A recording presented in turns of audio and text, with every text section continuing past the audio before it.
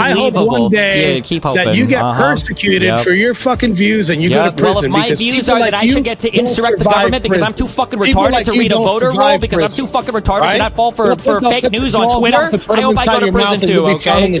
Yeah, I'm sure. Is that what you enjoyed in prison? Is that what you like doing all the time? Wait, who? No, who the fuck asked retard? This has nothing to do with what we're talking about. She tried to climb through the window on her own. We can all see it on fucking video footage. Nobody's pushing her fat retarded fucking ass through the fucking window. You're retarded. Sorry. Done. You're done. Some 80 IQ. Mute him. I strapped my fucking balls in and I sat there with my fucking brothers and I went to trial and I got offered a sweetheart deal to lie about the president and I took 22 in the face. And you'd never do that for any of your friends. You fucking cool. You did the Roger Stone meme. You kept your mouth shut. You didn't say shit. That's crazy. So did you just admit that you had stuff that you could have given about Donald Trump or Roger Stone or whoever the fucking freaks you were talking to on that day? And you decided not to because you were going to get rewarded for it by Donald Trump with a pardon? You're asking the wrong question. Is that election interference? Didn't the Steele dossier, wasn't it published after the election happened? I'm just asking you a question. Well, if it was after the election happened, then definitionally the answer would be no if time only goes in one direction. Okay. Welcome, one and all, to yet another episode of WIC TV, a cross-ideological space where we come together to talk about issues both political and cultural, from the silly to the serious. And gang, have we got a show for you tonight. Recently, the White House have put out a January 6th page where it claims that the Democrats are the real insurrectionists. And it goes through a timeline of events that a lot of people contest. Dev and Destiny have agreed to take on all comers on this and to talk about whether or not it was appropriate for the White House to make these updates, whether these updates were accurate or not. And we have a whole host of people to talk about it with us, including Enrique Tarrio, Gibbs, we got Grid, we got Kung Fu Joe, all sorts of people. We're going to get into it. I guess, that's the first question for you guys, and we'll just kind of get into it. Was the White House's portrayal of January 6th on their website accurate? Why or why not? Anyone can start. Go ahead. I guess just on some basic language stuff, can we all agree that Trump never, in any part of that ellipse speech, he never called for peace or told people to be peaceful. He never said any of those words because he used explicitly at least once, and he never explicitly said, you guys need to be peaceful. You need to go march. Twitter did stop him from saying be peaceful. As soon as he said we need to be peaceful, then they deleted his tweet, canceled his account, whatever, and made it impossible for him to actually proclaim, please go be peaceful. So that's one thing that I think we can agree happened. Well, that's cool. So I'm going to ask my question again. So the speech in the ellipse, the hour speech or whatever, he never told people to be peaceful. That was never a command he gave. That was never a thing that he explicitly said ever. That was just never a thing that was said, but for some reason people repeat this. I just want to make sure we all agree on that at the ellipse speech, he never told people you need to be peaceful. You guys should be peaceful. He never said anything. He didn't say that. Yeah, you're being really narrow with that. Yep. That's true. Well, I mean, like afterwards, people went to the Capitol and they, at the very least, rioted, so they weren't peaceful. So, yeah, I would like to. I think if we're going to make a White House, well, you're talking about his rhetoric, website, though. You're changing the where we're looking. Well, no, You're saying, there's one part of the one speech that he gave this one day. Are you asking if he said specifically the word peaceful? No. If he told people, nitpicking one word. So on the WhiteHouse.gov website, they claim that. Hold on, let me look for it explicitly. So it says, he stresses the need to fight for the country. I can cuss here, right? Is there certain words I can't say? No, nothing that would get me demonetized. So no F-slurs, no hard R's, nothing like that. Okay. Cool. So he stresses that you can call retard, fuck, all that shit. So yeah. Okay. So on the White House website, it's Save America Rallies, their second timestamp. It says he stresses the need to fight for the country through strength and determination, explicitly calling for peaceful protest. I just want to be clear, that never happened. That part is a lie on the side. At the very least, we can agree that that's a lie. So he never said the words peacefully and patriotically during that speech? No, he never told people to go do that. He said that, I know you'll go marching peacefully and patriotic or whatever, but he never explicitly said, he never called for, that was never explicitly called for. That's super nuanced, dude. If he says, like peacefully and patriotically. I think that's the key. And I think there was a lot of people, including myself, pissed off that day. And to kind of hit what the question for the host, for 4 years, we've been fed nothing but like bullshit and slop from the Biden administration about what happened on January 6th. Now that January 6ers are actually out, we get to say our piece, and I think people get to see both sides of the story, and they get to not make a binary choice. Maybe they agree with me on some things, maybe they agree with Destiny on other things, or other liberals.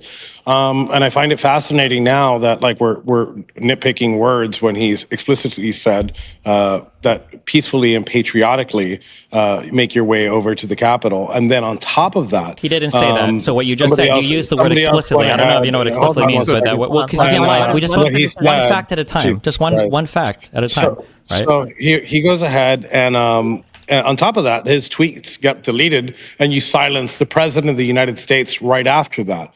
I don't think it was ever his intention to tell anybody. I sat through courts through 6 months. I don't think at any point did he think people were going to storm into the Capitol and storm the building or do anything. I think he wanted people to protest outside. And as somebody that's again, cool. Okay, was so I'm planning on being there, I'm going to read the sentence here. Okay, I know that everyone here will soon be marching over to the Capitol building to peacefully and patriotically make your voices heard.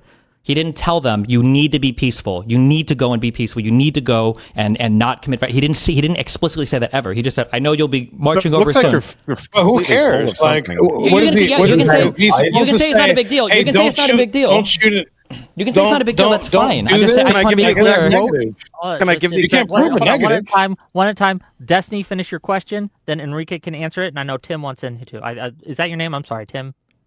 The full quote is, at the ellipse, President Trump speaks to hundreds of thousands of supporters, detailing evidence of election fraud and urging the crowd to march to the Capitol to, quote, peacefully and patriotically make their voices heard, end quote. There is no urging the crowd there. He just says he'll know they'll do it. There is no urging. It's about an hour-long speech where he talks about voter fraud. He says we need to fight like hell or we're going to lose our country. He calls everybody in Congress weak. He's here to protest the results of the election. So I just think it's a little bit rich to pretend that there were explicit calls for peace in this. There wasn't. And this was like one thing he said almost at the beginning of the speech. Yeah. Hey, every time you leave the house, like when you were a kid and you just got your driver's license, does your mom say, "Oh, don't crash"? Like it's retarded to even think that he has to say that every time that he comes out. He said, maybe he doesn't have to say it every time. No, he doesn't have to say it every time he comes out. But maybe he should say it when he's called a bunch of people to Washington D.C. to protest the results of the election. Maybe that would be a good thing to say when he's kind of gotten everybody riled up, and he's also saying you need to fight like hell or you're going to lose your country. Maybe it would be a good idea to really stress the peaceful part, especially considering what happened afterwards, right? Like he did. He said, I know that everyone here will soon be marching over to the Capitol building to peacefully and patriotically make your voices heard. That's his speech. Yeah, that is a line that he said, yes. But that's... Isn't you saying he just didn't say don't be I'm peaceful? saying he didn't explicitly call them to do it. And I would argue there's stronger calls for explicitly for violence when he says, and we fight like hell. And if you don't fight like hell, you're not going to have a country anymore. That seems a little bit more of a command. And it's at the end of the speech as opposed to the other thing that was towards the beginning of the speech. It's an hour-long speech. I'm just saying there weren't all these explicit calls for peace. He didn't say, you guys need to remain peaceful. Nothing like that. He just said, I know you'll be marching over there peacefully and patriotically and make your voice heard. That's it. It's not a huge point. You don't lose the whole argument by giving this. I want to make sure we're on the same fact. Do you think that he knew? Hold on. That he knew that he was that the crowd was going to peacefully and patriotically march over there? Like he didn't give a marching order like, "Hey, go storm the Capitol. Hey, go stop the certification election." It's a self-fulfilling prophecy is what he's saying. Like you don't expect the crowd. I didn't expect the crowd to do that. I know a lot of people, a lot of liberals think that I went over there to go stop the certification election. I wasn't going to do that. And I didn't need the president to tell me to be peaceful and patriotically. I was already both of those things. Well, so you did know that the Capitol was going to be broken into. It had already happened by the time that speech was over, right? The Proud Boys had literally organized to do this. You guys were involved in breaking through all three of the outer barriers, and then finally with Dominic to break into the actual Capitol with the riot shield.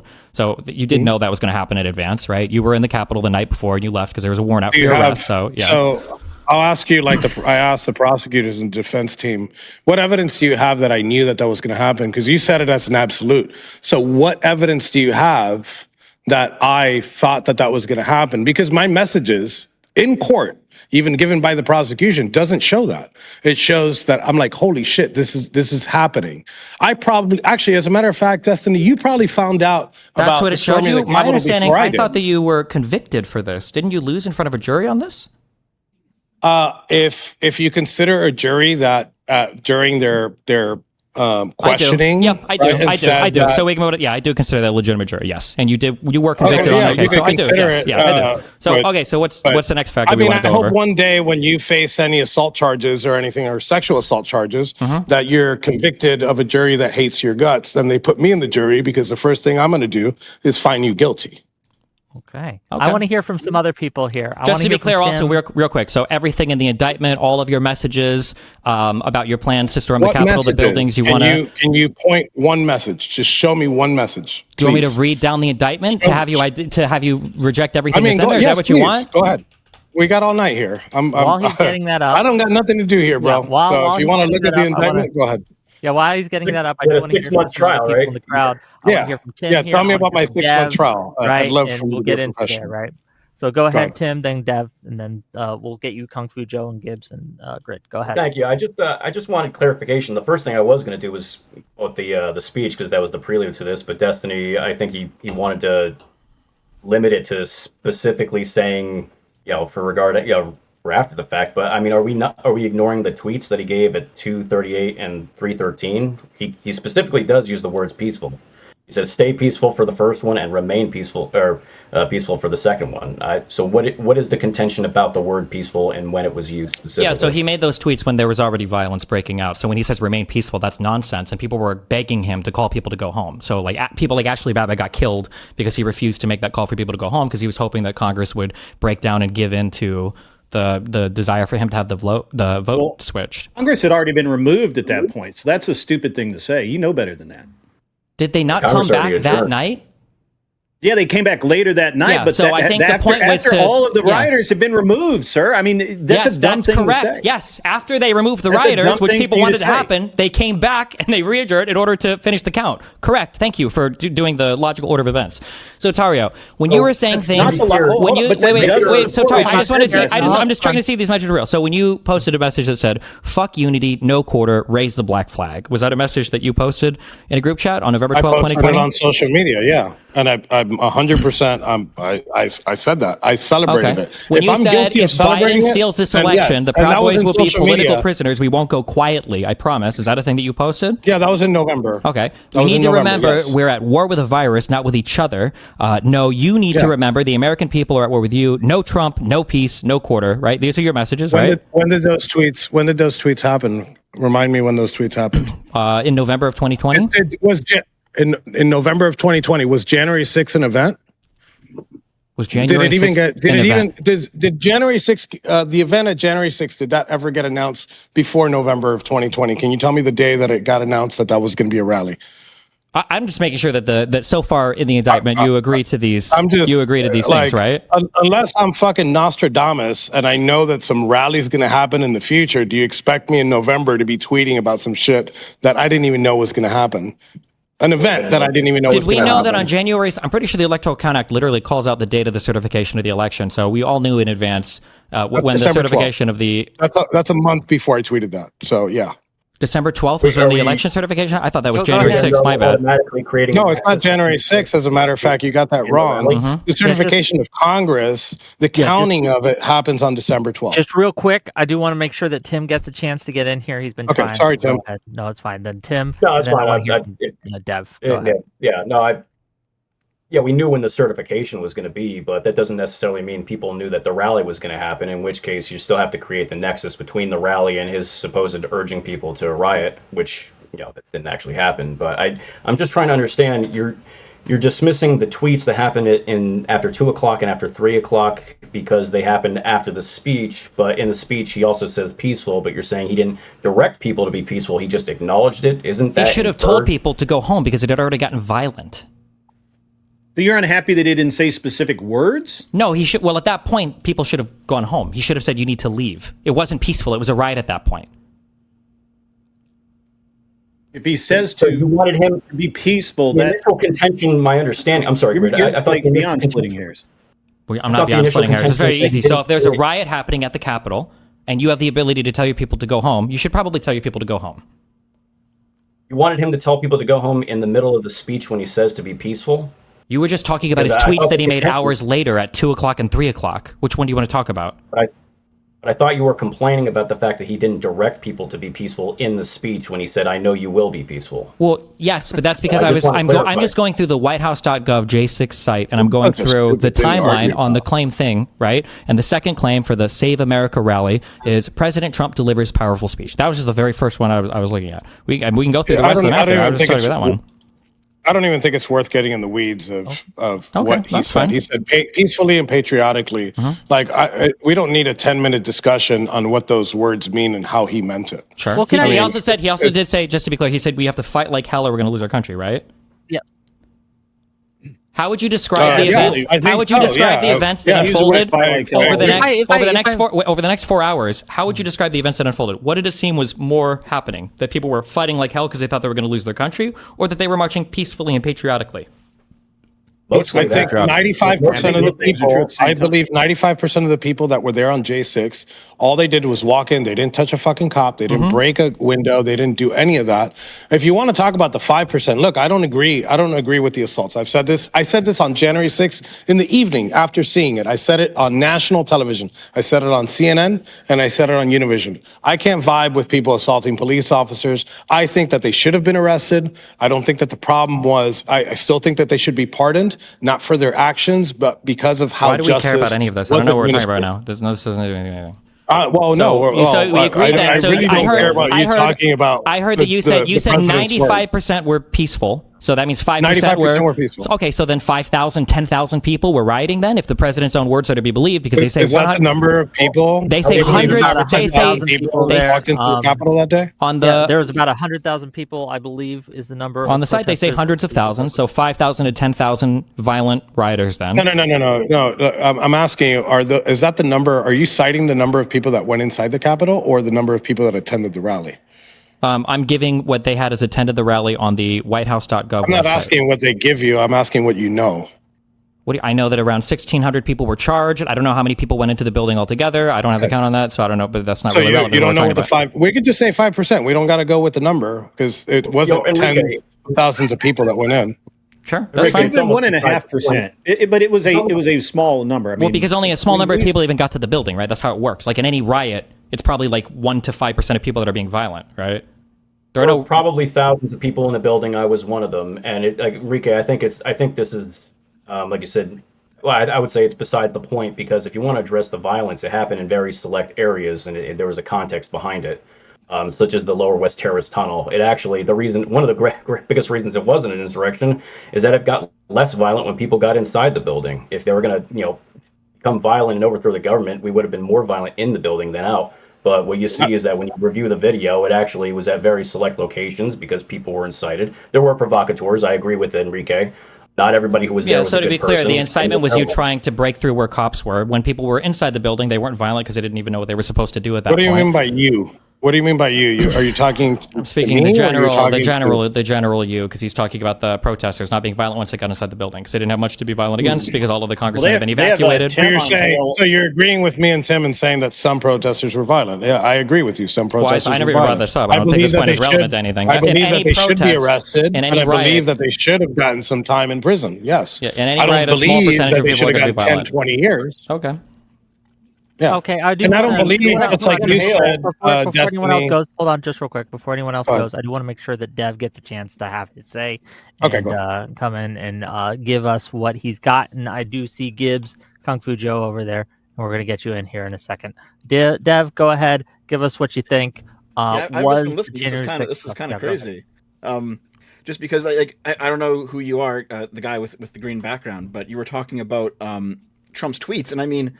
While the riot was happening, you expect a decent, competent, good leader to try to calm people down. That's what you expect them to say. But I mean, at 2:24 p.m., Donald Trump tweeted, Mike Pence didn't have the courage to do what should have been done to protect our country and our Constitution, giving states a chance to certify a corrected set of facts, not the fraudulent or inaccurate ones which they were asked to previously certify.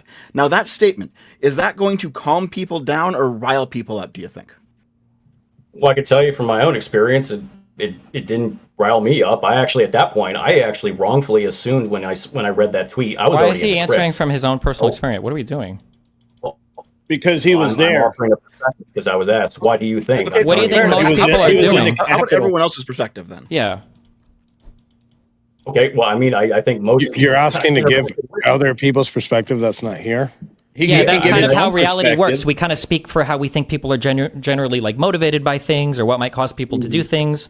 Are we incapable here of he's a people fathoming other people's state of mind? I'm going to tell you exactly what people thought. No, I'm going to tell you. How about let's not generalize to some bullshit. Just stay on the specific things. No, Dev asked a specific I'm going to question. give you exactly what people Dev gave a specific tweet. I'm going to give you when my people saw that Pence had failed. What did Pence fail? What were the people do after? Anybody who thinks that the only reason, excuse me, I think anybody who thinks that the only reason that people went into the Capitol is because Trump told them that the election was stolen is a retard. I think they weren't looking backwards, and it started with Hillary Clinton in September of 2016. What were people at the Capitol for? Trump supporters. What were people at the Capitol for? As a basket of deplorables. Oh, then in 2016, how many people invaded the Capitol? Then you go ahead and you definance us. Yeah, you deplatform us. You shut down our businesses during COVID. Yep, yeah, right? It's zero. You allow the Who shut down the businesses during COVID? Wasn't Trump the president for that? Oh, who was the president for the Summer of Love? Wasn't Trump the president for that? Notice how all of your fact checkers wrong. One at a time. Both of you, please. Somebody stole the fucking election. So yeah, we were Trump tried to, but he failed. Yeah. Well, I agree. There's a million things that we're pissed off about. It wasn't for January 6th. Why were people at the Capitol? What were they there for? We were there to fucking peacefully protest. Who called them there? Stolen election. Who called them there? Yeah. President Trump called it. I need to ask a question. I got to ask this. I'm sorry. Because do you truly believe that people, absent Trump, absent his speech, that they wouldn't have been people like showing up angry at the Capitol that day? Is that your claim? Absent him inviting them there? Nah, maybe 1,000, maybe, I don't know, if that. Well, hold on. So you don't believe that there are other factors leading up to that day from the time of the election, not including Trump, that would have motivated enough angry people to show up that day? Well, I can tell you what the other factors are. It's actually really easy. There was a whole bunch of people online who were posting. There's a whole bunch of people online. No, hold on. No. I'm going to answer your question. There's a whole bunch of people online who are posting about how Mike Pence has the power to send back the electors so that Trump can steal the election, and everyone was hyping themselves up for this bullshit. That's why you guys went there. It was retarded. No. That's not the only thing I'm talking about. Like, I have a list of things that factually happened, and whether or not you can observe them through 2020 vision, like from now, doesn't matter, because we had so little time to analyze these things. So expanded mail-in voting due to COVID-19, late night vote count pauses and updates in key states, changes to the election procedures. Every single one of these things failed in court. I'm not done yet. They had their day in court. You lost on every single one of these. Buddy. All of them. Buddy, did you not just hear what I just said? It's cute. He believes it. The courts have litigated all of these. You lost. Hold on.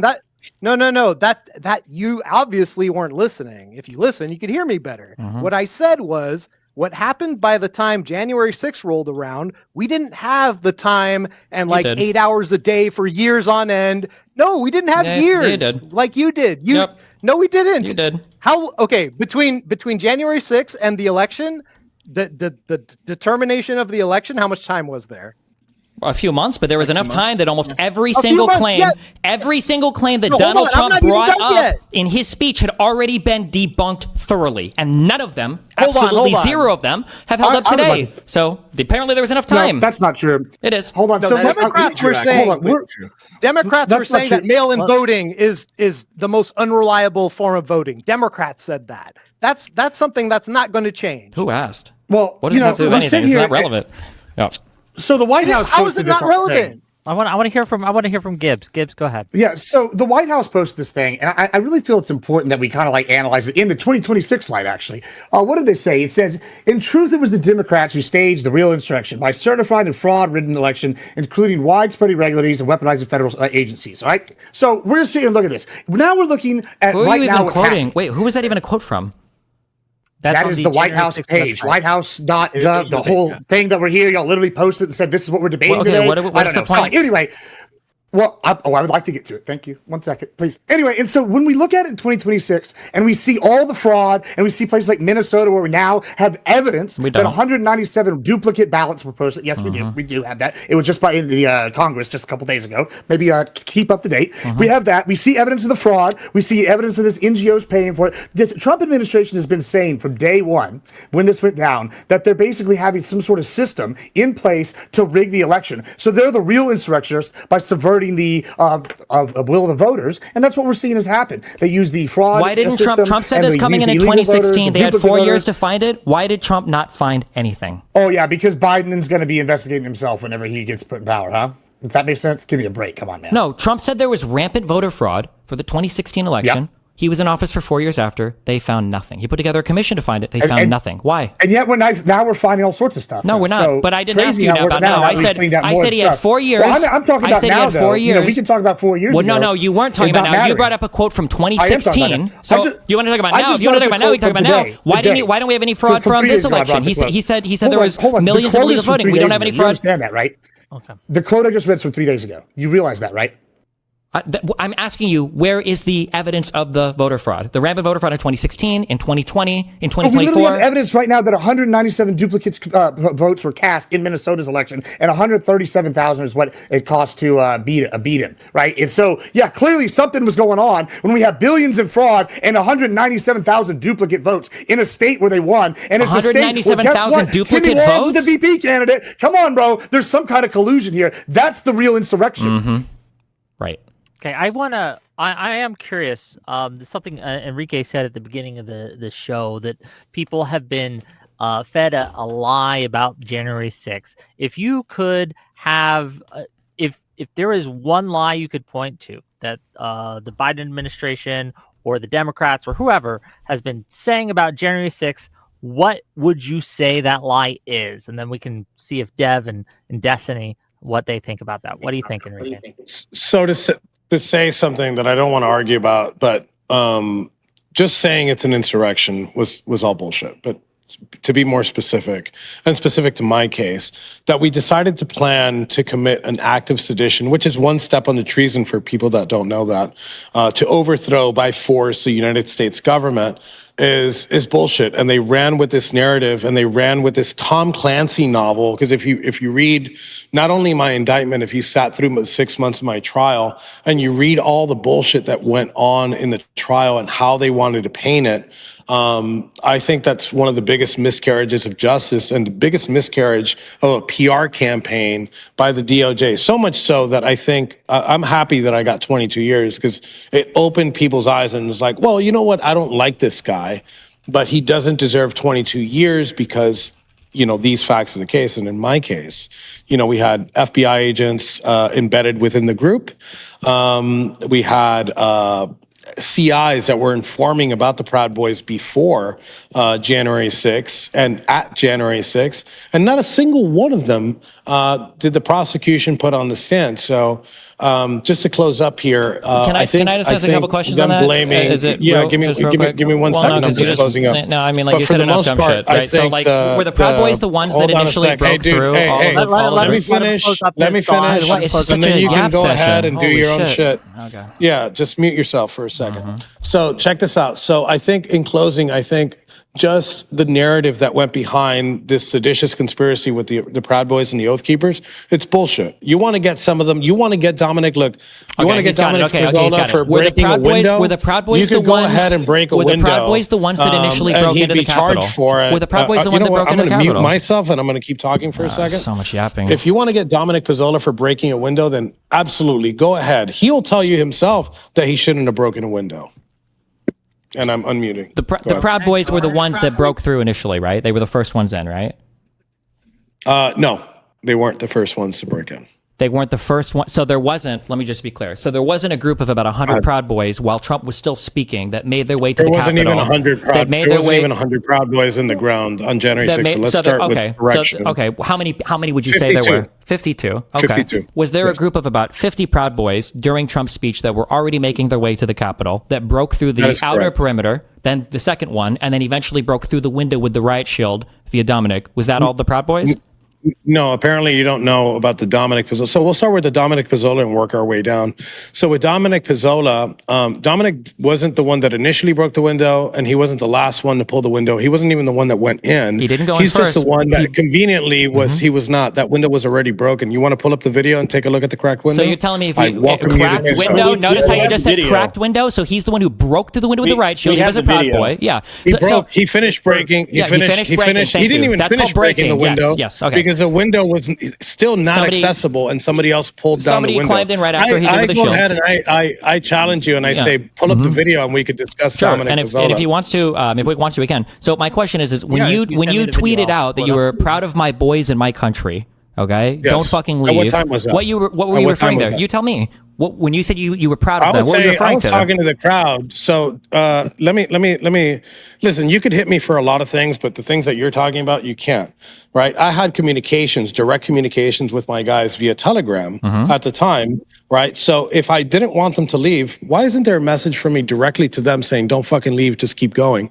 I put that message out on Parler, which is similar to Twitter, right? To the public. I was celebrating it. If that's what I'm guilty of, then fucking lock me away for 22 years. But how the fuck are you going to tell me for tweeting when you've tweeted so much fucking worse shit that you should probably be in prison for? Yeah, right? That's great. Okay, so it was the Proud Boys who were in first, right? You were tweeting out, "I'm proud of my boys and my country. Don't fucking leave," right? And they'd already broken in, and you said they were the first ones that broke through the outer perimeter. And the first one, right? So you knew that they were breaking in. You were proud of them for doing so. I did not know they were breaking in. Really, you had no idea. I did not know they were breaking in. Okay, no, I didn't turn on the TV. I didn't turn on the TV. I got the video. I got the video. You can look at it. Can you send it to me and I can play it? I've DM'd it to you. You can watch it. Give me a second. First guy goes by Red on Red Glasses. If you want to search the Sedition Hunter hashtag, it's an Indian-looking fellow. Okay, Red on Red Glasses. Second. They throw a 2x4 through the window first. We'll see it in a moment. I'm juggling. I can also throw this out there. There have been many attempts to get information from the government about who these individuals are, and little effort by the prosecution to identify these people. So I know Dominic as well. I did time with him. So I know for a fact he wouldn't be capable of planning an insurrection. Okay, it's about a minute-long video we're going to watch. If you click on the watch stream, we can all watch. Can we start with the windows broken? Okay. Can everybody see that? It's cracked? Right there? Okay. Yes. Let's keep watching. Okay.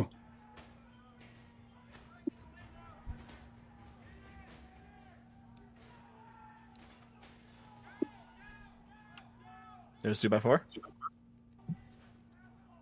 This one? Transfer 2.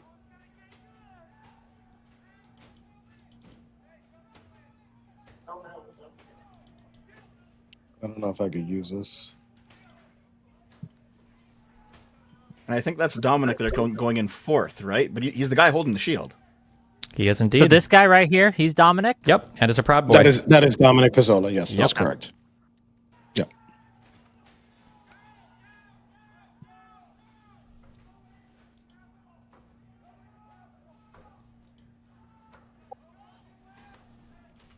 One, two. If that guy could get over the fucking window. 2, 3. He's 4 or 5. But and I want to hear Destiny. I want to hear Destiny what Destiny has to say about this. Just to be clear, he's absolutely breaking that window. Right? Yes, of course. He's absolutely Listen, Dominic will tell you himself he's breaking that window. Cool. But I'd love to hear Destiny's take on this. Now, do you feel like you're wrong about being the first? I never said he was the first one in. I said that the Proud Boys were involved in breaking into the Capitol building. No, I didn't. The first I knew you guys were the first ones that broke through all the barriers. which is true. The outer perimeter, the That is not second true. outer gate, and You then want to the go window through the here. first one? We could do this again. Sure, Because you can find the first one if you want. When Sure. we're talking about semantics, you want to talk about the president not saying a single word patriotically and peacefully and not directing people to be. But now here you're not using semantics, right? What do you mean I'm not using semantics? Was he a Proud Boy involved in breaking through the window for the first people to enter the building? Yes, yeah, and that's I've my never claim. denied Correct. that. That's good. Dominic All right. doesn't even deny and that. this happened at So about. now This let's happened go to the right after first 2 breach. o'clock. This happened before But Trump was tweeting that you guys should had remain so much peacefully, to right? say about the first, second, and third breach.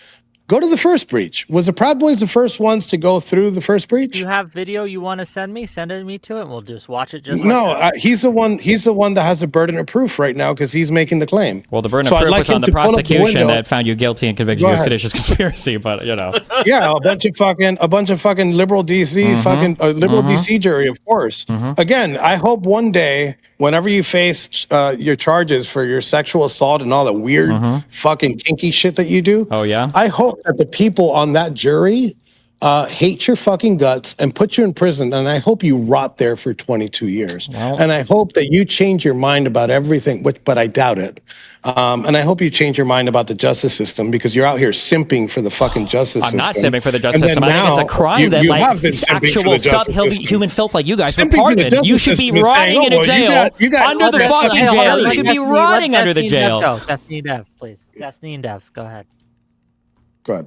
Well, I mean, we all know that Newsom's going to pardon you anyway, Destiny, so it's fine. True base, my king. Okay, That'll so be Dev, you showed us that video. What else are your thoughts here? And then I want to. Well, here I think Dev can take this response. But one guy was asking why were people at the White House or why were people at the Capitol? And he said there were multi-factors. They were there because Trump called them there. They were there because they believed that 2020 was stolen from them, even though it wasn't. Yep. Even though Biden actually did win 2020. Because Trump spread the lie. Yeah. No, quite a few people, and I can name a myriad of them. Christina Kelso, Scott Fairland, many of them were there because they were angry about losing their businesses. And yeah, I mean, the election plays into that because they thought the lockdowns would continue more. But these are people who lived under blue states, and they were just there to have their voices heard. They went there with signs about COVID, mask mandates, vaccines. Not everybody there was a Trump supporter either, by the way. You know, you got to remember that when you have a large amount of people like that, you're going to get a cross-section of American society. So it's not true. Well, sure, but I mean, nobody really cares about the guy who went there to protest and just kind of stayed outside, didn't get any trouble, went home. No one cares about them. People care about the ones who are rioting. I mean, you should when they get prosecuted too. They did. Yeah, they did though. That's the problem. They didn't. There was okay. Well, so wait, hold on, wait, back up. Before we get into this naming off every individual, because every single time these guys get looked up, all of them were doing some fuck shit. But I understand the DC jury, it's all, horrible, politically partisan prosecutions. Why, do you really think that if Trump, I don't know, I'm asked this because there's no good faith engagement here. If Trump hadn't called people there on J6, it would have been a few hundred people, tops. Bullshit. Vice did a whole they did a video walkthrough of the audience. They found 6 distinct different groups.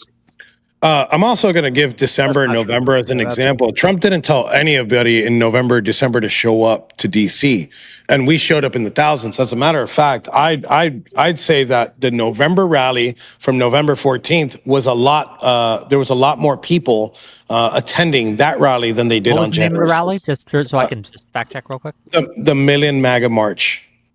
I could be off.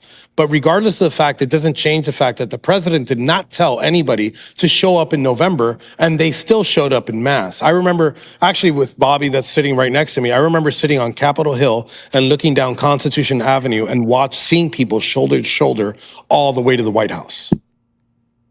Well, yeah, Like, but my point earlier. My point earlier was that so many people. So, I know what you're talking about because Trump didn't even understand what was going on with the false elector plan until early December. I get it, but all throughout November, you had Ken Cheesebro talking about this. You had the First Amendment Praetorians that were talking about this. There was this slow boil online of riling people up to get them to believe that there was something that could be done about this. That Trump could have these 7 slates of frankly false electors to come in and then save the day in the last minute. And this was it was built up online. It was built up in certain channels in certain spheres in DC. It eventually got to Trump's desk in early December, and that's when he started pushing it personally. But it still came from a location, and it came from the right wing. So let me ask you something. Just actually being upset about the election. Let me ask you something about Pence then. So you're saying that they lied to them and they couldn't. Let's say, so then why is Pence considered a hero from the left if he decided to certify the election results? What if Pence decided to go with Trump's plan? Would that make a difference? Would then you wouldn't consider him a hero. He'd be a traitor, of course. But wouldn't? But then there is a chance of something happening, right? There is a chance of going ahead and not certifying the election. Yeah, correct. If the insurrection was successful, so having that hope, it's called having that hope that Mike Pence would do something would motivate people to try to protest. Yeah, correct. To try to go and you're describing an insurrection. They would hope that their pressure there would force people like Pence. No, it would intimidation, be illegal. and it's not legal. It would be illegal. It's not. It's not legal. Where's the language it's not legal. It's not legal. That's a very specific. I need to fix this right here. I understand, but let Destiny finish. Then you can fix it, and then I want to hear from Grid. What we're talking about is an insurrection. Them unilaterally overthrowing 7 states worth of votes to pick their own electors would be depriving the American people of their right to vote. But you're not. But you didn't argue with me when I asked if Mike Pence can do that, and that is a legal solution. Not legally. He cannot legally do it. He legally cannot. So he couldn't not certify the election or refuse to certify the election. Correct. Yes. Okay. Legally, yes. Okay. Well, then if you just just to be clear, do you grant them that, Enrique, that not in a legal way, in no legal manner, could Mike Pence certify or not refuse to certify? Yes. Listen, I give him that. Okay. But what I'm saying, my argument isn't that. My argument is that people thought, we're getting in the minds of these people, that people thought that Mike Pence was able to not certify the election. Because Trump told them. Maybe Tim has more insight if that's able, or maybe because Trump told them that. Yes, they think that because Trump told them that. That's the whole point. This is why it's Trump's fault. Yes. Listen, I believe that the president also thought that the election was stolen. I don't care. He can live in his delusion. That's fine, but you're just giving an excuse then for why he was calling all those people there to insurrect the government. Because if you think the election is stolen, he wasn't calling anybody to insurrect the government. And let me tell you the schedule for that day. Yeah, he was. He wasn't even supposed to speak. He didn't decide to speak until I think January 1st or the 31st. He decided a whole 10 or 11 days after that the rally was scheduled to be on there. And everybody thought, including my guys, thought that the president was going to speak at the Capitol, in front of the Capitol. Even the president says it, right? My guys were at the Washington Monument, which was the back of the ellipse. They couldn't see anything. They were pissed off that they got there late, that they woke up late because they got fucking sloshed the night before, and they wanted to get good seats. So that is why they moved to the Capitol so early, because they thought that he was going to go to the Capitol at that moment. Hold on, so I actually have a question for you, because now I'm really interested. So you just said that Donald Trump believed he was genuinely stolen from, right? Correct. Okay. And despite this, he still wasn't calling for an insurrection? Not restraint from Can you tell me when he called for an insurrection? Well, no, you just said that he wasn't calling for an insurrection, right? Like you just said that? He was not calling for an insurrection. That's correct. Even though he believed he was stolen from, is he a cuck? Like what the fuck? If he was stolen from, he should be calling. He was for an pursuing. He was pursuing, as he said, peacefully and patriotically, fucking protesting the election. He said to fight like hell, or you're going to lose your country. He said fight like hell, or you're going to lose your country. That's what he said. Hold on, please. There will be order in this court. I want to give it to Grid, and then I want to give it to Gibbs. That's the order we're going. This is something that's really annoying. That you guys keep acting like that things we know today to be more or less factual. Actually supports that there was massive irregularities with the election. All Trump was saying is, hey, there are massive irregularities with this election, and we should check this shit out. They did check it out, and all of it got struck down. That's why Barr left. That's why Barr left. Then stop lying. Shut up. Then don't lie. I don't care. Stop lying. I don't care. I'm going to finish. Okay. You can keep talking. Doesn't like this point. But I don't care what you like. The point is that we are looking at this, or you are looking at this through what you think you know today. Which, by the way, we're finding out every single day that those irregularities may have happened, or they're more credible. And the reality is that your rhetoric is breaking down. The rhetoric that you've been spewing for 4 years of there was no election fraud and it was Trump was trying to seize control. All that's breaking down because the reality is had they just given Trump what was he asking for, a week or 10 days to go through some of the irregularities? The fact that nobody was willing to do that, and now they conveniently forget that that's what he was asking for, is stupid. You guys can't be more stupid. So I've heard everything you have to say. Right, do you know the process of actually doing that, though? Of actually having this investigated? You know what the real process is? Because it did happen in 1876. You know this, right? That there was an electoral commission that was put forward, and in fact, the certification of the vote was delayed for 2 months. So all Congress had to do was to do the same thing they did in 1876. And the reason Congress didn't do that is because the riot fucking interrupted it. Like that's one big reason why the process didn't happen the way it should. No, that's bullshit, and you know it. No, that's complete. That is bullshit, Deb, and you know it. They would have done it. I think it's hilarious. I think it's answer the question. Let Dave answer the question, or respond to the accusation. If there was enough proof to convince the congressmen and the senators to actually have an electoral commission to investigate this, then they would have done so. There was no fucking proof. There's still no fucking proof. You're saying that new proof is coming out every day. Yeah, you're saying it's coming out every day. Are you talking about like the 350,000 votes from Georgia that went viral like last week? 315. Well, I didn't mention that. Yeah. I mentioned the Minnesota stuff that's happened with the duplicate voters we know are on the rolls. And we could go into other stuff like in Nevada that's come out recently. There's all sorts of different examples. There's stuff in Texas. Like there's lots of examples. It doesn't matter what example I give you. You're going to try and hand wave it off, Deb. I want to point out what Devin does. Okay, here, let's just do it. Wait, here, let's just do a specific. Let's just do a specific. It's really impressive. It's really impressive. Hold on. Stop. Destiny, then Gibbs. Okay, here. Well, let's just work one specific example, okay? So one thing that Trump said, we can go through every single one of these if you want. He said, then election officials pull boxes, Democrats, and suitcases of ballots out from under a table. He's talking about in Fulton County. We know that claim was a lie, and we knew that claim was a lie on day one. It was debunked. If you watch the video, they were put underneath the table when they were going to stop counting. Then they pull those same boxes out from underneath afterwards. That was a lie. They knew it was a lie on day one, and Trump repeated it at the Ellipse speech on January 6th. Well, before we started arguing about what evidence we're going to accept here, I want to point out this game that they're doing real quick. It's really impressive how on the left over here, they do this ticky-tack, baby-back bullshit with words. Go, oh, he didn't say peacefully, patriotically, or whatever at the exact right time. But then they go, oh, he was implying an insurrection. Well, can you point to me where the word insurrection comes up? But then when you say that, they want to dismiss it, wave a hand, go, well, you know what he thinks. And it's just like there's no winning here. It's an all-lose scenario with them. They're just going to play dishonest. And it's really all propaganda because they don't really want to talk about the real insurrection, which is the stolen election via the fraud. That's really what's happening. And we're seeing it everywhere. And you just go, oh, it didn't happen. Just prove it. We are proving it. That's why they're opening tons of investigations and finding new shit all the time. Fox News today said there's 250 to 500 billion dollars worth of fraud, $1 billion worth of fraud going away every year right now, estimated. And then we're seeing, it's funding candidates. We're seeing, it's in these states where we have tons of illegals and no voter ID. Wow, just a total coincidence that's happening. What Dev said, actually, I just want to say is actually an important observation. We wanted the debates to happen in Congress. So the fact that the riot happened and it canceled that Congress was not the appropriate forum for that debate to happen. You want the actual answer? Because the answer is not that we went there to interrupt the process. Of course you did. To happen. That makes absolutely no sense. It makes perfect sense. It doesn't make any sense that you think, how is Congress the appropriate forum when they're certifying the vote for a debate to happen about the electoral procedures? It doesn't matter if you agree with it. That was the argument at the time. We're going to go there and support our brave congressmen and representatives. That was the point of to decertify the vote, to not accept the result of the election. Hey, no, actually, it was. You don't even know what happened. I do know what happened. I've read all the fucking documents. You're just lying about everything. The whole point of the certification process.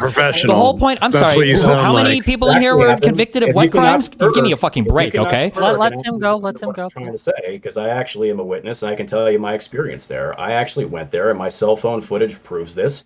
I didn't know there was any restricted area, and I'm not trying to put that on Proud Boys or Ryan Samsel or Ray Epps specifically. But I walked into an area thinking that I was just there for a First Amendment demonstration. When the cops attacked us, it incensed us, and that was that. Cops attacked you where? At what part? On the Western Terrace. When if a cop attacks you and you're on the Capitol grounds, your first thought is, "Wow, I'm getting attacked for no reason. Maybe I'm not supposed to be here." Because I was present. Because I was present. Because he thinks he's at a peaceful protest. Peaceful protest doesn't give you the right to trespass. Peaceful protest doesn't give you the right to trespass. Peaceful protest doesn't give you the right to trespass. Peaceful protest doesn't give you the right to trespass.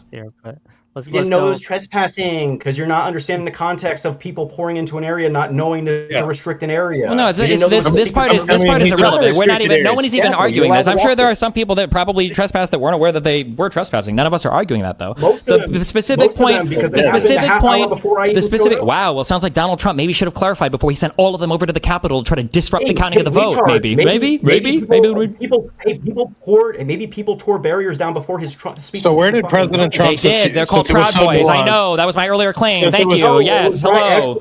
So we know. So where did President Ask your question, Enrique. We know that. So it's funny to me that he says that the cops weren't inciting it. We had a professional witness on the stand, a use of force witness on the stand that specifically covers riot control. And when we asked these pepper balls and these rubber bullets, where are they? If there's a crowd, where are they shot into? And they're usually shot into the front of the crowd. They tell them not to shoot into the back of the crowd because the opposite effect can happen. If you look at the video from the cops that were overlooking from an eagle's nest position, they weren't shooting at the front of the crowd. They were shooting at the back of the crowd. And one of those people that got shot, his name is Joshua Black. Also, a couple of Proud Boys that were far back, about 100 feet back, were getting peppered with pepper balls. And I know that aggravated the crowd. So I'll take the word of a use of force professional before I take the word of a podcaster that's read shit on the internet. He just said that.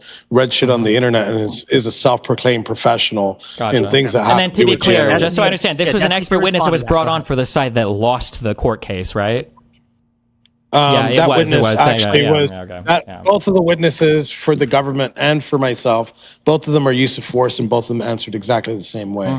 So you could try that with somebody else, not here. You could take that shit somewhere else. The case was lost. There's also plenty of video, though. The man he's talking about, Joshua Black, was shot through the face with plastic rounds and was bleeding all over the West Terrace. People who weren't aware of what was going on were incensed by that, and there's plenty of testimony from defendants. I mean, you can disregard defendants because you think they're guilty. But there's plenty of. I only think the ones are guilty are the ones that were convicted. You know, You know where I find cowardice and destiny. He's saying what he wants to say, but he's still there. He still's got that fear. Just say what you want to say. You want your political opponents to be in prison. Look, if we're playing this game, that are trying to circumvent the lawful outcome of the election in prison. Yes, and especially people that are planning to do it. Yes, which is why you guys were there. You went there to protest the certification of the vote. Run over you said an it ICE yourself. agent. You want them to go free. She didn't try to run over the ICE agent. She was trying to drive away. It's pretty obvious. If you want to say what you truly want to say, look, I'm going to be you for a second. I can just say what I want to say. I don't know why you think I won't just say. Celebrate the death, like you celebrated the death of Ashley Babbitt. Celebrate the death of one of ours. We celebrate the death of one of yours, and let's stop playing this game where we pretend that we don't have a bias here, because you do have a bias. You want to see us in prison. My bias is I do. People that are guilty of things. I like to see people that are guilty of things in prison. That's true. Yes, that is correct. My political. No, you're projecting your delusion onto me. You don't have to do that. You can just be your own disgusting piece of shit. You don't have to project it onto me. That's okay, bro. That's okay, bro. To actually say that's what you feel. I want to hear. Let it out. Let it out. Tell people how you really feel. I already said how I really feel. You guys should be rotting underneath the prison. Yeah, what's up? Well, we're not. And you know what? It makes you angry that we're not. It does. I am. Yeah, I'm honest about that, of course. Destiny, stop. I'm about to give you the mic, Destiny. Destiny, I want to know specifically what you and Dev's strongest argument is that this is an insurrection, and then they can deal with that. What is your strongest piece of evidence that this was an insurrection on January 6th? Go ahead. Well, me and Dev will put forth our own thing, I think. Yes, I think that exactly, and then we'll see. I would say probably the Are you going to say the false electors, or are you going to say Trump's behavior during the insurrection, Dev? Which one do you want to go with? Or are you do you have a totally different thing in your head? I'll go with false electors. Okay, I would say that Trump's behavior, you're the actual Trump guzzling sheep. I don't know why you would ever tell me to think for myself, sir. I think that the strongest piece of evidence is how Trump acted during the insurrection itself. So, for instance, when there were multiple family members, when there were multiple members of government that were begging him to call off the rioters, and Donald Trump was making phone calls to congressmen telling them that, well, maybe you should consider flipping your vote or changing your vote. He had even the call with McCarthy where he was saying, well, maybe they're mad for a good reason. And Giuliani was also making similar phone calls. I think that was very evident that the things were going as he wanted them to, that he was happy to see the insurrection carry on. And rather than actually calling down the National Guard to go there immediately and to stop it, he was happy to watch it continue on because he was hoping eventually he would delay the certification of the vote or flip it to himself. I think that's one of my strongest pieces. Okay, Dev, go ahead with yours, and then we'll get the response from all of them. Go ahead, Dev. I mean, we've already talked about these 7 slates of false electors before in this conversation. You guys think that basically Trump was stolen from, and so this was part of the actual procedure.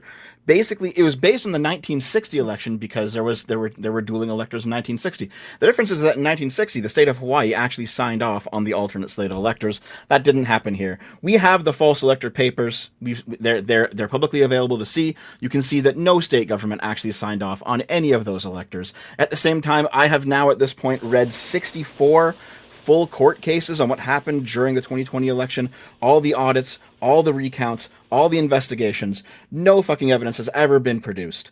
And additionally, everyone says, oh, it's standing. Standing's the reason why those court cases didn't go anywhere. Well, guess what? If you actually read the court cases, you'd realize that pretty much in every single one, the judges actually said, hey, even though there's no standing for this, we are going to do like an impromptu kind of look at the merits anyway, because we understand that this is actually really important, that everyone really cares about this. And so you can actually read the court documents and realize there's fucking nothing. There's no evidence of anything.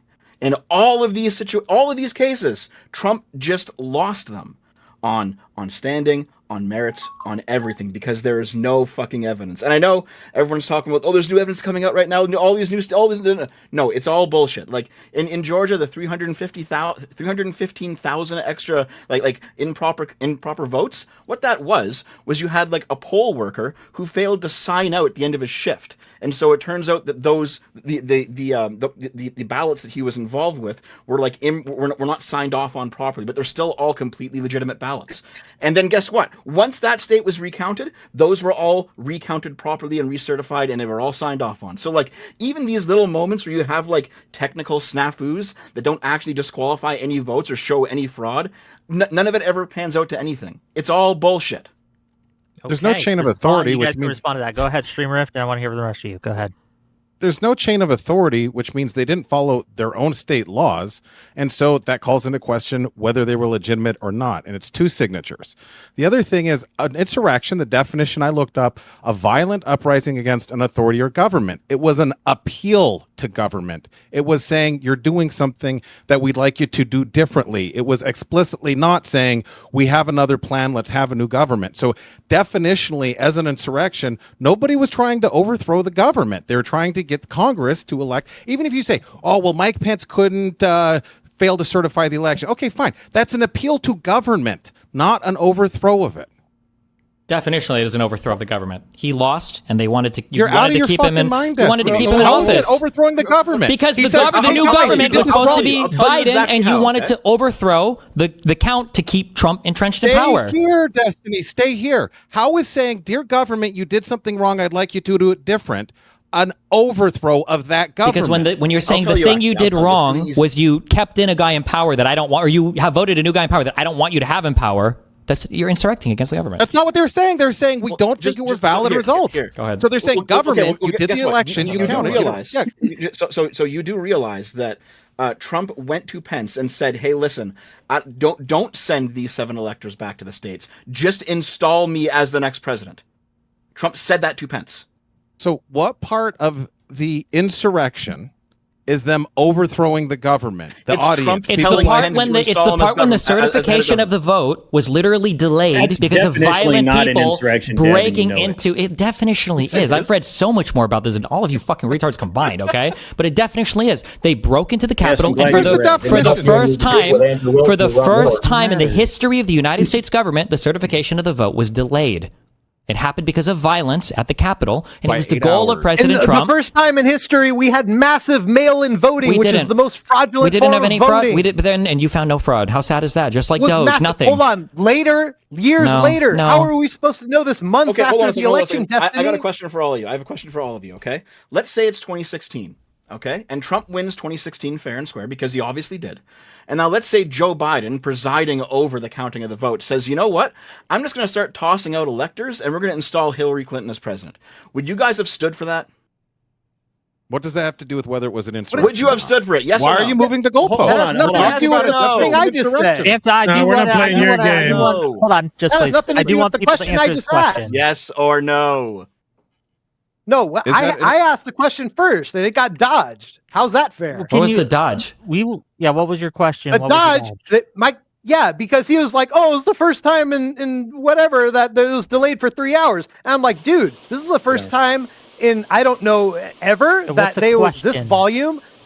I'm asking how are you going to say that this was like ginned up solely by Trump when there were so many other factors absent because Trump every that single got people mad enough to show up that day. They all came from Trump. Every single piece of voter fraud that was brought to him was debunked by Barr. Why did Barr quit? Why did Barr quit before the certification? I'm talking about they didn't have that much time between plenty of time. The decision of there was only months. That's a lot of time to find any voter fraud at all. To find one piece of voter fraud, there's plenty of time. Yeah.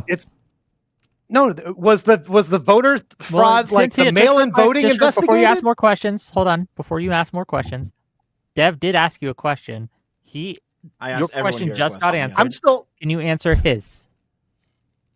In 2016, if Joe Biden had decided to get rid of the electors and install Hillary Clinton as president, would you have stood for that? I would have gone to go protest at the Ellipse. Like you guys protested last time inside the building? See, Enrique answered it. What about the rest of you? I mean, I'll answer it. I didn't know it was specifically to the whole panel, but sure. Yeah, everyone, go ahead. Okay, so you're saying had Biden installed Hillary Clinton just because, or are we talking about we think that there's massive election fraud, or what? What do we? A bunch of Democratic officials cooked up a whole bunch of alternate electors and said, "Hey, Biden, use these." You mean like a Steele dossier to try and smear Trump of Russian collusion and all that? Were there any false electors in that dossier? I mean, there wasn't, but I mean, I'm shocked she missed the trick. That's not. Wait, real quick. Hold on. That was a really good point. That Steele dossier. How many fake electors were cooked up as a result of that? Can I hear an answer from the panel for that? How many? Give me one. Wait, you're asking the wrong question. Is that election interference? Didn't the Steele dossier, wasn't it published after the election happened? I'm just asking you a question. Well, if it was after the election happened, then definitionally the answer would be no, if time only goes in one direction. So Russiagate was before all of that. Russiagate was after the election. That's why it's such a stupid fucking conspiracy theory, because the person that hurt Hillary most was probably Comey. Yes, it wasn't. There was a PR campaign in 2016. I remember because I was there. I was into the 2016 campaign. So don't tell me that there was no Russia before 2016. That's election interference. That's exactly what it is. 2016 the report came is out a whole year. That's fine. The election after the election was when the Steele dossier was leaked. Well, BuzzFeed published it, but it was after the election, so it's kind of the worst. It's kind of the worst thing ever. In doesn't really.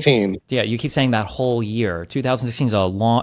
There's like 12 months, 365 days. Yeah, the election was at the end of the year, and the Steele dossier was published afterwards. Yeah. Arithmetic, dude. Well, we talk about stolen election. I can give you an example right here. We have, what's her name? We have the executive director for Wisconsin's election commission, Claire Whittle-Vaugh. She was convicted of voter fraud in 2024. Just a real quick. We just got an email that was released. I have a fact check for the Steele dossier. It was published on Mother Jones on October 31st, 2016. So it was just before the U.S. presidential election. Okay, just before the election. Okay, so we have an email just today from this person who's been convicted of voter fraud, saying, "quote Xerox 64,000 ballots in the back of the conference room in Milwaukee City Hall, room 501 at 3 a.m." Guess what? They won a percentage by in Wisconsin, 0.63%, and that's how much Biden won by. So it looks like, yeah, we are starting to find examples of the election being stolen, like this example. Like, I mean, so when you're saying there's no evidence, there's evidence coming out every day. The Executive Election Commission Executive Director Claire Woodall-Vog. Right. So yeah, we're still waiting. So how was the election stolen based on the she was convicted before this email was. How was the election stolen in 2016, 2017? You said Russia. How was that used to steal the election? You guys brought that up as an example of trying to steal an election. No, I said that's election interference. That's attempting. And attempting is conspiracy in its own nature, so it should be prosecuted. And who attempted it? Who was the person attempting? 22 years. So many mainstream media companies had this dossier, and it was Mother Jones that eventually published. Was it Mother Jones or was it? I thought BuzzFeed was the first one that published it on October 31st, 2016, just before. Are you sure it wasn't? I'm almost positive it was BuzzFeed. On publicly. So wait. I mean, reported on is different than published in its entirety. My understanding is that BuzzFeed published it. Oh, you mix it up for reported on. No. Okay.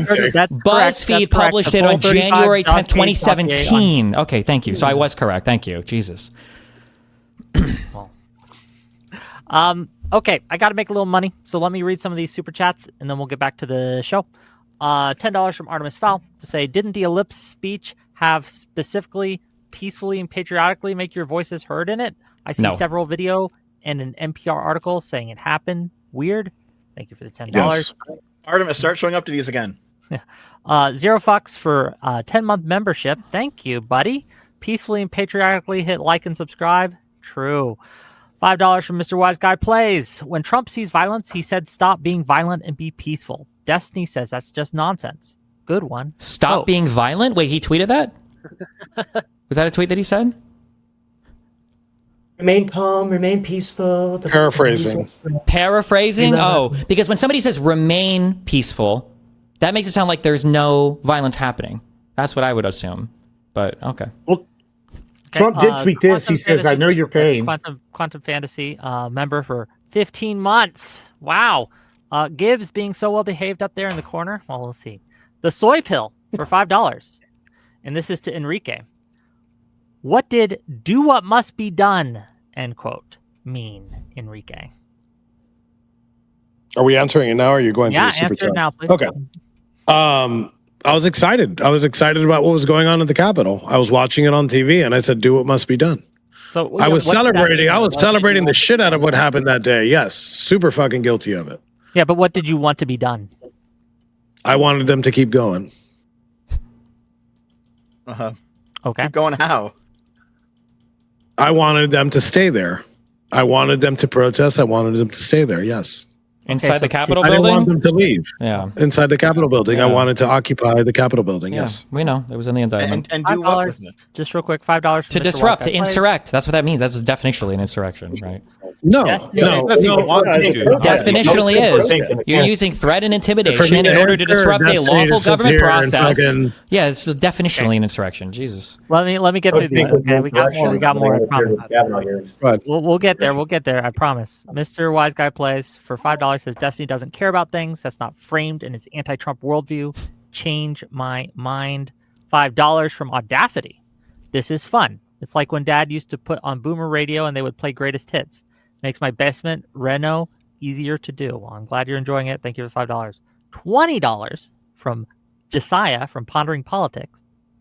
If January 6th was mostly peaceful because only a small number of attendees engaged in violence, each of these fine MAGA fellas would agree every individual BLM riot, not protest, was likewise definitionally mostly peaceful. Do you guys agree with that? Wait, I didn't.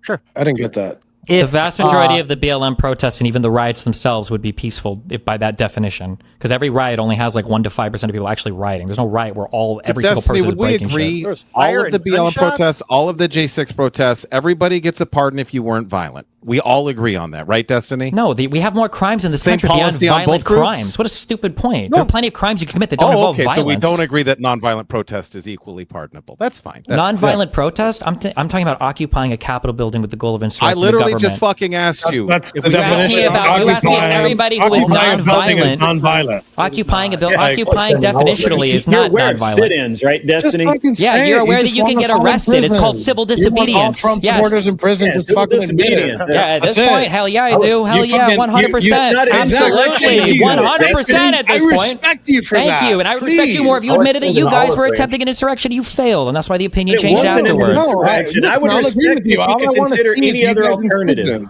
I want you to suffer. I want you to suffer like my family suffered. I want you to pay like my family paid.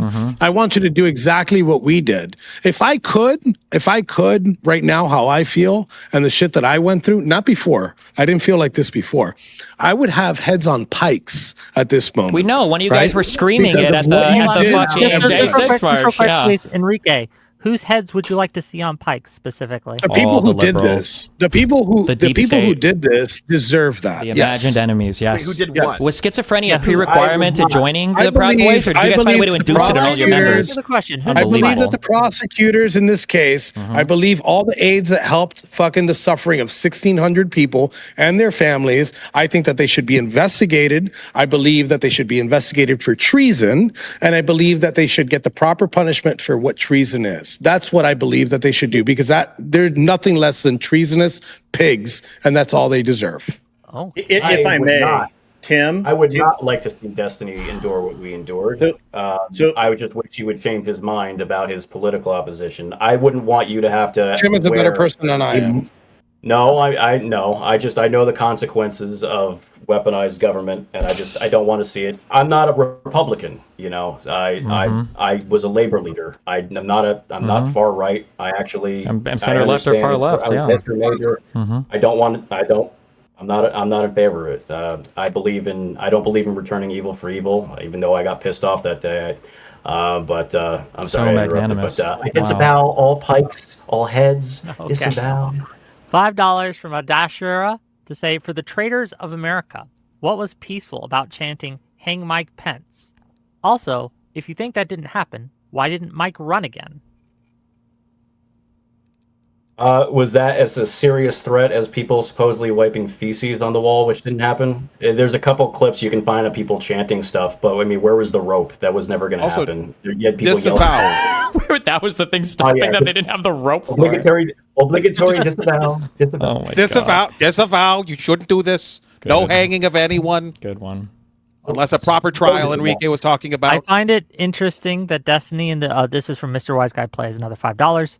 I find it interesting that Destiny in the beginning said that Trump never said anything about people needing to be peaceful. Completely walk that back. Nope. I said there wasn't an explicit call for people to go walk peacefully. He did say they needed to fight like hell or they were going to lose the country, right? And it was near the end of the speech. They didn't have the rope. He didn't say they did have a rope. Like, we literally saw the picture of the gallows built the morning of. Like, that actually was there, but, I know we're not in the fact-based world a gallows for midgets? You couldn't even hang a fucking midget on those. It's not our fault. You guys are too retarded to build an actual fucking gallows. I can't help with that. Jesus. Stop bullshitting. Look at this. You're going to hang him with this? They need a better guys.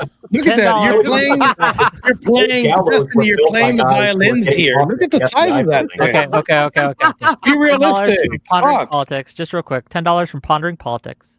Trump had weeks and months before the election to challenge the alleged election changes this dude is complaining about, in addition to the time after the election. Thank you for the $10. 5 Canadian dollars from Ace Chrome Cheetah to say, so you're just admitting Trump is planting and fabricating evidence in his second term to prove voting fraud occurred in 2020. £5 from Riz What the Fuck to say, I'm not sure insurrection quite covered how disgusting and unpatriotic it was for these people to attempt to overturn the result of an election. $10 more from Mr. He shouldn't say anything from the country he's from. He'd probably go to prison for fucking saying some stupid ass shit. That's probably insurrection and fucking. You know what? Anyone who wants to give me money to say things is okay in my book. I'm with it. Okay. $10 from Mr. Wise Guy Plays to say, will you guys ever bring up the BBC News completely fabricating and editing parts of Trump's January 6th speech to make it sound like he was telling his supporters to fight down at the Capitol? I want to hear Dev and Destiny address this one, please. They used it on my trial. Let's start with that. They used it at my trial. They used a BBC clip at my trial. So go ahead. That edited BBC no, they clip? didn't, because the edit happened in 2025. Yeah. Their trial was what, 2022? Well, they're on that time travel shit, bro. Come on, you should know this by now. They were with the Russia stuff. No. Listen, not the reality is they didn't completely fabricate anything, but they spliced together something from the beginning and the end of his speech. But they shouldn't have done. It was stupid. They just spliced it together. Yeah, they shouldn't have done. It was a bad edit. But like using it now to go back 5 years and claim something is fucking stupid. Well, notice how, because I'm not a partisan fuck, I can say that's bad. You shouldn't have done that, right? But you can't concede a single fucking thing, despite the fact that all the evidence. You guys can't even answer. What were people there for? What were people at the White House for? Donald Trump had been calling them there. Donald Trump had been calling them there. How many yes, Donald Trump had been calling them there for almost a month. Donald Trump had been calling them there for almost a month to protest the certification of the vote. They were called there for Donald Trump called them almost a month earlier to protest the certification of the vote. That's what they were there for, because they didn't like the outcome of the election. Well, hold on. If you're not partisan, can you admit that if they actually, you just said it.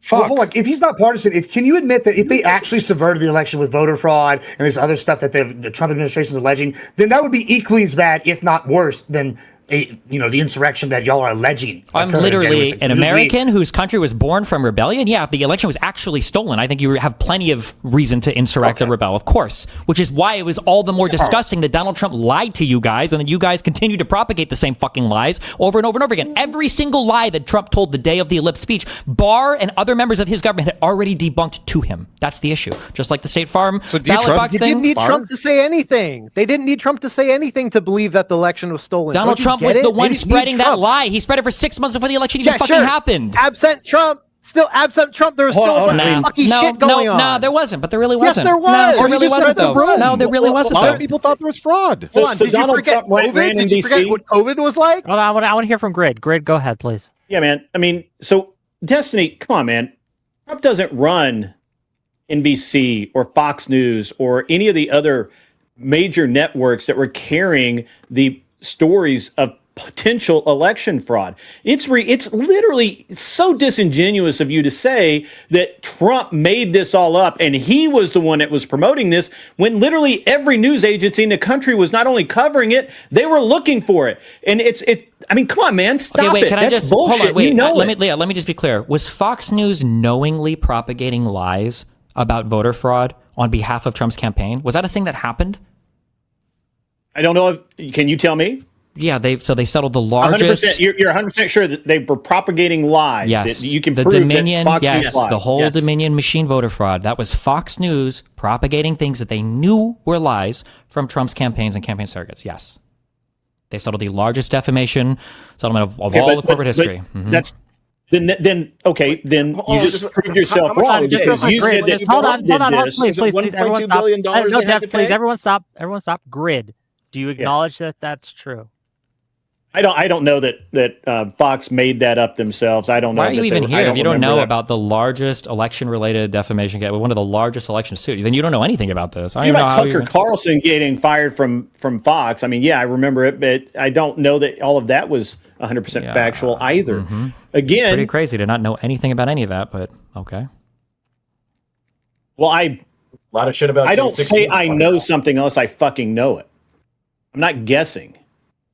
So just for everyone's edification, there was a conviction. There was a not a conviction. I think that's a word. Finding. They settled. I think finding. There was a settlement. There was a settlement by $2 billion companies. Yeah. I think the settlement was for like $700 million. But that doesn't support your claim that Trump did this. Trump's campaign surrogates, people like Sidney Powell, out there, and he Trump's was the guy doing it. People in his group were the ones going to Fox News and telling them. People now, okay, all right. Yes, the president of the United States himself was not personally driving a car. He wasn't hopping on a. people like Sidney Powell, people like Rudy Giuliani, people like Mike Eastman, people like Kenneth Chesbrough. But this is a double standard. You say if he doesn't say enough of what you want him to say, it's Trump's fault. But then when we're like, well, he didn't actually do it, and you can't give us direct evidence, you're like, oh, but in this case, it's implied. Like you're doing a double standard here, which is like it's the ultimate in goalpost moves. I mean, those goalposts are on the moon. What goalpost do you think I've moved? Hold on, just to be clear, what goalpost do you think I've moved? Our original claim was that Donald Trump started spreading lies about the election, which he did. That it was Trump who was out there saying that the election was rigged. He did. He did all of this, and he put it out there. Yes. But it wasn't him. It was Fox News. It was CNN. CNN was covering it. Covering it is not the same as spreading the lie. Fox News spread it. It came from Sidney Powell was Trump's personal lawyer. 20 million people? No, Fox News does. Yes, because Sidney Powell went to Fox News on behalf of Trump to spread the lie. Dev, go ahead. So you guys are asking for examples of when Trump himself did it, right? Okay. Do you guys know what happened at the White House on December 19th, 2020? He met with Sidney. He met with Sidney Powell, Mike Lindell. No, another attorney. Yes, and that night was when he tweeted, "Be there, be wild." On the 19th, there was a 1-hour meeting between Trump, Eastman, Pence, around 20 people from Congress and about a dozen senators, where they planned out what they were going to do on January 6th. Everything was laid out in that meeting on December 19th.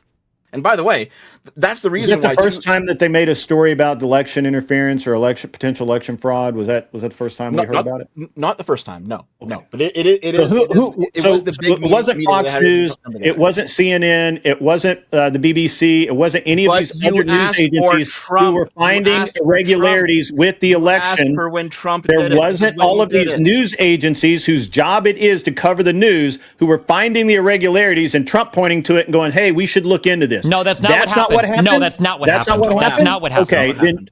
Okay, then you live in a very special kind of world. A factual world. What happened is people from Trump's group, remember the Kraken? I know you guys like the mind wipe and memory hole, all the stupid shit these people said, but it was Trump surrogates that had claimed to find evidence of voter fraud, and they presented these to state legislatures and to city councils and on TV and on Trump's fucking social media, and then the media looked into it. Nobody found anything. Months after the story broke in the news, Destiny. No. It was literally a month and a half after the first iterations of election fraud. The Kraken wasn't even mentioned.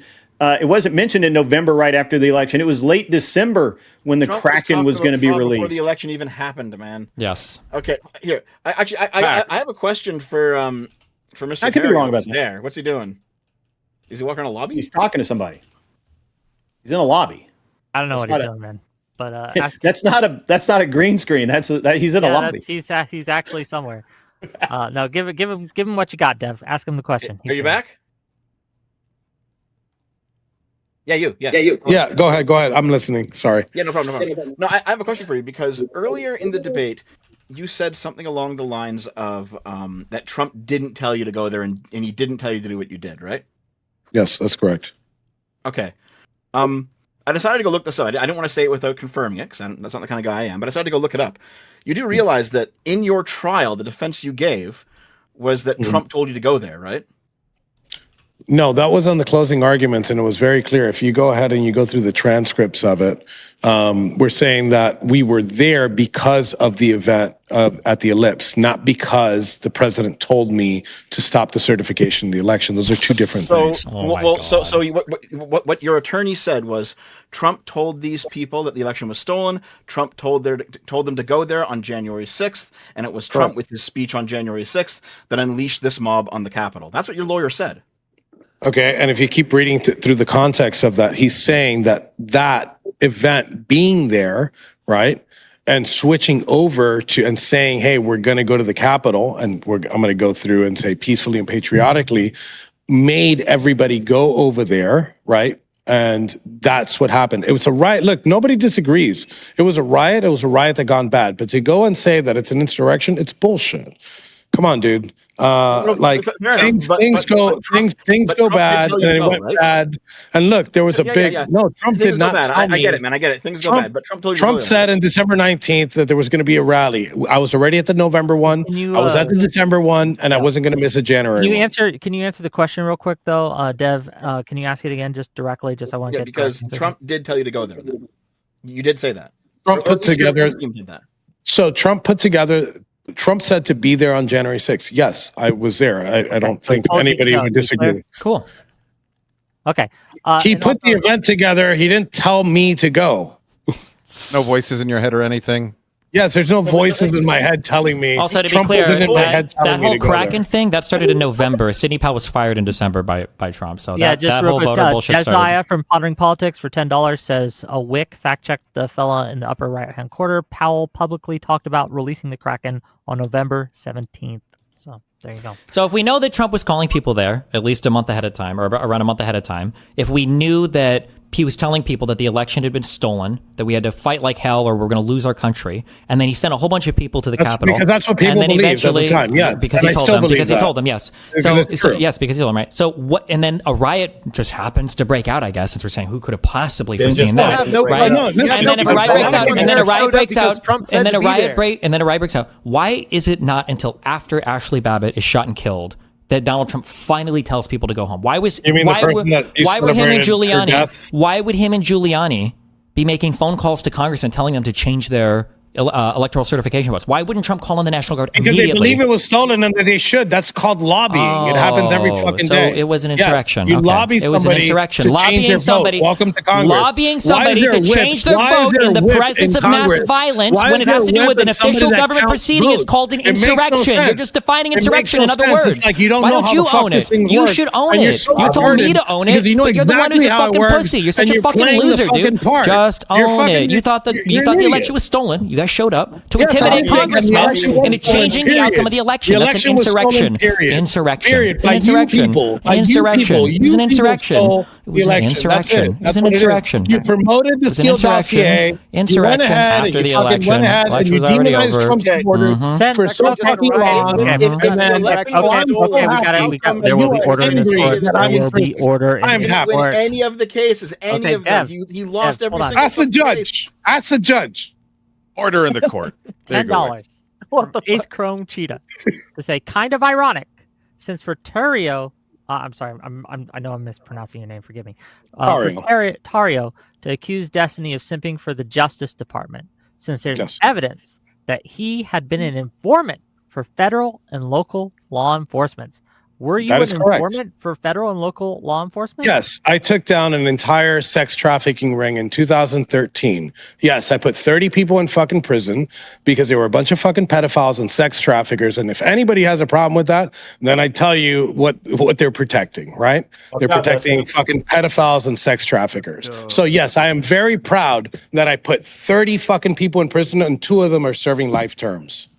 And I do it again. And every time that I find somebody that does some type of sexual assault shit or some sex crimes, like my buddy up there, Destiny, we'll put them in prison. And you know what happens to people like Destiny in prison? So just curious, nice. You know how they say that like 36. So you know how they say like 36 feds. You know how they say like 36. You know they say 36 federal informants. So when they say 36 feds, when they say 36 feds, when they say 36, probably shit that you enjoy, I'm sure. When they said that 36 feds then were at the January 6th insurrection, you would have been counted among those, right? If you would have actually stayed overnight.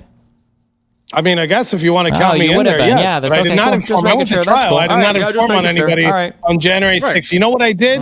I strapped my fucking balls in and I sat there with my fucking brothers and I went to trial and I got offered a sweetheart deal to lie about the president and I took 22 in the face. And you'd never do that for any of your friends. You fucking cool. You did the Roger Stone meme. You kept your mouth shut. You didn't say shit. That's crazy. So did you just admit that you had stuff that you could have given about Donald Trump or Roger Stone or whoever the fuck fucking freaks you were talking to on that day. You decided not to because you were going to get rewarded for it by Donald Trump with a pardon. That's great. Thanks. That's a new thing I can add to my fucking dossier. No, I read your indictment. I read the filings in court where you got convicted of seditious conspiracy for the first time in how many fucking years in this country? Unbelievable. Yeah, keep hoping that you get persecuted for your fucking views and you go to prison. Well, if my views are that I should get to insurrect the government because I'm too fucking retarded to read a voter roll, because I'm too fucking retarded to not fall for fake news on Twitter, I hope I go to prison too, okay? Yeah, I'm sure. Is that what you enjoyed in prison? Is that what you like doing all the time?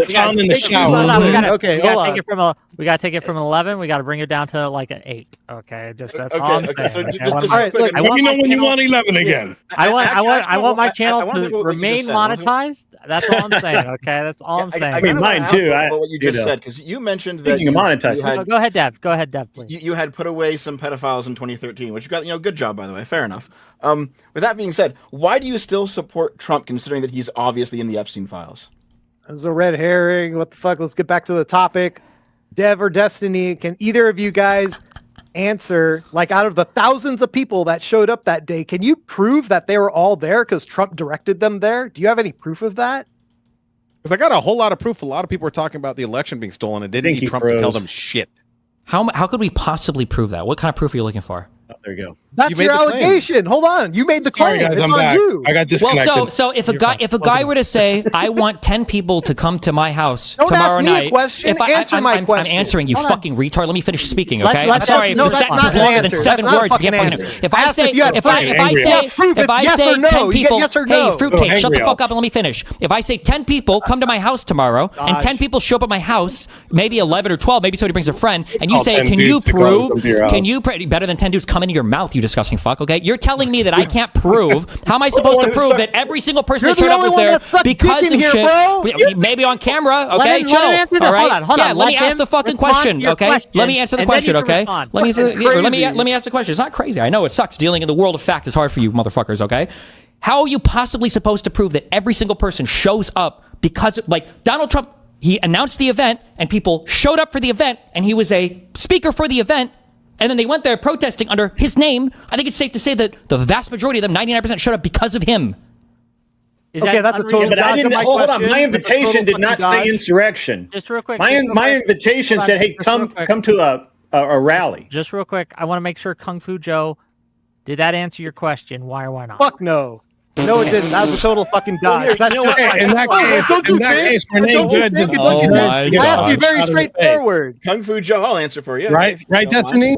I'll give you because your people are hyping up this whole ICE thing. So by your own account, Renee Good, it was good that she got shot in the face, that she deserved it, right? Why would I say that? Babbitt. Because of how you framed everything right now is, well, the president told everybody to go there, but he never pointed at anybody. But now you're demonizing ICE, and now the same thing happened on the other side. Wait, he literally pointed them to the Capitol. You said the same thing about Ashley Babbitt. You said the same thing about Ashley Babbitt. Was trying to break into a secured area where there were congressmen at the other end of the hallway, and a Secret Service agent to run over an ICE agent. She didn't try to run over an ICE agent. She was trying to escape the scene. It's very obvious. She was trying to. She was very obvious. Very obvious. She was trying to drive away. She wasn't even armed. At least the other one was armed with a fucking Honda. Babbitt was trying to get away from an Antifa member named Zachary Alam. That's why she punched him in the face before going through the window. That's really. Yeah, really. His name is Zachary Alam. Yeah, okay. He was an Antifa member. He broke the window that she crawled through. Absolutely. And she was forced the entire way. I heard there were 3 Antifa people that carried her all the way to the front of that protest, and they were all pushing her through that window. That's crazy, bro. That's insane. How many Antifa? It's so crazy that we've got thousands of different angles of video footage and everything else, and the best thing you could do is this Zach dude and Ray Epps. It's crazy how many instigators there were that just aren't on camera for some reason. That's fucking wild. It's crazy that Enrique Tarrio here never mentioned anything about an instigator forcing the Proud Boys to go there. Isn't that kind of weird? It's kind of crazy, huh? We can address the Antifa thing. You can stop freaking out, and I can address the Antifa thing. Landon Copeland, an Antifa member, he actually gave a signed confession saying there were hundreds of Antifa there that he met with before. Wait, who? Landon Copeland. No, who the fuck asked, retard? This has nothing to do with what we're talking about. She tried to climb through the window on her own. We can all see it on fucking video footage. Nobody's pushing her fat retarded fucking ass through the fucking window. You're retarded. Sorry. Done. You're done. Some 80 IQ. Mute him. Was she more dangerous than the woman driving the car? I want to give Dev wanted to answer Kung Fu Joe's question. If we can get back to that for a moment, go ahead, Dev. Answer the question if you'd like. Just refresh. Do you remember the question? What was your question? Go ahead. I want to know that if he has proof of like what percentage of people showed up there because Trump told them to be there. Trump announced the event. He was going to be there. He told people. So you can't. Well, no. Hear me out. Because Trump did announce the event. Yes, he announced it several times on social media, and also, more importantly, he retweeted. This got like over 100,000 likes. He retweeted Ivan Raiklin's tweet, where Ivan Raiklin said, "America, Mike Pence must do this tomorrow to defend our Constitution from our enemies. Big tech censorship, MSM censorship, corrupt officials at the federal, state, and local levels." And then it says, go to the, so yes, he's promoting these things. He's retweeting these things. At least some people who saw that ended up going. Yes, there's a connection. You don't know how many. You don't know how many. Hold on. Just let me ask you this. More than zero? Kung Fu Joe. Obviously, please. yes. Just real quick. There were plenty of other motivations for people to be there than Trump. That were all. Kung Fu Joe, can you just acknowledge that perhaps at least a majority were probably there because Trump invited him? Can we just infer that? Absolutely not. Absolutely Why not. not? I think there's plenty of. Why is that unreasonable? Because I have a list of reasons why it's unreasonable. There was a lot of expanded mail-in voting. That's sus. That's one. The heavy-handedness during COVID under Democrats mostly. This list is things that mostly Democrats are responsible for. So in a way, you could say Democrats were responsible for January 6th because they pissed off a lot of fucking people. They pissed off a lot of people. Changes to election procedures without legislative approval, restricted poll watcher access in some urban counting centers, high voter turnout, and record vote totals. Are you going to tell me that all these other things on top of like a year of COVID, like heavy-handedness, is not going to make people suspicious, right, of the Democratic Party when they were pushing this shit the hardest? Why are they suspicious of the Democratic Party? We're asking how many do you think, I'm getting there. Have to give us an exact number, percentage-wise, showed up because Donald Trump announced an event and said, come to this event. Actually, let me ask you this, okay? So, Kung Fu Joe, are you aware that Turning Point USA was in contact with the Trump campaign to actually facilitate bringing people to DC for the event? And Charlie Kirk himself said this. He said that they were busing people in to attend this fucking event. Who the hell is cares? that not them being brought in directly by Trump? My point is that there's thousands upon thousands of people there, right? And the thing that you guys are alleging is that they're all there because of Trump. I'm saying that's bullshit. We don't fucking know that. What? Right. Okay, you can't even put a percent. Okay, put a percentage on it. What do you think it is? Can you even put a percentage on it? Honestly, no. 95+%, of course. If Donald Trump hadn't made the calls to be there, the people wouldn't have shown up. They're pissed anyway, dude. I would have. They were pissed. They were pissed. They were. You keep saying this. Yes, they were pissed anyway. They were pissed because of lies that Donald Trump was telling. They were pissed because of lies that Donald Trump was spreading. I can speak from experience here. Yes. Destiny, you don't know what the fuck you're talking about. Even if Donald Trump didn't say anything, he said on November 14th and December 12th was not promoted by Trump, and there was tens of thousands of people on the ground on DC without Trump saying a fucking word. So we could stop. We could cut that shit off. We could cut that shit off. That has no merit. That has no merit whatsoever. I also think and he needs that. He needs that as part of his narrative. It's part of his narrative. He needs that. He can't prove it. Destiny already. Look, you guys literally already said nobody even knew about the January 6th date until Trump called people to protest there. A November 14th protest on the night of the election makes sense. People were talking about this all over the place, independent of Trump, and they were pissed about the stolen election. Trump said, "Oh, I'm upset about, or we're worried about mail-in voting," and everybody's like, "Oh, well, let's keep an eye on that." And then, wouldn't you know it, a bunch of mail-in fraud. We're all like, "Oh, now we know." But there was no mail-in fraud, right? Never found any of that mail-in fraud, right? Okay, so just real quick, $10 from Josiah, Pondering Politics, to say multiple convicted January 6ers and many who pled guilty said they were there and did what they did for Trump. Check the court records. Dev can probably quote it verbatim. Can I address that? because that's what's called.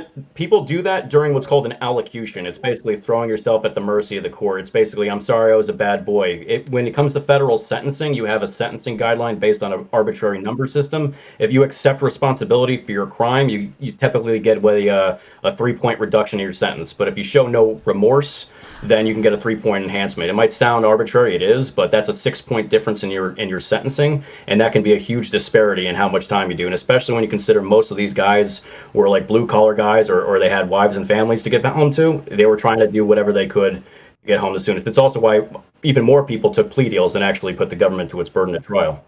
It's a humiliation ritual, not law.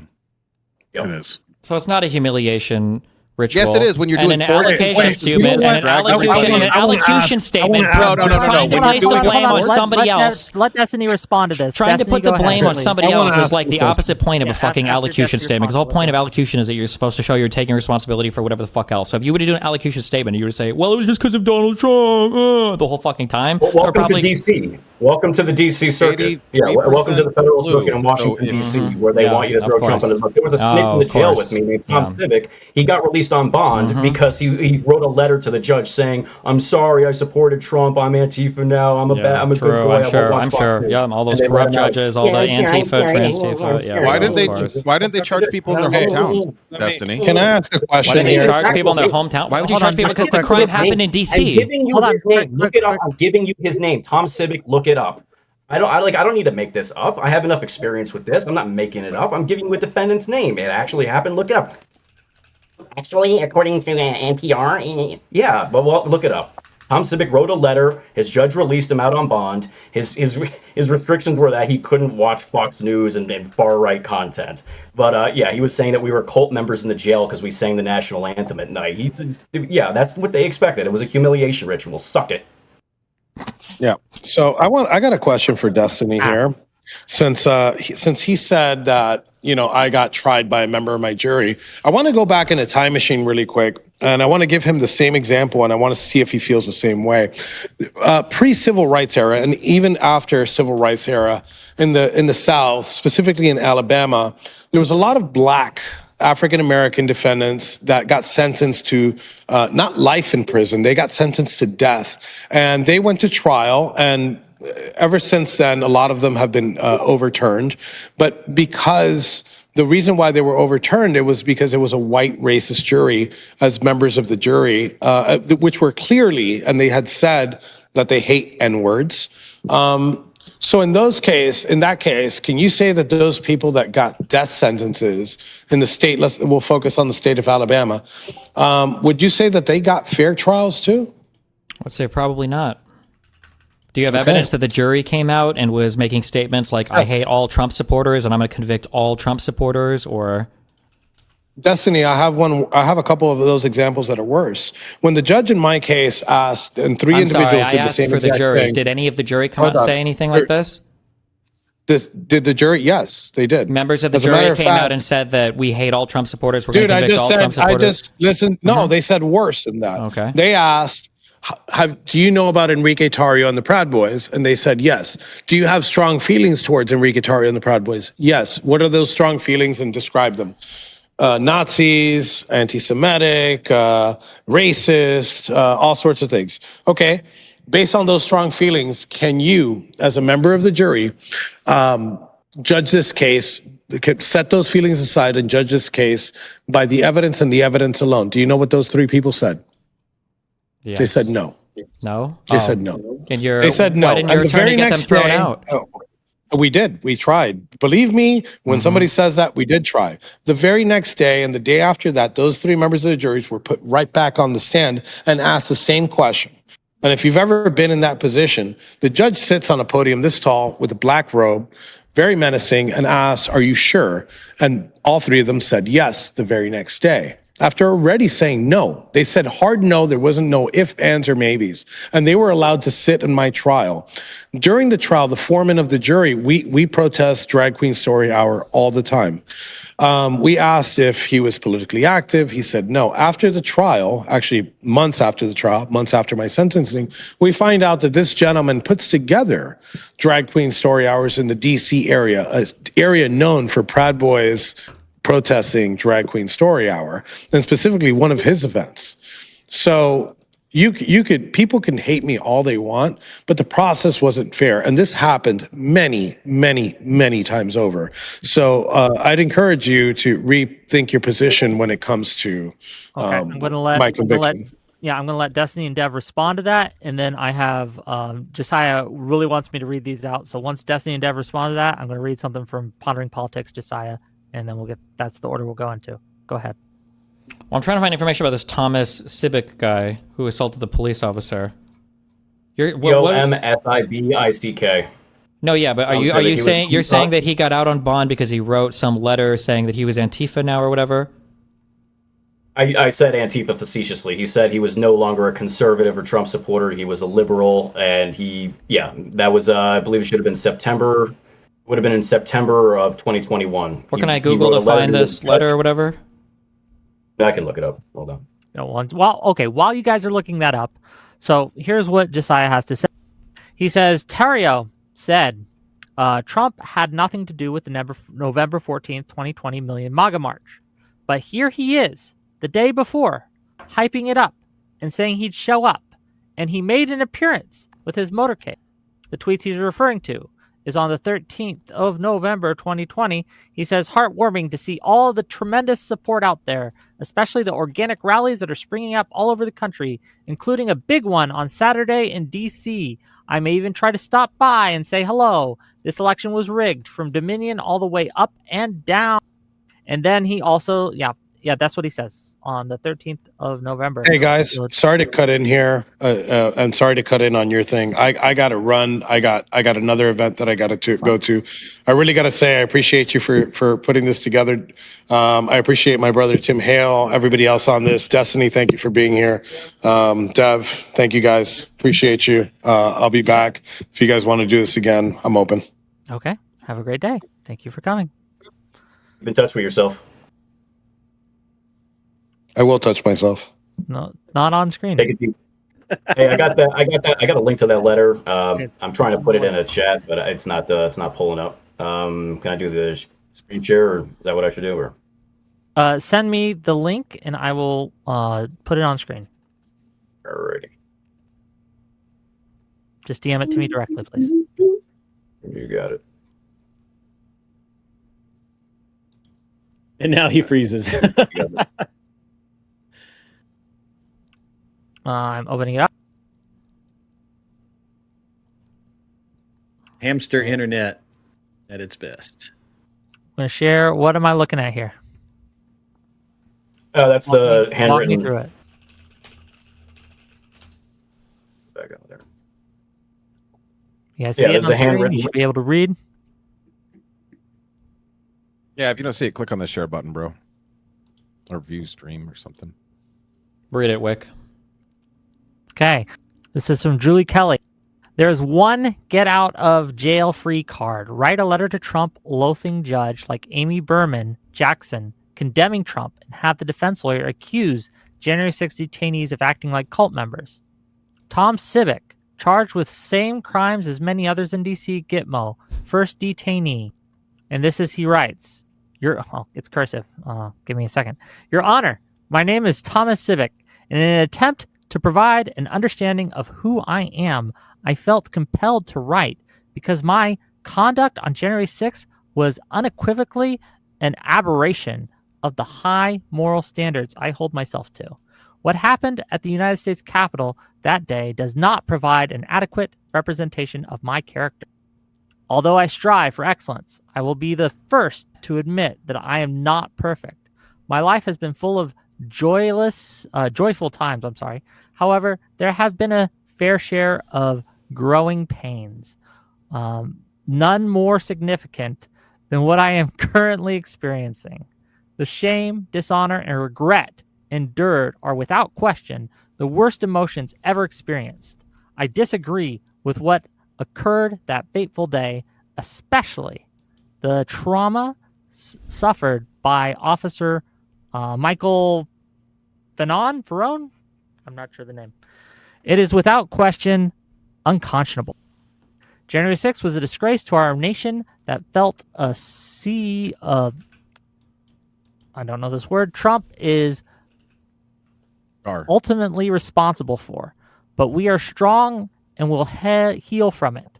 While many praise Trump, I loathe him. His words and actions are nefarious, causing pain and harm to the world.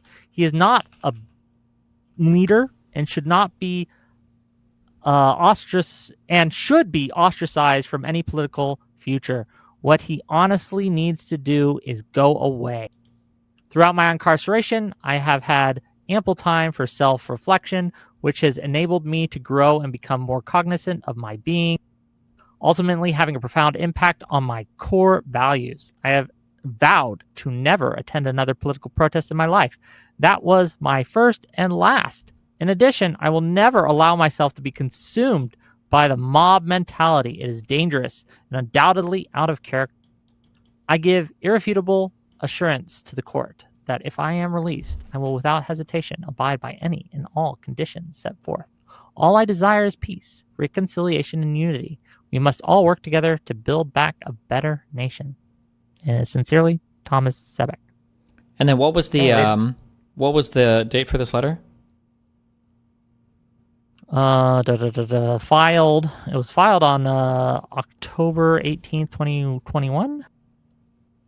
I don't. Yeah, there was. It would have been sometime. I believe it was in September that he was. I don't see a date. He was a jailhouse snitch, so he was gathering information on people. He ended up going to the hole for sexually assaulting another man, and then he got bailed. Funny enough, it's a yikes. The big yikes. It's a yikes. As long as he renounced his own feelings and thoughts and paid tribute to the left. So what? I'm just out of my curiosity, and maybe I got lost reading that. What was the point of the letter? So his claim was that this guy was able to get out on bond. So this doesn't mean that he got out of any charges or anything, but because he wrote a letter saying he hated Trump and he's Antifa, or he threw Trump under the bus, basically. It sounds like he's writing a letter to try to say that he's not a public threat anymore, and he recognizes the wrong of his actions, and he's not going to, I guess, try to be a threat. He's just trying to get out on bond. He's not escaping his actual court case. It also served a secondary purpose of framing those of us who were still in there as creating a radicalized environment. So another part of this is the pleadings of his lawyer, who was saying that because we had a tradition in the jail of singing the national anthem at 9:00 every night, it created a toxic environment. He was being bullied and compelled to sing the anthem. And the judge wanted to save him from this toxic environment, and she appreciated that he was going out of his way to avoid radicalism.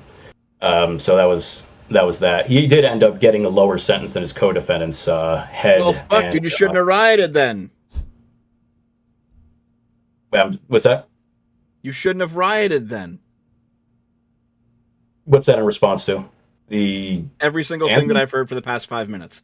Like, I don't care about the sob story. You were there. You fucked up. You should still be in jail. You talking about him? What do you? So this is for fun. I'm just curious. Who published this? I mean, how did they get this letter? Who published this letter? That's a case file, dude. You could see the case file number at the top of the letter. So it usually would go on. Oh, so if you write a letter for bond or whatever, it'll be a part of your court proceedings. Okay, just curious. Yeah. Okay, gang, we are kind of circling the drain just a little bit here, Is there anything like that you guys think that we haven't covered yet that we should? I have a question for Dev. Oh, go ahead. So Dev, I've been thinking on this a lot, and it seems like obviously this is a controversial issue. It's hot.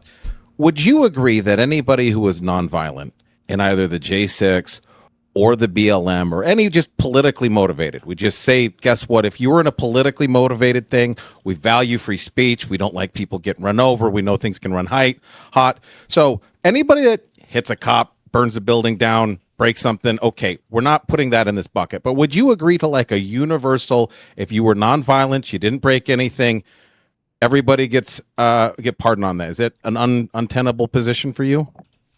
Yeah, it's retarded. Because there's lots of nonviolent crime. What are you talking about? All right, trespassing is a nonviolent crime. You should be charged with that.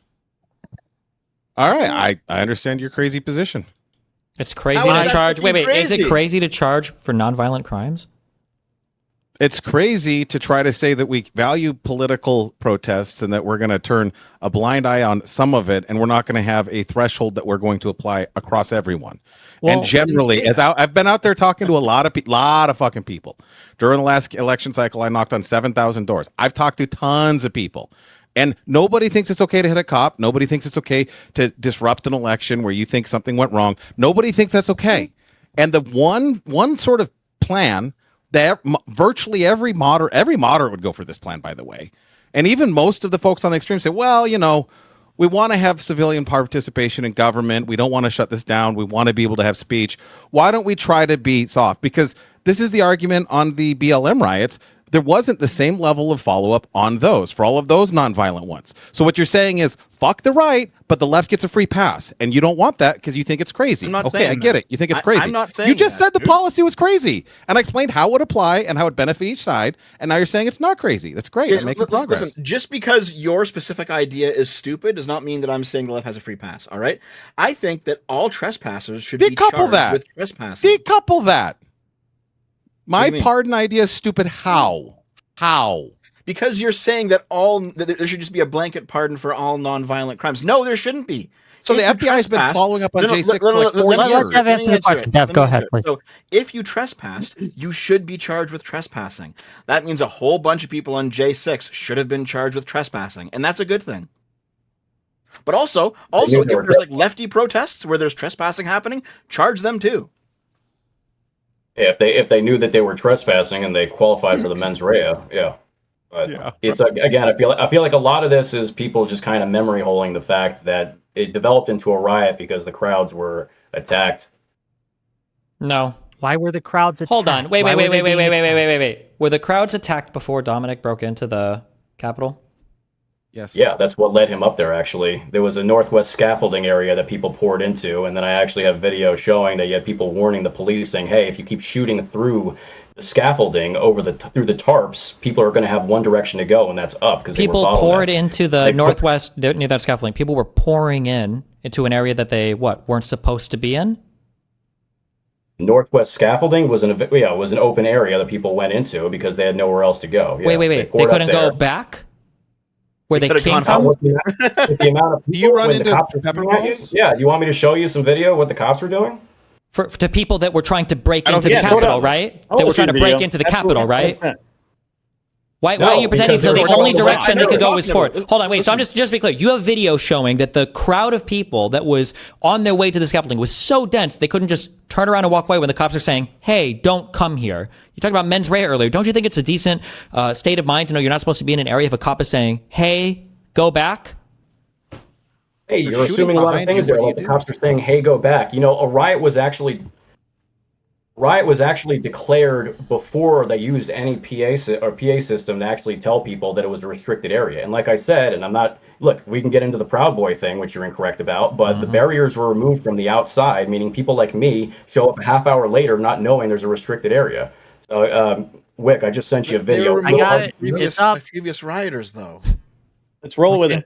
Let's roll that beautiful bean footage. Let's see what it has to say. Yeah, those guys are violent. Look at them. Lots of room to walk backward, though. They could just go home.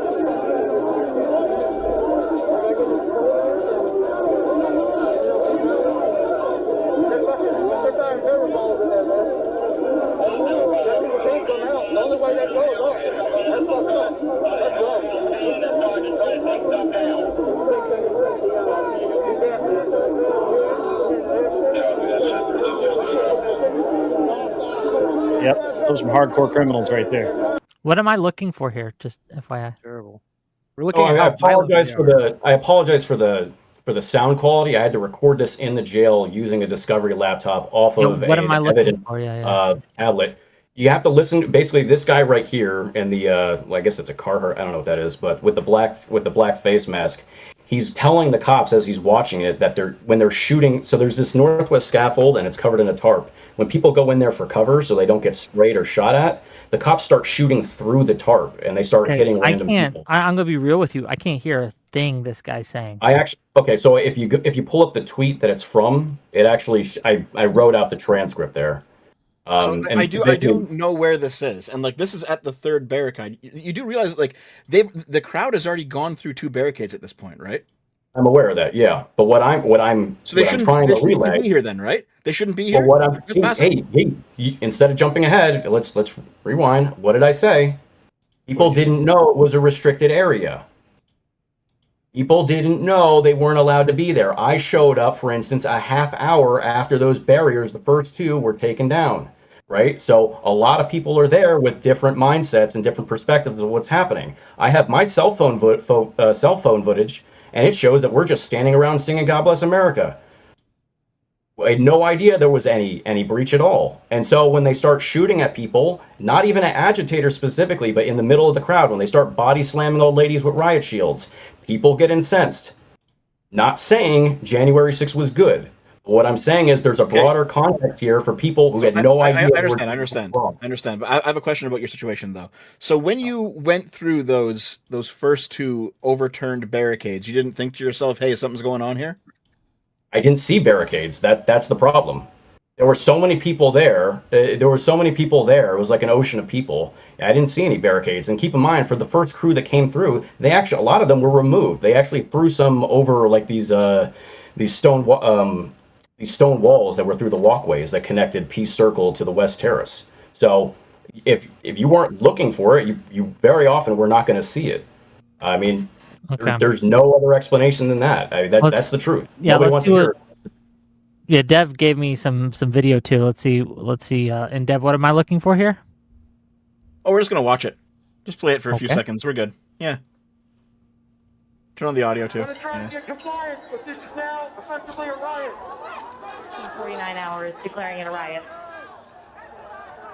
So this is them breaching the third barricade. Cal Police 1 advised they're trying to breach and get into the Capitol.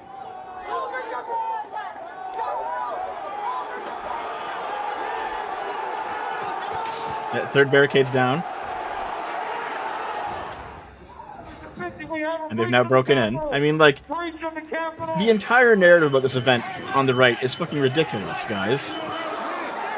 This is not some peaceful protest. It's easy for you to say because you're conflating a bunch of shit, and this is what you've gotten away with years, is just using a bunch of compilations and shit. This is what the J6 committee did. This is what they did at the trials. They create these giant compilations, and they create a grand narrative and ignore the individual experience.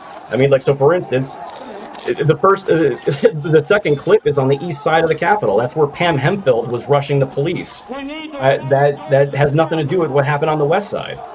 You have the northwest scaffolding, what I just talked about, the third thing.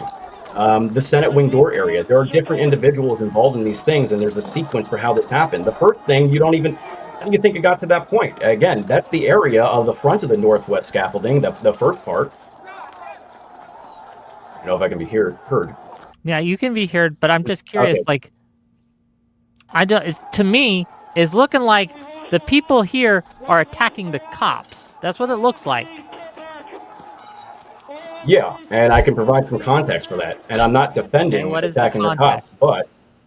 What is the context? Yes, go ahead. Go ahead. What's the context?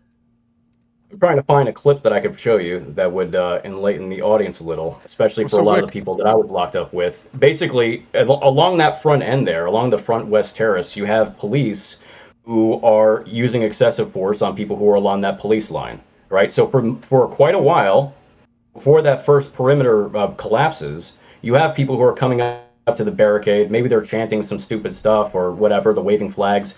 But a lot of them are trying to talk to the police. What you have is people like Padilla, for instance, Jose Padilla, he gets bashed over the head with riot batons to the point where he blacks out 4 different times. You have people like Jeffrey McKelliff, who was there at the front in the first clip. You see that area. That's the front. That's the west terrace, right? He's there peacefully protesting, and then he sees an old woman get smacked down with a riot shield. Right? This incenses people. These are grown men. They're seeing old women being attacked. I have video of people. Michael Curgio, I have video from him. People were getting hit with gases. Wait, can you just play from here, and then Tim, I want you to tell me if you see anything that this goes through that you disagree with for how they're characterizing stuff. Also, is this the scaffolding that you're talking about at the northwest part or whatever? Okay. You watching? Everyone got it? Everyone good? Everyone eyeballs on? Ears up? Okay. reports of Biggs's arrival, over a dozen Proud Boys are now trained on that entrance. And they attack the police.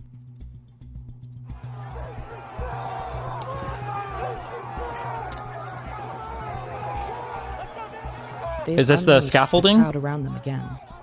Yeah. Okay, so for the scaffolding, so this is where the police are being attacked for them to gain entrance to this area. Okay, go ahead. Yeah, this is the white area here. This goes around. This is like a construction site. Yeah, I see. Yeah, they're getting ready for the inaugural address. Yep. All right, so people pour into here.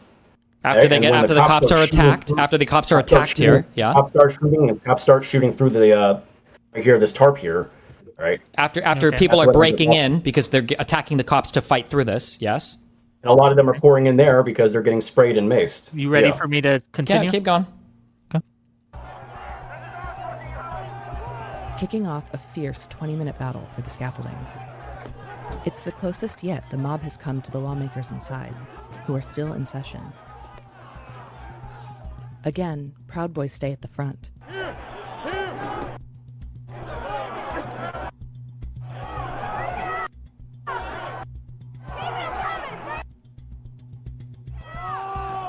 When police start using weapons here, rubber bullets in the face.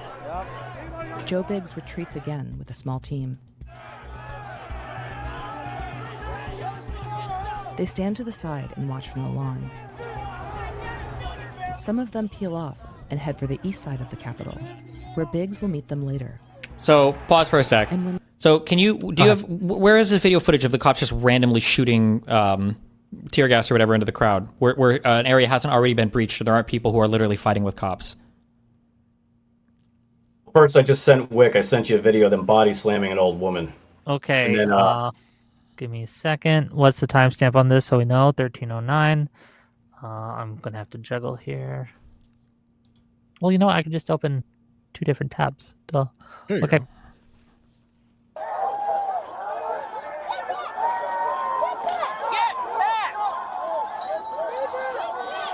Wait, real quick.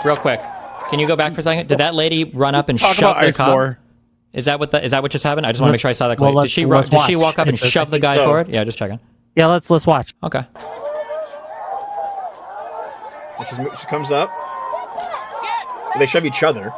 No, she shoves that cop back. Yep, and is standing there in an area she knows she's not supposed to be, and she gets pushed back. That was the body. Was that the body slam, or was that her getting pushed back? Is there another body slam, or? I guess we'll find out. We've got 15 seconds left. Riot shield. Well, she fucking deserved it, dude. She's getting pushed back again, and she's fighting. This is our body slammed old person that you were getting so upset about. Okay. I was getting so upset. I didn't even see that. I didn't get upset about that. But lots of other people did. Gotcha. Again, you can keep. Well, this is really interesting. Well, what they're saying is really interesting, because that's the point that Mr. Tarrio was making to Destiny about the woman that was shot today or yesterday with the car, right? It's like, oh, well, this person drove into a cop and they got shot. Oh, good for them breaking rules, stupid games, stupid prizes, right? That's kind of what you're doing now. Hold on, real quick. Dev, Dev, can I ask Dev a question? Dev, if the cops were to arrest that woman because she had, let's assume that one cop hadn't put himself in front of the vehicle. Let's say the cop asks her to get out and she flees the scene. If the cops had driven, followed the woman, and then arrested her eventually, do you think the cops would be in their right to do that?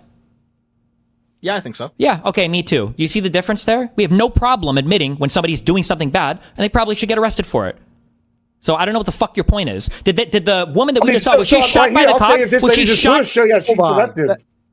Yeah, what? I mean, cool. She got body slammed. With a deadly weapon. Prizes. I'll say both of them. What's the difference? Except she doesn't have a car. This lady couldn't hit the guy with the car. That's much. She's more trying to break in a right. She's trying to push her way through where there's 10 cops saying, "Stop! Don't come here!" And she pushes her way forward. She assaults the cops. And there's 10 cops, right? And they took her down, right? Okay, cool. Stupid game, stupid prize. I'm okay with that, right? Okay, but cool. whenever we apply that same problem? logic over here to the other one, you're going, well, she didn't deserve getting shot. Like, yeah, because this lady didn't get shot.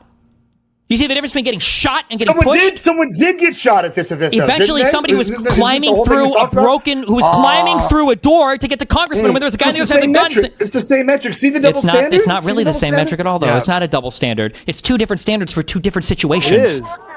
It's the same standard. So just to be clear, just to go back, because this is all a fucking lie, because all you guys do is fucking lie, which is fine, I get it. This is the world we live in now. There is no video footage of cops randomly shooting off disbursement ordinance or any kind of pepper gas or whatever else randomly into crowds or whatever, and that's why everybody's coming forward. All of the fighting, all of this was happening before the cops were shooting anything, so that you can't possibly use that as blaming why the people were trying to break in. That was all just a lie. We'll get you. By the way, Wick, I sent you a 7-second clip of literally state police Capitol Police rather, opening the barricade and waving people in. That could have confused at least some of the people that were there. This was after the Capitol had already been breached. So look, here's the thing. There are people that got charged showing up after it had been breached. Nice. So you moved the football. No, well, to be clear, when a Capitol Police officer quickly waves it forward. Yeah. Just real quick, Stream Rift, you haven't sent me anything. I have no DMs from you in the last hour. I put it in the group chat, but I'll send it directly. Okay, send it to me directly. This is something that Tim just sent to me. It's 28 seconds long. What are we looking for, Tim? You're going to see the midget fella on the left with the bullhorn. The police attempt to shoot him through the face again like they did to Joshua Black, but it ricochets off someone's flag. I just want to provide more context to the kind of things that were happening between all the clips that people see on let me watch TV. it. Yeah, let me watch it. Yeah. Well, look, I work this week. I got a paycheck. I got to go fuck up my fellow brother. Yeah. Where's the midget? Trump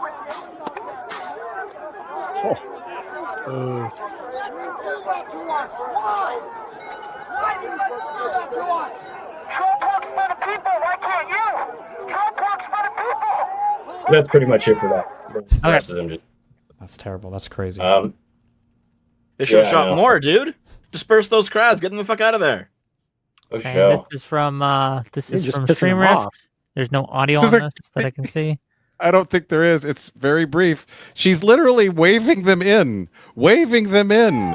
How do you... Oh, there is. Yeah, come on in, guys. Come on in. We hear you.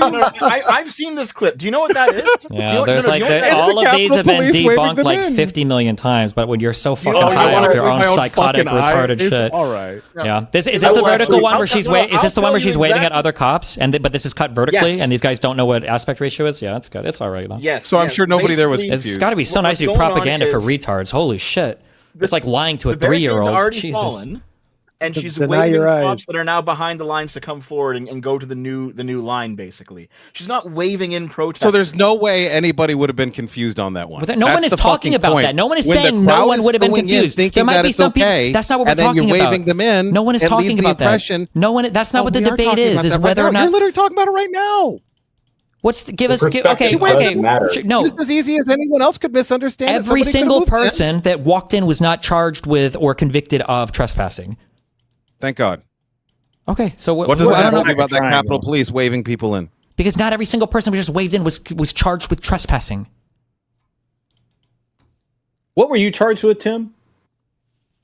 I was charged with a misdemeanor cocktail, like picketing and trespass and all that. I also had a felony charge called obstruction of an official proceeding, an Enron scandal era charge. It had to do with destruction of documents. That was overturned by the Supreme Court. Tim? 3 years. Damn. Okay. Did you actually enter the building? Did you go inside? And yeah, did you end up needing that? Did you end up? I'm sorry. Go ahead. Well, shit. That's probably why you were charged with it. You shouldn't have been in there.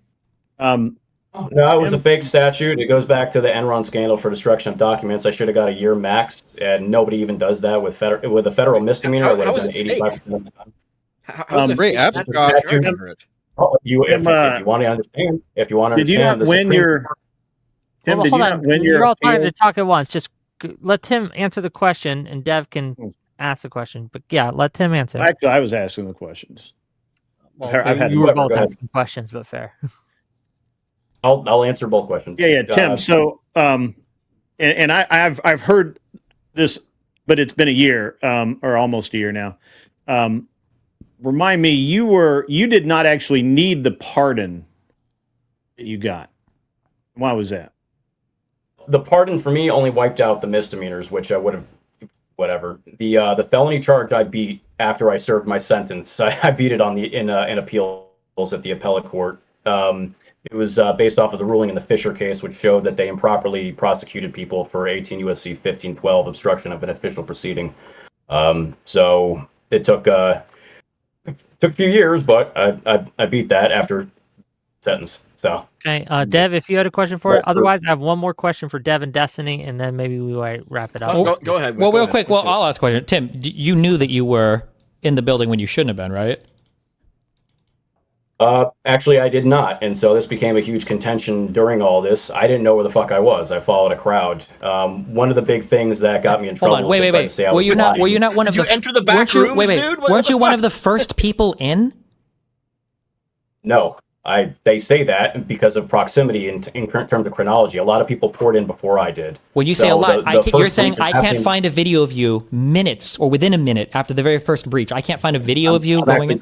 I'm trying to address the time. Yes, you can. I came in at about 2:14 p.m. The breach has happened at 2:12. So within 2 minutes, I entered the Senate wing door area. I was not one of the first people in. I mean, I guess you could. You look at the totality of people who came in, but I wasn't one of the first people who broke the window or kicked the doors open or anything like that. I walked through an open door. I stopped actually on the scaffold and picked up a flag, and then I just kind of wandered around and I followed a crowd in the building. I didn't know where I was, and if you watch the CCTV for the camera for the Senate wing door area, you'll actually watch me take a right.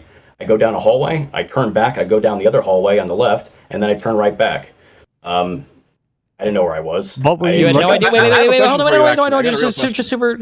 Were you ever saying words like a revolution was coming to Capitol Police? I cursed off police on the outside after they were spraying people. I said, the revolution won't be televised, cunt. Yeah, I did. Okay. And then were you telling other people to continue going into the Capitol? Reference to something? You think I was talking about an actual revolution, or you think I was referencing something from the civil rights era? Were you challenging other people to go into the building? No, I didn't challenge people to go into the building. What does that even mean? No. Encouraging people to go into the building, asking people to go into the building, telling people to advance on the Capitol? No? Well, that came from an NCIS recording where I was talking shit drunk a week after the fact to my friend, who I thought was my best friend, but NCI strapped a wire on. I was talking shit. That didn't happen. Okay. But you just were in 2 minutes after the breach, walking around with a flag, making statements to Capitol Police saying things like a revolution won't be televised.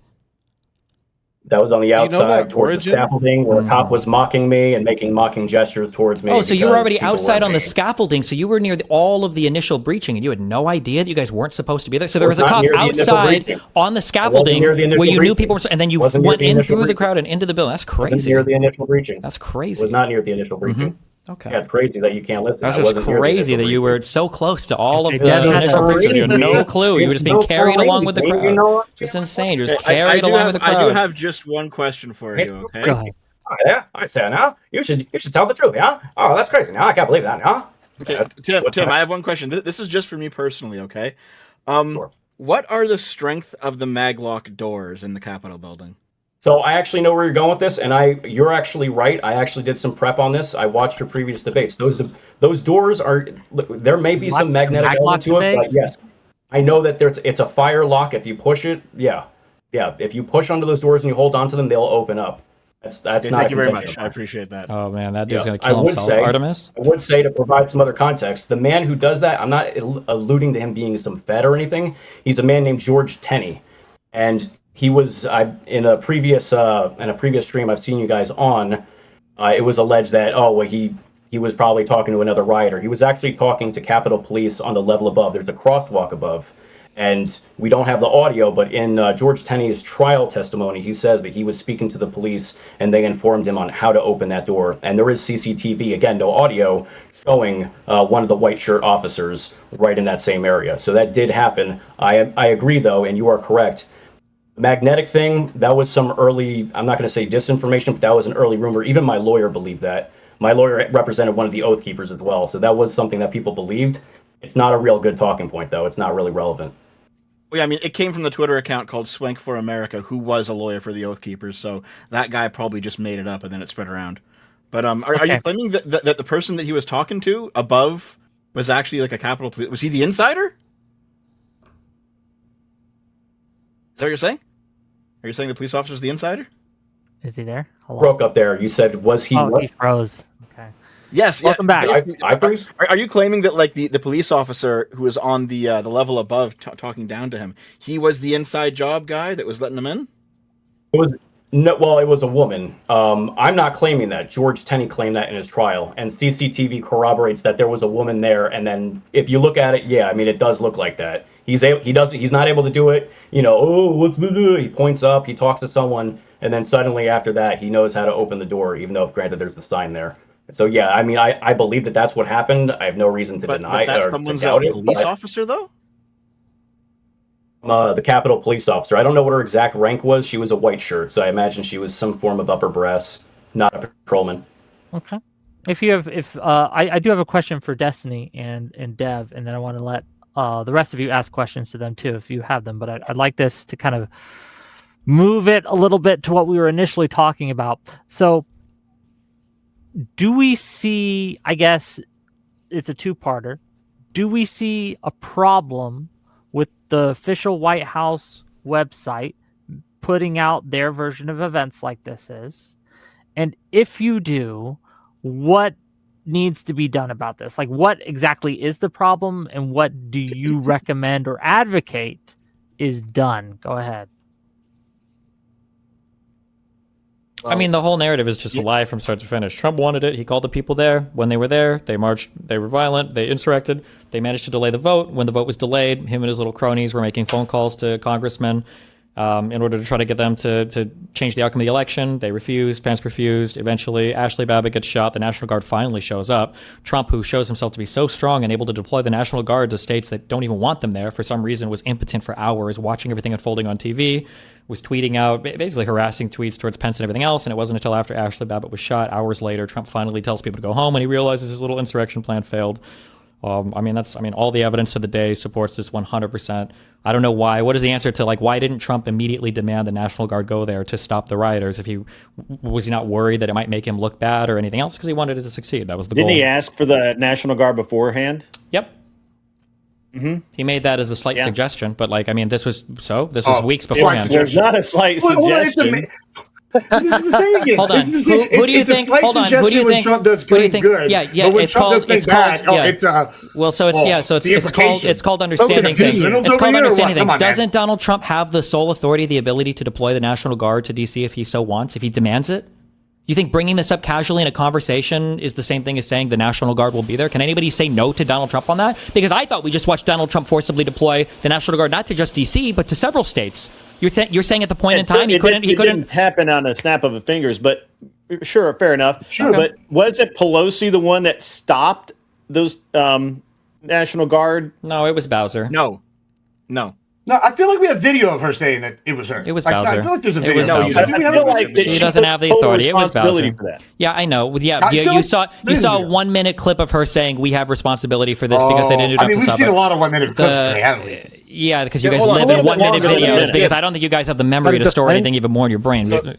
So Gibbs, I'll lay it out to you. So what you have is a clip from the HBO documentary on the Capitol where she says, "We've totally failed. I take responsibility." That's her in the limo at the end of the day, and it's not like her officially taking responsibility. It's her basically saying, "She's never officially taking responsibility." How have we descended to this point as a country? English is different now. No, hear me out though. Hear me out, because more. Why was Trump? Wait, hold on, and then Deb, wait, and then Deb goes. Why was Trump? Why was Trump making calls? Why was Trump making calls while the riot was happening, when protesters were in the Capitol building trying to get people to change their vote? Why was he making those calls? He was trying to save the country. He thought the election had been stolen. We're not going to let that just slide by. Wait. So he didn't care that there was violence. So he was making calls.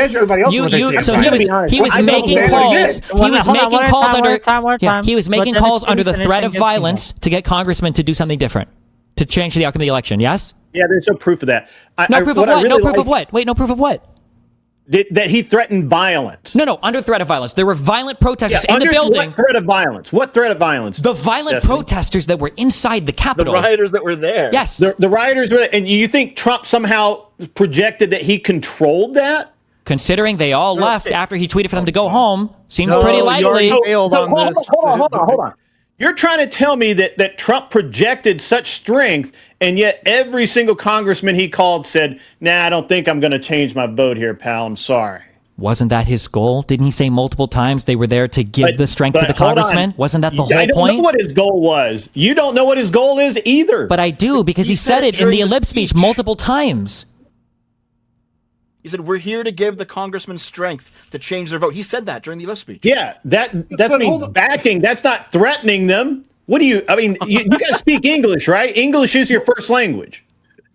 Yeah, so that's not the threat. The threat is when the violent people are inside of the Capitol rioting, and then you're making an ask for them to change their vote while violent people are inside the Capitol. Yes. But he doesn't control those violent people. They're there for him. They're there for him. The problem that you're saying is that this is a very interesting thing, because let's just say for a minute that I am a violent person and I control violent people, and those violent people have a gun to the head of someone's loved one. And I say, you're going to change your vote, or else my violent person is going to do what my violent self tells them to do.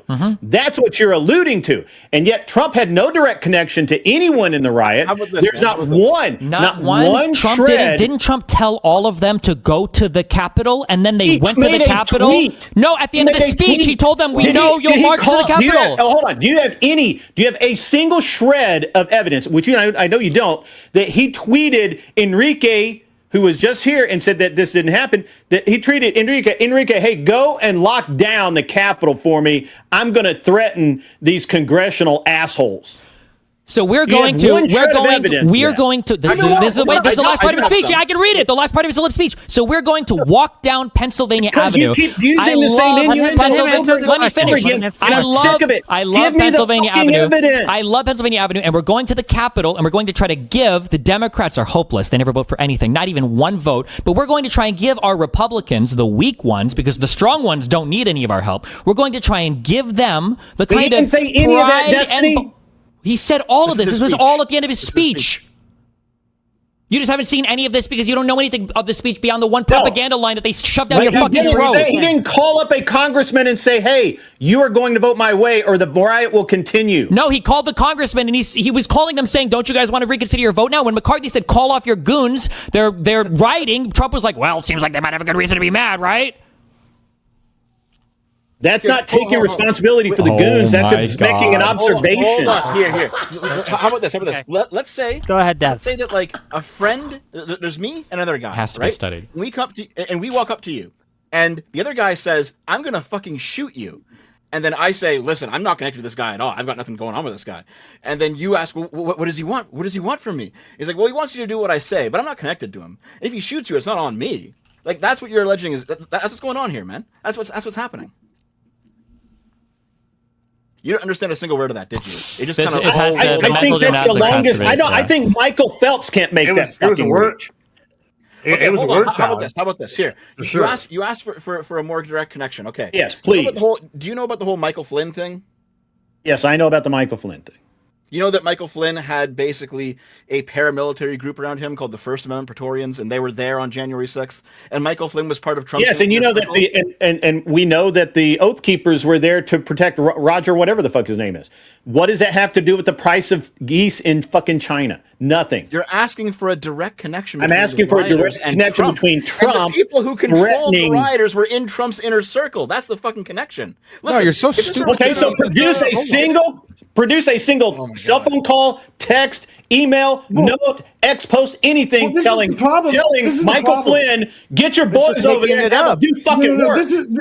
This is the problem is when we do have evidence of like the opposite, like the Pelosi clip, right? Okay, boom. He go, oh, well, that was something said in private. Well, okay, cool. What's the fundamental difference between somebody recording the Pelosi clip? That is what he said. He said, it's in the background. I didn't even get a chance to finish what I was saying about Pelosi. Oh, okay. You guys think that it was Pelosi's fault, but do you even know why you fucking think that? I don't actually think it's Pelosi's fault. I just think that it's disingenuous to say Trump had control over the National Guard when there were no executive orders, which he installed this time, so that he did have control of the National Guard. You motherfuckers are literally making shit up as you go along. Federal territory. It's Washington, D.C. Donald Trump is the commander-in-chief. He is the ultimate final call on the deployment of the National Guard to D.C. He can do it without any authorization whatsoever. It's federal territory. You're fucking retarded. Because you can't get away from your rhetoric. Retarded. You just can't. Holy I love you shit, guys. you're so You're retarded. wonderful. Thank you for showing up. It's awesome. The chain of command with the DC National Guard ends with Trump. Yes. just to be clear, everyone on the right who talks about Pelosi being responsible, Pelosi's not actually responsible for the National Guard at the Capitol. This talking point comes from the fact that the Capitol Police are controlled by a 3-man board, which consists of the Sergeant at Arms of the House, not the foundation of the claim. Shut up. The Sergeant at Arms of the Senate, and the Architect of the Capitol. Pelosi, as House Speaker, can appoint one of these 3 positions, only one, not the other 2. And after she's appointed him, she can't actually control what he does. So no, it's not, even if you're going to say the leader of the party that she doesn't control it. She's the leader of the party, and it's her appointee. Hold on. Who holds the leash? Gibbs, who holds the leash? Gibbs, please. Do you the understand 3-man board holds the leash. You're saying that. Hold on. You're saying. Hold on. Please. Gibbs, please. My God, you're saying that. Oh, obviously Pelosi didn't have to directly ask him to do it. It's obvious. That's what y'all are saying about Trump. When we go to Trump, it's like, oh, that's my whole point, Wick. Thank you. They don't. Thank you. That's my whole point, Wick. You're trying to eat your cake and have it too. No, Wick. That's the whole point. I've been trying. Hold on, Wick. I know that you're trying to preempt the point because they haven't been able to get past it. I have been making this point the whole time that it's a double standard. It is a double standard that they keep holding these people to. With Trump, it's got to be specific. We have literal direct tape with Pelosi in this situation, taking some responsibility for this. We don't have any of that with Trump. But however, we're supposed to imply these things about Trump. And it's a double standard. We can imply it about Trump. We don't need video of Trump taking responsibility of it. No shit. Trump doesn't. No, we don't need it because it's in his job title, you fucking retard. He doesn't have to say, I have responsibility for this. He's the commander-in-chief. It's federal territory, and it's the National Guard of D.C. He doesn't need to say anything. Also, Trump would never take fucking responsibility for literally anything. No, he's never needed to. He takes responsibility for Operation Warp Speed? Now. He doesn't need to take, he doesn't have to say. Job title. Let's make a little more money. And I'll try to get to, look, I don't think I get to all the chats tonight, but I'll get to some of them. $5 from Soy Pill to say the revolution will not be televised. The revolution is also a peaceful protest, and we are all allowed to be here, not hurting cops or trespassing. $20 from Pondering Politics to say the D.C. mayor nor House Speaker are in the National Guard chain of command. They can't order the National Guard's deployment, nor prevent it. MAGA. Why did Trump not order the Guard to be deployed during the 3 hours we watched the riot unfold? My understanding. I don't know who's MAGA on this panel. I'm not specifically MAGA, but maybe somebody else is. I'm 90%, 70%. Hold on. Oh, who here voted for Trump? I mean, 3 times, one every time. Okay, then you're MAGA. Go ahead, answer the question. That's the definition they use. I don't accept you voted for Trump. Oh, bullshit. I'll just ask you a question directly then. I'll ask it to you directly. How come Trump didn't deploy the National Guard throughout the entire thing? Well, they actually have the timeline. Hang on, I had that up. Where was that? I think it's here. But why didn't he do it though? All right, so I don't know. I'm not Trump. Why did? Okay, fair enough. Hold on. Hold on. Failing on his part to not do it. Hold on. So, do you think it was a failing on his part to not do it? I think it was a failure on Nancy Pelosi and the rest of the organization who prevented it from being the National Guard from even being there in the first place. Take a guess? No, how can she prevent it? What do you mean prevent? How can she prevent it? How can Nancy Pelosi prevent the National Guard from being there? At that time, Trump did not have the executive authority that he does now to order the National Guard out, which is one of the first things he did when he got into office this time, because he saw what happened the last time. Mayor Bowser requests National Guard for traffic management on 12/31. On January 3rd, President Trump agrees with Chris Miller to activate National Guard to support law enforcement. Can I just ask you, Grid? Yeah. Do you think if Trump had asked for the National Guard that they would have come? I don't think there was time. I mean, I personally don't think that there was time to mobilize them. Depending on, I don't remember where they were staged like offsite. What if he asked the day before? Was happening and it was happening? I could only hear one of you. I'm sorry. That's fine. Just from the website here, and I'm reading directly. It says this authority to activate the D.C. National Guard has been delegated by the President to the Secretary of Defense and further delegated to the Secretary of the Army. The D.C. National Guard is the only National Guard unit out of all the 54 states and territories which reports only to the President. And this I got a question about this National Guard thing since the 1800s. So Dev, can I ask you something? Can I ask you something about the National Guard? Hold on, wait. I want my initial question answered first. Then, so was it a failing that Trump didn't do it? If they were close enough to respond, I think so. Yeah, I think he probably should have. Okay. I have a question though, It was Dev. a failing that they weren't there in the first place. I've heard the rhetoric that they didn't expect the attendance they had, and that's why they weren't really prepared with the National Guard. I don't know. Tim, who was actually there, could speak better to that than I could. I wasn't there. So I don't know. I think it was a failing not to have the National Guard there with as many people as they had on site. I don't think the Capitol Police were equipped to do it. I think that even the Capitol Police were not there in sufficient numbers for the amount of. Does anyone else? Why is this a crack at this question of why didn't President Trump, who again, as we just saw, has sole authority of the National Guard, why didn't they call up the National? Why did just to be clear? The answer is they didn't for the same reason why there were no National Guard there when there probably should have been. It's because nobody knew that Donald Trump was going to tell all of his supporters to go march on the Capitol after his speech. They didn't know that, and Trump knew that, and Trump wanted that. That's what he wanted him. Trump wanted to go to the Capitol afterwards. That was the whole goal. That was the plan. He was happy they were there, and he was happy that they were rioting. If Trump had called in the National Guard and then they had taken like a long time to mobilize and get there or whatever, would that have saved him from what you guys are accusing him of? It would dramatically change the outlook. If as soon as the riot started, Donald Trump was taking actions.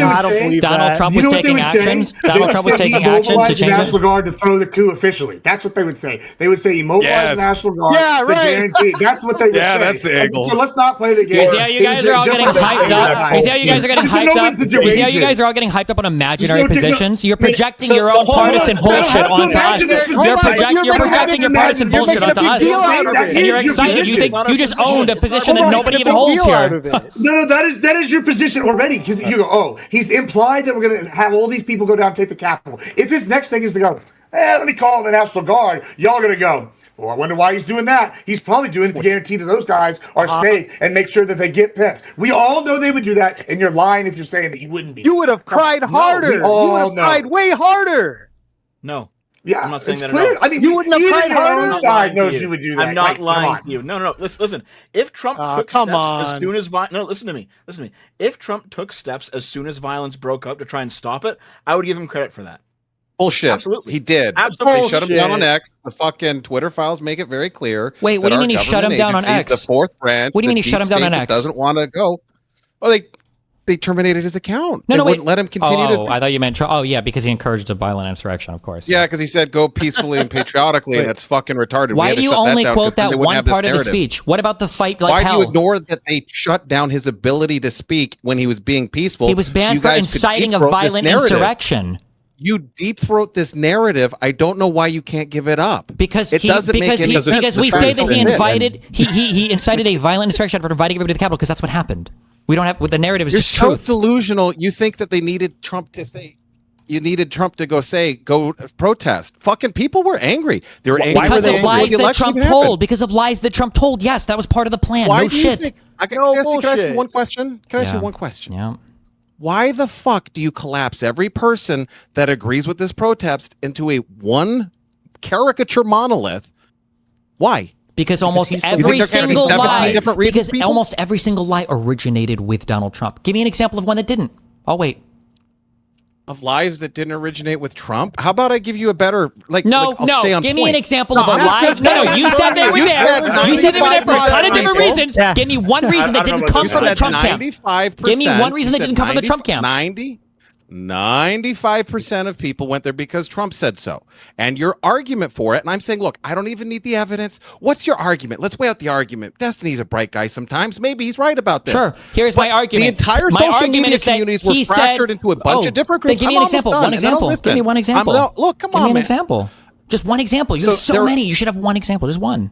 One example. You got a folder full of 4chan memes. Yeah. You don't have an Give example me one example of a reason why somebody went that didn't originate from the Trump camp. Just one. One example. Jake Chansley, the QAnon shaman. That's the one. Is that a good one I can use, or do I have to use another one? The QAnon shaman was calling people to the. He was calling people to the Capitol. What? So your claim was that Trump was telling people they had to go and protest. My claim, and you said, well, people were there for other reasons. And I said, every reason is a reason that ultimately came from Trump. So when you guys say, well, they were just there because they were mad about it. No, they didn't have to. No, I'll answer. Everybody that is concerned about mail-in voting didn't learn that from Trump. They did. And a lot of folks were concerned about mail-in voting. No, because of Trump. There's a whole wide... Because of Trump. Where did they learn it from? The only way anyone can learn about... Yes, because of Trump. Yes, because of Trump. Trump said that mail-in ballots ballots were going to be rigged 6 months ahead of time. We can short circuit this. And no, MAGA can't think for themselves. That's why you guys repeat every single fucking talking point you get from Trump. Yeah, there we go. Yeah, there we go. Okay, order in this court. If you guys, this is to Kung Fu Joe, Stream Riff, to that side, to Tim, all of you. Can you show me someone in the right-wing influence sphere, or just anyone who was crying foul about mail-in ballots before President Trump was? If it did not originate with Trump, there should be someone. Isn't it crazy? We can point to. We can literally point to. Are you asking if anybody like other than Trump was saying the mail-in ballots thing before Trump said it? Yeah, lots of people have been saying that for decades. Okay, can you name one? Like, do you remember the Bush election? Gore and all that? Yeah. No, Gibbs. Bush and Gore, that didn't have to do with mail-in ballots. Are you serious? No, they ballot ballot. No. It did come up. It did come up, but not for the fraud. Admiral Gibbs. Roger Stone orchestrated the Brooks Brothers riot to fucking storm and stop the certification in the exact same way, and registered Stop the Steal way back in 2016 because they knew this was a narrative they were going to go with before any of this fucking happened. So yeah, if you want to go back to 2000, this has been their plan and their MO the entire fucking time. Yes, to delay legitimate elections. Like Roger Stone orchestrated both of these things. Do you even know what the Brooks Brothers riot is? No. Are you asking me? Yes, you. No, yeah, I know. I don't know the Brooks. Okay, yeah, you've never heard of it because you don't know anything. How about you, Kung Fu Joe? I do know things. Listen, I mean, I can just take a random fact. Sorry, go chat GPT it and go learn about it. You fucking. No, I'm not going to go chat GPT it. That's not what I'm going to do here. Listen, I can pick something random and go with that. But yeah, we've had issues with mail-in ballots for longer than 2016. Stealing of 2000 and tried to do it again in 2020. Roger Stone did that. Okay, let's just grant I still want something that before 2016. I'm going to give. You do need somebody. Yes. No shit. You guys are drones. You're NPCs. You're indistinguishable from pre-programmed robots. I literally gave you a tie-in to the 3 a.m. ballot. You need somebody to tell us how to think. We have little evidence that happened. I'm not controlling anything, Wick. Good luck, buddy. All right, now that I'm in control of the stream, everyone drop every single slur. No, I'm fucking kidding. Go ahead. Yeah, I mean, to there's one quick question to point on it. If you guys are so unique, then just give me one talking point for why people went to J6. One question. Didn't come I'll from listen to you for like 10 times when I say, how fucking stupid do you think we are? Which I know it's a lot. It is. That we have to be told if you mail a ballot, it might be manipulated. That's not complicated. That's like saying water is wet. Lowest IQ. And despite all of these claims, post office says don't take a $20 bill and stuff it in an envelope because it's not safe. Claims, you guys weren't able to prove any voter fraud whatsoever. Yeah, the Dems are great at fraud. Years later, they're great at fraud. Okay, just curious. If the Dems are so great at fraud, why were they able to rig? Why were they able to rig 2016, but they weren't able to rig 2020? No, because there's no COVID. Or 2024. Why were they able to rig? Sorry, why were they able to rig 20? They needed COVID. Why would you need COVID to rig it? No mass mail-in ballots. Wait. Why couldn't you? They why thought couldn't they you were use? going to win in 2016. Oh my God, dude! It's the same talking point. It's the same talking point. They thought they were going to win, so they didn't try to rig it. Why is it just a talking point? Oh my God! Because you have no proof. You have no proof. No, it's not logic. If you rig something, you rig it to rig it. You don't not rig it when you think you're going to win. What are you talking about? They didn't rig it enough. What they do with these scams is they'll sit there with a bucket of ballots. Oh my God! All roads lead to Rome. It literally doesn't matter. It's the same. I can do both sides of this debate. You're fucking retarded. It's every stupid talking, but you have no proof for anything. The Democrats were on steroids during COVID because they could nerf and silence and fucking shut down anything. Donald Trump was president. How could the Democrats do it when Donald Trump was president? He was the president of the United States. We did great, Wick. Okay, the states, all the different states have their own autonomy. Trump is like the president, yeah. The president has no control over what's going on in the states at all. The CDC doesn't issue guidelines. The NIH doesn't issue guidelines. That's not what I said. Then why are you advocating You're not making any strong claims because you're going to run away from Are you gonna- anything that immediately No, gets hold on. Are you going to tell me? moron. Are you going to tell me that the states didn't have autonomy in controlling their own COVID? I'm saying that the states get a whole bunch of autonomy when answer the bad stuff is question. happening, No, but when you a Democrat is in charge, dodge. apparently the president has all the autonomy. You're just gonna. You came here to dodge and dance. I'm not dodging. The reality is the states have some degree of autonomy, yes, but largely the states follow federal guidance, right? Don't the states generally follow? Don't the states generally follow federal guidance? Yes or no? There's no fucking Shouldn't point. fucking Why should I retard. answer That is your the point. questions? I just Why answered should I yours answer because I your answered your questions when you question. dodge all of mine? Because I answered That's a you judge direct yours because your response to answers your are question. retarded. They're wrong. They're stupid. You're uninformed. You don't know what the fuck you're talking about. Yeah, says the guy who says that. Oh, we need influencers to tell us what to think, right? You have an influencer president. What do you have a celebrity president? Of course you need influencers to tell you what to think. And You he fucking tells me retards everything watch I Joe need to do. Rogan. I don't even like the guy. What major policy position do you disagree with Trump for the last year on? Oh, like being a Shabbos goy for Israel. How about that? There we go. Nice. There we go. How about you fucking- and- oh, but that's the same thing you're accusing. Oh my God, so good. but hey, you're a Shabbos goy too. I know it's coming up on 3 hours now, and I want to give people a chance. If they need to go, they need to go. Tim, do you have anything for Trump? Or I'm sorry, do you have anything for Destiny or Dev here? I actually think Destiny is Trump now. I think he has inherited all of Trump attributes. So I appreciate that alignment. Destiny so you're going to agree with everything he says, then, right? Do I have anything that you know what ballots are allowed and what ballots aren't? What's safe, what's not? Grid. Also, as a quick thing, earlier, this Milwaukee voter fraud thing was brought up that apparently somebody got convicted for in March. This person was helping the Republicans rig the election. I don't know why that was even brought up. No, I looked that up. That was not the law. Is that true? If you're talking about jury finds former Milwaukee election official guilty of election fraud, Zapata or whatever, is that what we're talking about?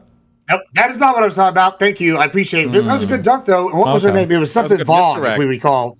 Yeah, good misdirect. It was, here we go. Let me just pull her name back up. I had that right here. But yeah, Vogue is her name. Yeah. How do you spell it? How do you spell it? VOGG. That's Vogue. Yeah, let me find it. While he's looking that up, I want to give the mic to Soy Pill. Soy Pill wanted to jump on for a little bit. Did you have anything specific to say, Soy Pill, or are you just here to fuck around? I believe I already asked the question. I mean, these people can't answer anything. The Claire instant there's like a very I'm clear sorry, question to go in and say, "Hey, dodged every question. why didn't Trump send in the fucking National Guard for hours?" And your answer is fucking silence. Oh, actually, I'm not MAGA. I'm not MAGA. Here, let me talk about. You guys don't have a fucking. Let me talk about answer that. To this. Yeah, go ahead. This point is fucking nothing. This question does fucking nothing. And no matter when the National Guard showed up, it would have not have saved Trump from any accusation you guys are leveling today. This point is fucking. I'm sorry. Your answer to this question is, hey, hold on. You would just move the goalpost, therefore I don't have to answer the question? No, I didn't. No, here, let me ask you, Soy Pill. Did the National Guard show up? Yeah. Did the National Guard show up? Yeah. They did. Yeah, thank you very much. Thank you. So it doesn't matter when the fuck they showed up, does it? Did they show up a week later? Did they show up a month later? No. Did they show up when the hours later? It doesn't matter when they showed up. What do you mean it doesn't matter when they showed up? Thank you. It doesn't matter. Why doesn't it matter when they showed up? Matter.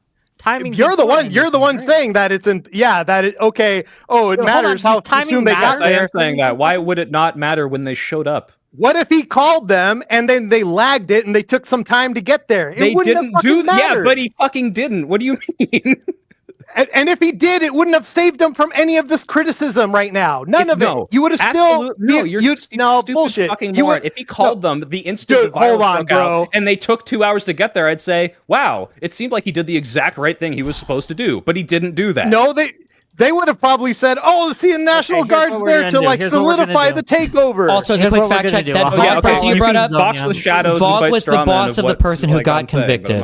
This Vogue was not the person convicted. There's an open investigation into Vogue, which I'm just So not the conviction. So you lied. So the person. Hold on, no. I was once again. I said the head of the department in which there was a conviction for multiple cases of voter fraud, and then now we have emails directly tying her to the 3 a.m. voter surge in Wisconsin where he won by 0.67%. So, hey, yeah, I think it was 100% accurate. What? No, what happened was the Zapata person tried to prove that there was voter fraud by fraudulently requesting ballots. She got caught, and then she got convicted for it while trying to prove it was happening on the Democrat side. And there's what is the investigation? Okay. It's a new investigation. Let's talk about $67. It's a whole different thing. Hold on. Let me make a little money here. First of all, $20 from Jay Sleish.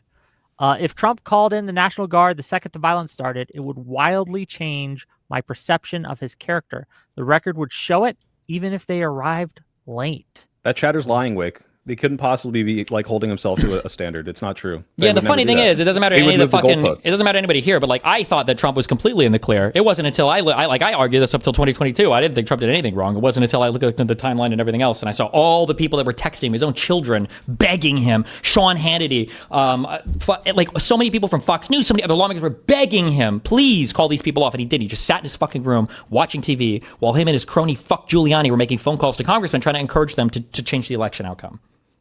Okay, $100 from Zone. Well, I was just going to say, wait, like the same thing was like, I just thought this was a fucking protest that got out of hand until I knew that it was organized by like Roger Stone, and it was the exact same MO as what they did with the Brooks Brothers riot, and they had planned this from the start, and there were false electors. Like, if you can look at all of that and say, oh, but oopsie, he didn't mean to like have them storm the Capitol and delay the certification, like, you're just fucking retarded. I don't know why we waste time with these people. And we already had, like, fucking Steve Bannon said this in advance in that closed room. We hear his thing on audio recording. Roger Stone said in advance, Trump is going to declare victory the night of, no matter what, and he's going to throw out bullshit about the mail-in ballots, which he tried to do. He literally tried to do that. He tried to declare victory. You heard them all call Fox News and try to bully them out of their election call because they were so ass-pained that they called Arizona correctly because they needed to throw up as much confusion as possible. Like, this is all planned in advance. And unlike you retards with your conspiracies with zero proof for fucking anything, all of this is just out in the fucking open. And all of the former Trump allies, all the people that used to be his friends, isn't it crazy that all of them now testified against him? All of them fucking hate him.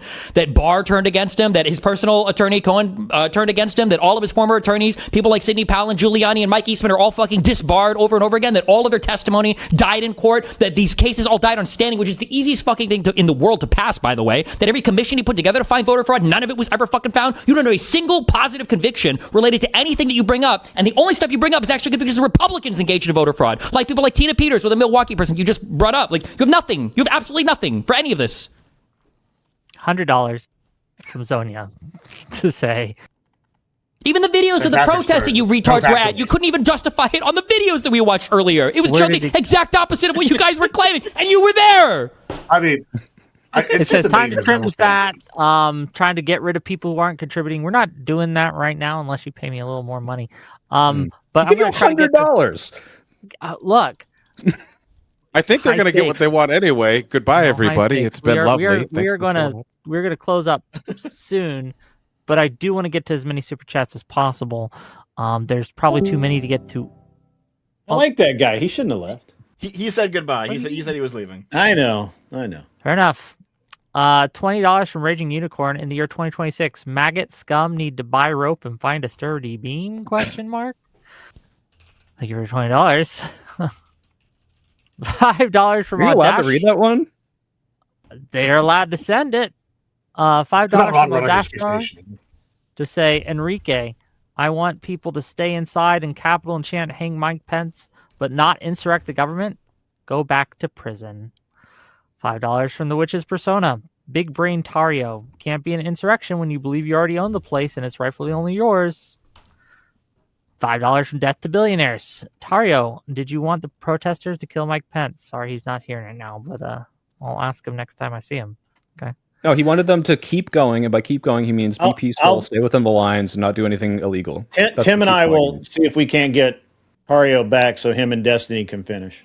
Oh, I did remember. I did want to ask Tim, actually. I don't want to cheat Destiny of not finishing. Wait, real quick. I remember what I wanted to ask Tim. So when you said that they had no other place to go because of the pepper balls, because there was a big crowd behind them, and then in the videos you saw there was a huge gap and a bunch of people walking backwards, will you admit that you were just lying and they totally could have just walked away? No, I was talking about people who were actually inside the scaffolding. I wasn't talking about people who were in front of the West Terrace and that. You were showing videos of people on the tip of the spear, which is the language, by the way, that the Proud Boys used, at the front of the lines, assaulting cops, getting shot in the face, and then walking away, meaning they understood the very natural reaction to getting shot in the face with a pepper ball means, hey, don't come any further. And you, at this point, said, actually, I don't know why I'm here. I'm very confused. I'm just following all the lemmings into the crowd, but you couldn't have walked away back in that giant space where there was a huge gap of people to walk back? You're attributing a lot more motive to my actions. That's the question. I'm just asking. Why didn't you walk back? I can actually play a clip from the NCIS recording where I say exactly that. As much as you might not want to admit it or agree to it, I can actually show you exactly what I said. You say that you could have walked away and you didn't? Well, there actually was an attempt where I did before it got too bad. There actually is video from Jaden X in the Insurgents video where I'm in the scaffold and it's not too packed, and I actually try to leave, and I do. And then there comes a point where I actually crawl under a pipe in order to avoid getting shot, and then I have to go back up. So again, so you left and then you went back. I can create it. I'm working on a book. I'm actually working on a book. I don't care about your book. I'm asking you, did you leave and then go back? I exited the scaffolding, because I had no intention of going to a Capitol. I had no intention of going to the Capitol, Why did you go left. Back? I followed a crowd so I could avoid getting shot at. Okay, why were they shooting? They were shooting people, and the people getting shot at said, "We got to push forward into the crowd." This is what I'm hearing. I'm telling you that I followed wherever I could go in order to avoid getting sprayed or shot at. That's the least resistance. And the path of least resistance was into the Capitol where people were shooting at your face, to be clear. Those who don't understand, and you can see this on video from someone named Taylor Hansen, who was interviewing people at the time, there were people who were being injured, and I jumped to help someone who was injured on the ground. As soon as that happens, I get up, Taylor Hansen puts a microphone in my face and tries to interview me. Yeah, there were a bunch of injured people in the Capitol. You were just trying to save them. To be clear, the other video evidence that you showed was, hey, they hit this old woman, and in the video you showed, she hit them first. So you just don't have any good evidence. I don't agree with your analysis. Neither do the people who were there and watched it happen. That's why they got I know that all the people there watching it were just as retarded as you were. I guess you were there too. But yeah, like I don't agree with the people that were assaulting the police officers. I saw plenty of stuff like that. So hold on. Just to be completely clear then, Tim, are you saying there was no way for you to just leave and go home? You were stuck there? There was nothing you could have done? If I were to people around me and force my way, I suppose I could, sure, but that's not really, like, you got to put yourself in the mind of the person who's there. I walked into the area not knowing there was a restricted area. I see people getting mason sprayed. My immediate reaction is to get away from that, and that's what I do by going inside the scaffold. At what point did you realize they were getting mason sprayed because they weren't supposed to be there? Never, until I left. Actually, why do you think they were being maced and sprayed then? What did you think the mason spray was? At the time, I didn't really think. At the time, look. At the time, you didn't think? No, that was pretty clear, buddy. But I don't understand. You thought you were why? Because you're just gonna give some fucking retard justification. Let him answer the question. Let him answer the question. If not, what did you think that they were getting maced and pepper sprayed? Thought it was Holy Festival, you know, that Hindu thing where they spray everyone with colors, and he thought they were all if he's going to keep spurging, that's fine. But if I already offered to give you the NCIS recording where I say, hey, look, I just showed up for a protest, and then I got pissed off because they started shooting at us. I want to know, why do you think they were doing that? Why do you think that they were spraying people? At the time? Yeah. You can think it's retarded. At the time, I thought it was because I was a Trump supporter, and these cops were attacking us because we wanted election integrity. That's what I thought. That's how it felt. I had gone days without sleep. I was a union rep. I worked overnights. I only got to the Capitol the first day. I was tired. Energy drink. I hate when I don't get enough sleep and I break into the Capitol. I hate when that. Wait, look. Maybe if you didn't suck dick, that you'd have a different perspective. Like, wait, that's your case. You got me, bro. Yeah, sorry, you're gay, so you don't know what it's like to be tired. I worked overnights and I was exhausted. I had adrenaline pumping. I mean, you bring up sucking dick. It sounds to me like if you wound up in a room full of dicks, you'd suck your way through every single one to get out because you don't know how else to leave. That's your story, right? Well, the reality is, you have a military background. As soon as they started fucking tear gassing people, you threw your mask up, you were crawling around, you were running around, you were giving orders to people, you were barking shit to other people. That's what you were doing the whole time. You knew that you were helping people advance into the Capitol.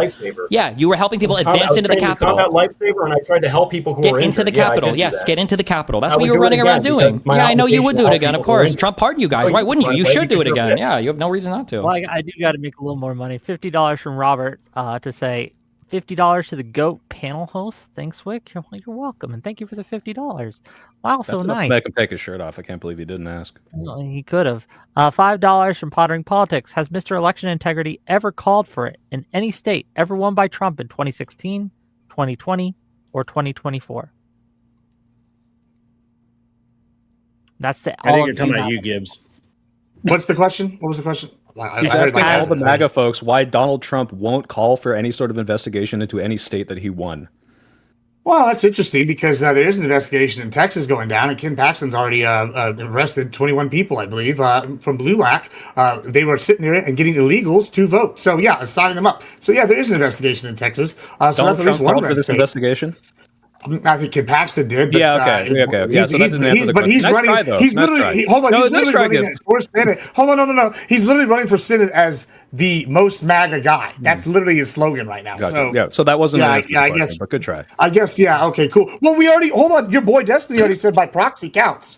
So I guess by proxy is counting here then, right? Like, let's use the same standards. Stop using double standards. That's the same. Okay. $10 from Mekika Notvi to say, Destiny, looks like Tim Hale is on your side by how much evidence he's providing the prosecution. $10 from Dylan Burnett. Sadly, all this debate has shown is that debate is worthless. The lines have been drawn and the sides have been chosen. Everything else is post hoc rationalization.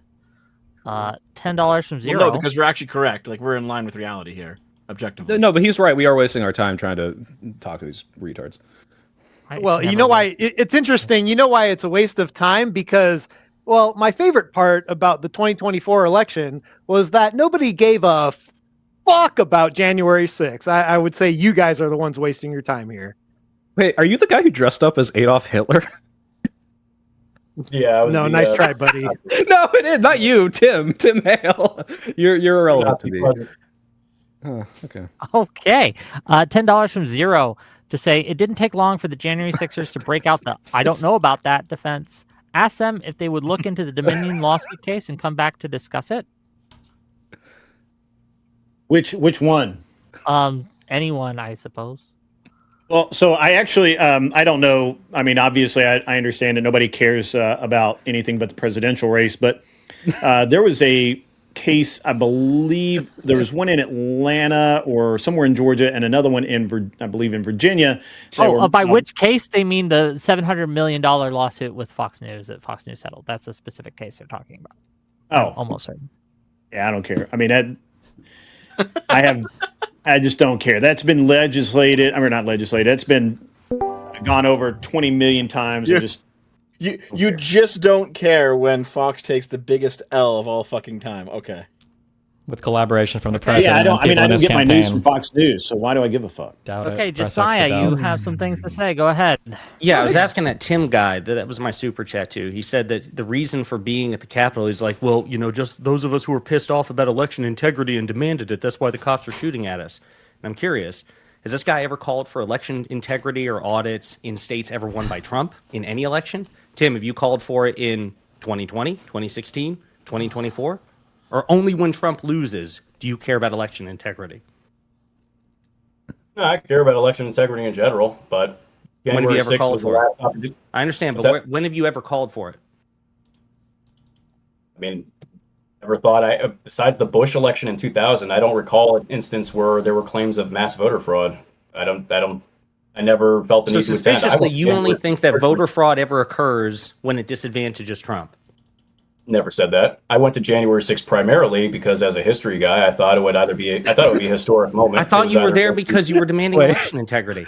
And now I'm confused. Right. What's your fucking motive, man? Which is, you can't let him say, as a history guy, and ignore the fact that he dresses up like Hitler. Wait, why would we think a protest would be historic? Sorry, you're confused. I'm sorry you're confused. I went there because I thought it would be my last opportunity to see Trump speak in a public speech. Either it would be his last speech. You said the reason you thought that you were getting shot at and hit with pepper spray and bullets and shit was because you're MAGA and you were demanding election integrity.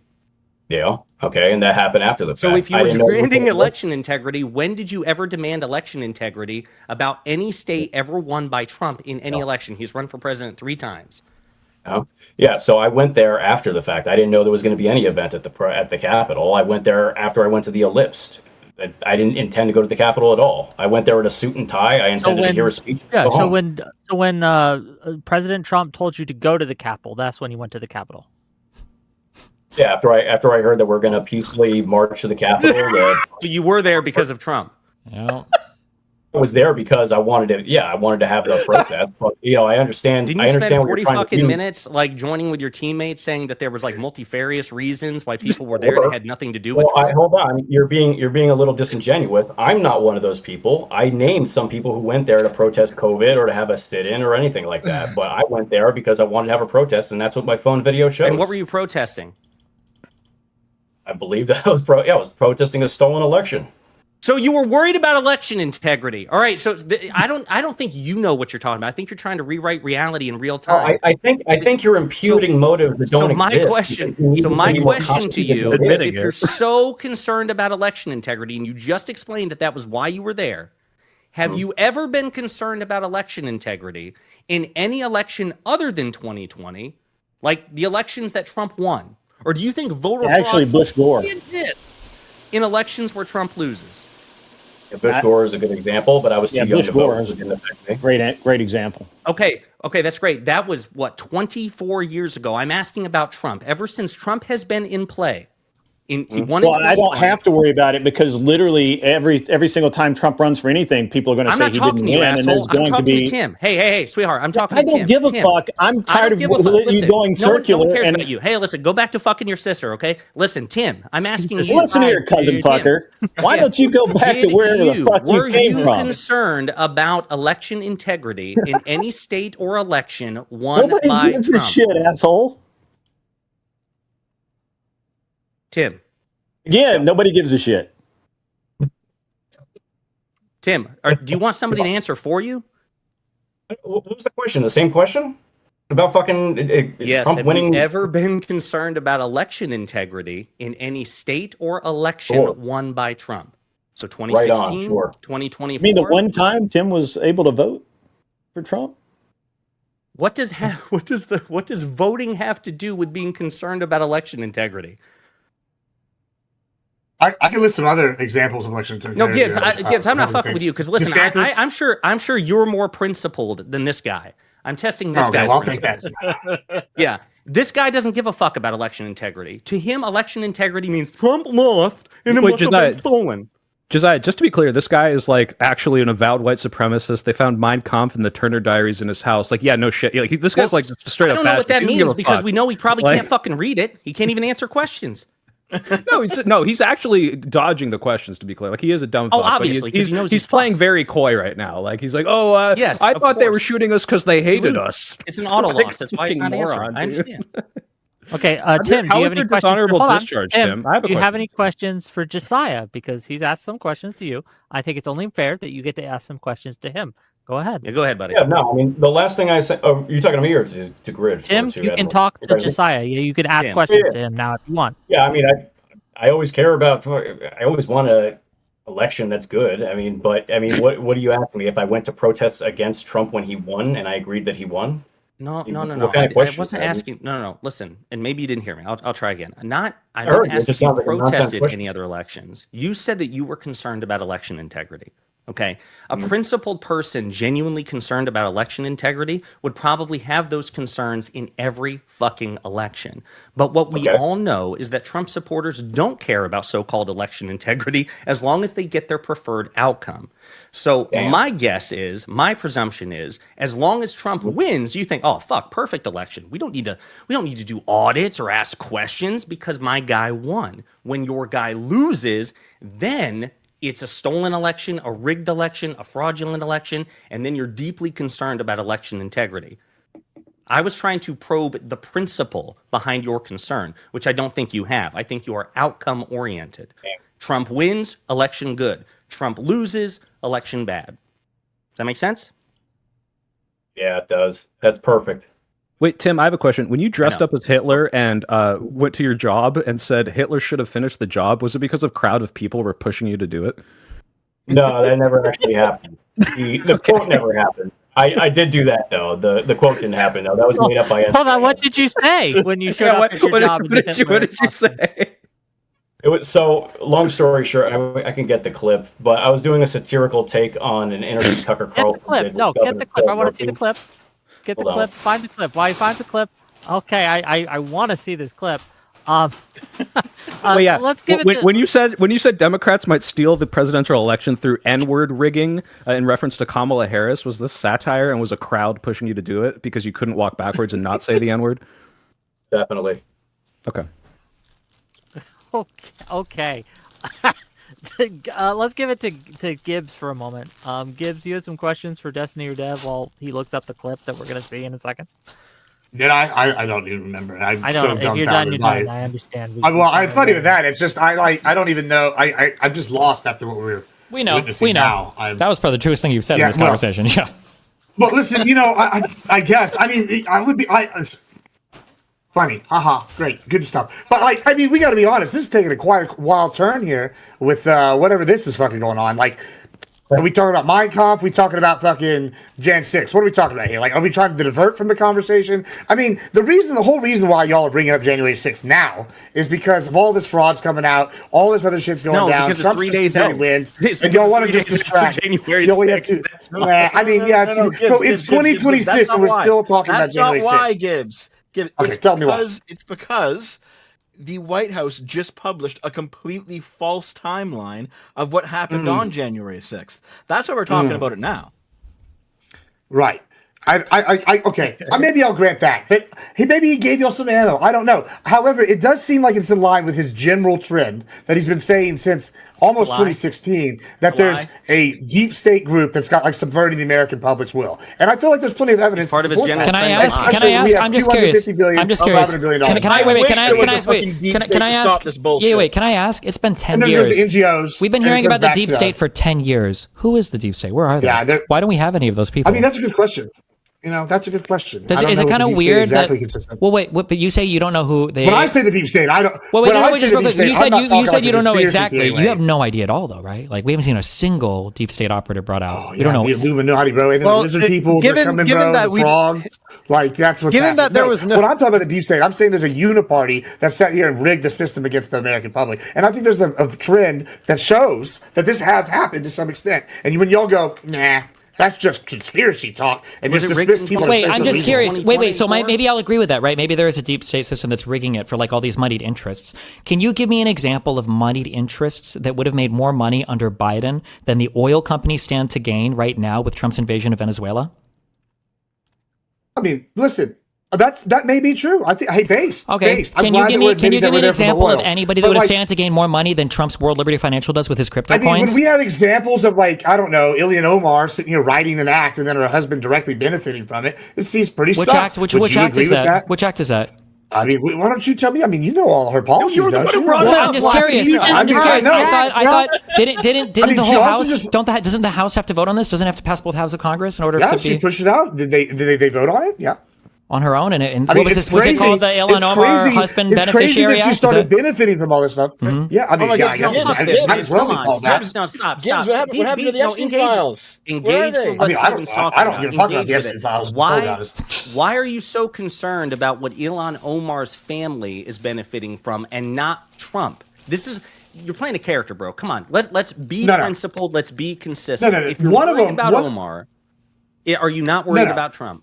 What are you implying Trump is doing here with his family? Like, I mean, there's a difference, I think, with what I'm saying. I would prefer Gibbs. Wait, Gibbs. So, like, Ilhan Omar, what is the dollar amount that you think that she's grifted? All right, what's the amount? We'll just run millions, more millions than what? Why does that matter? I mean, just wait. Why does that? Do you think she is, or do you think she is not? Are you arguing that she is in fact not doing that, or you? I mean, what is this dollar amount bullshit? I believe you. Just hear me out. I believe you. Okay. Do you know how much Trump coin has fucking rug pulled from people? Gibbs, you know how much? Tell me. Yeah, it's $1 billion. It's $1 billion. It's over $1 billion that Trump coin has rug pulled. Did he do that using the government? Just wait. Did you know which law did he pass to do that? Did you know that Trump directed his own DOJ to no longer investigate any sort of crypto fraud in the United States? and then he rug pulls $1 billion fucking dollars. Are you guys serious sitting here talking about $1 million that who fucking cares, dude? Can I ask you a question? Okay, hold on. Let me ask you a question. Hold on, I think we got a clip. Worse. It's not even fucking funny, guys. Let me ask you a question, Dev, real quick. Here's my thing. Right. So, do all those people have free will, and did they buy the coin? Yes or no? Yeah, we know they did. Right. These people have free will. I'm sitting here for one. If you make a bad investment, that's on you, fam. Sucks to suck, right? Like Trump is the worst investment you've made in the past 10 years. Whatever. Kid. Sure, whatever. But when we're sitting here, that's different. Wasn't the rug pull? He wasn't president when the rug pull happened. Let me just finish your So whenever he goes and gives this coin, and y'all buy the coin, then the rug pull, whatever, allegedly, when Trump has talked about a lot of crypto stuff, there's even talk about crypto with Venezuela being a reason why we get there. But we're sitting here going, oh, that's bad. Okay, maybe they're lost some money. But that's different than using the government directly, like the Meals Act, which is the bill that Omar co-sponsored, and her husband has benefited directly from, making millions. You don't see a problem with that? I see a problem with the guy who is the chief crypto regulator, which is Trump, benefiting to the tune of billions of dollars from his own cryptocurrency. Who was president when the Trump coin was sold? Joe Biden orchestrated the Trump coin as president. You're right.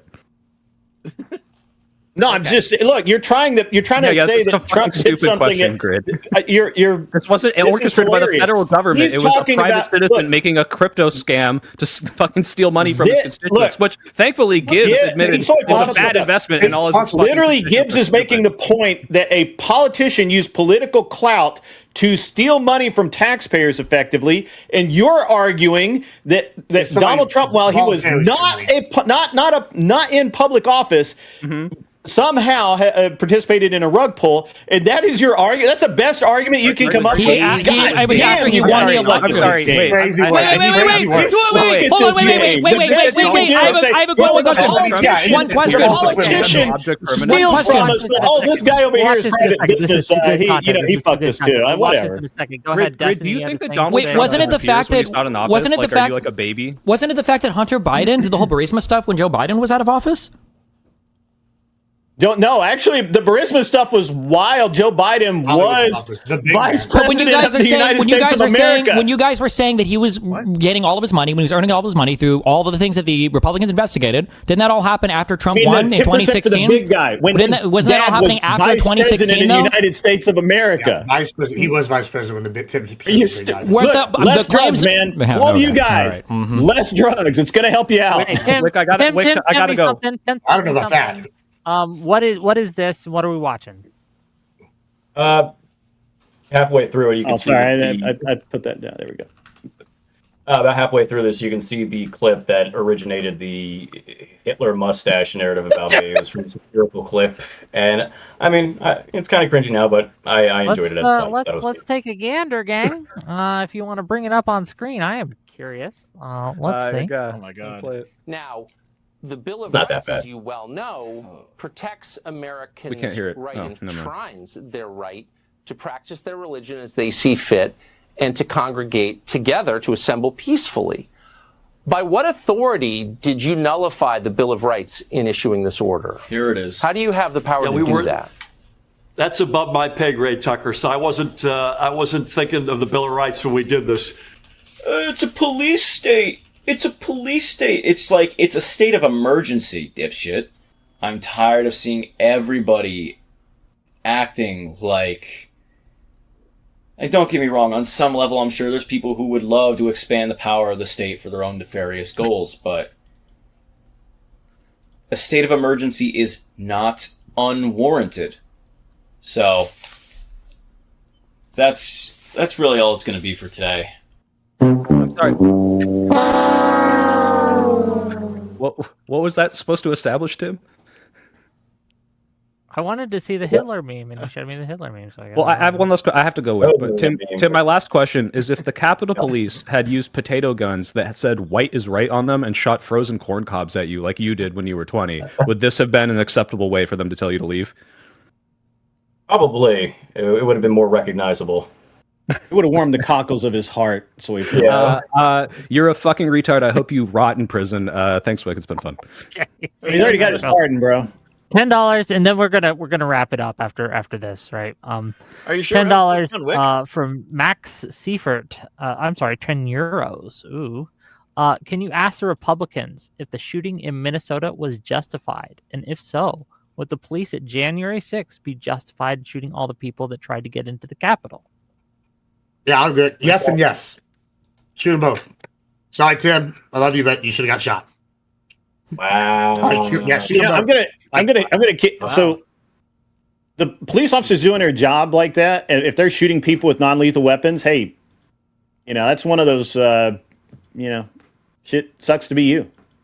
No, I think the question was implying could they use lethal force against the protesters, commensurate with what happened in Minneapolis? They're trying to test again. Well, that's a dumbass question because no lethal force was used. Except by Ashley except against Ashley Babbitt. By the way, Ashley Babbitt, hold on.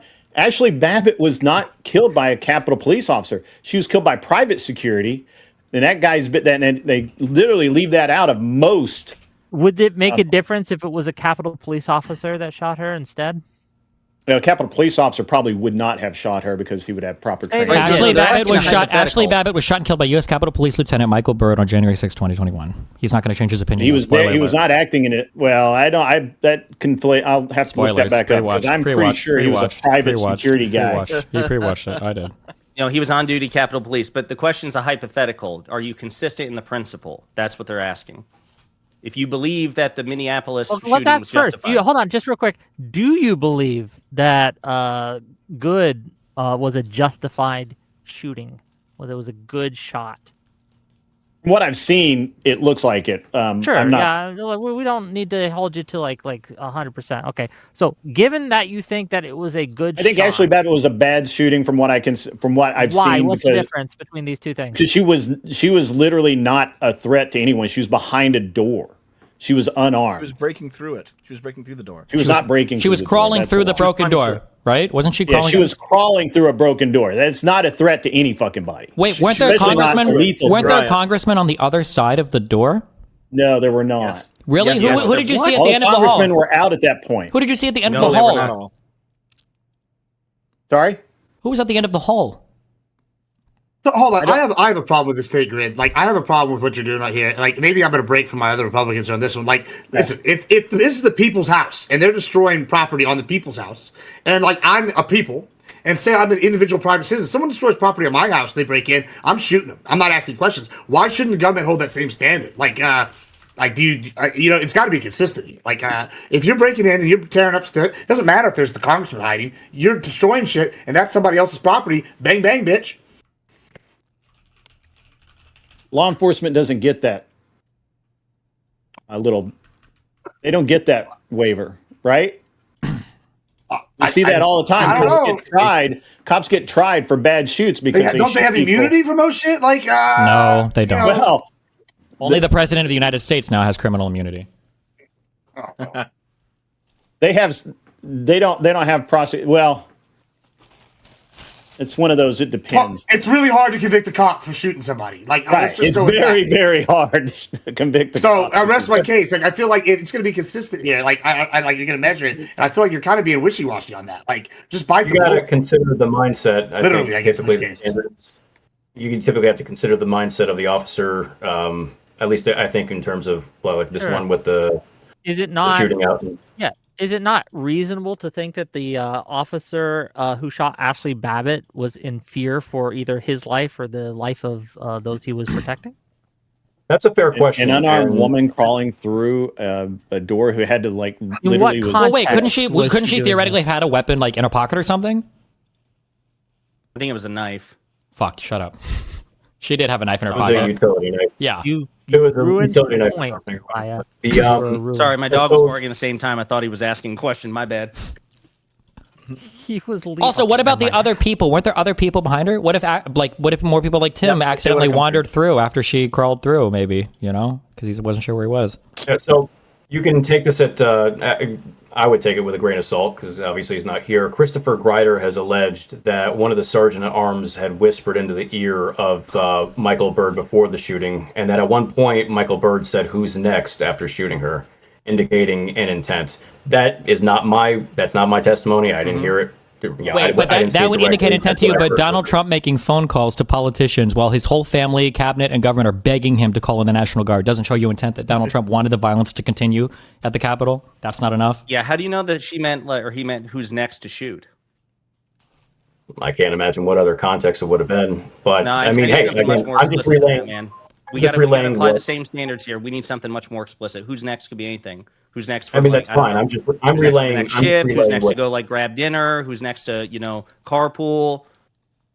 Next to salsa. I'm just relaying what I've heard. I wasn't there, of course. I take it with a grain of salt as well. I never even met Christopher Greider. This is from just listening to what another defendant said in an interview. Okay, so what if it was reported 60 to 80 House members and staffers, including Mark Wayne Mullen, Republican senator, was inside the exact area that Ashley Babbitt was trying to break into. So that's why the Capitol Police were in there. They were protecting dozens of House members. So what if instead of Ashley Babbitt, it was like a dude with a skateboard? And what if instead of the security guy, it was Kyle Rittenhouse?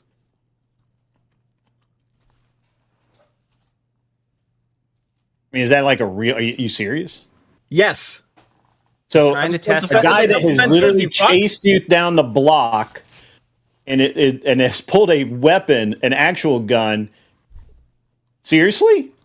Yeah. These are some terrible comparisons. I'm even close to the same hypothetical. I mean, Jesus, you're like, I've met some bad faith people in my time, but you're up there, pal. I'm pro all these guys. Yes. When you're up there, Mr. Dev. If you have a gun and someone charges at you, you fucking shoot them. Yes. Yeah. Did Ashley Babbitt have a gun?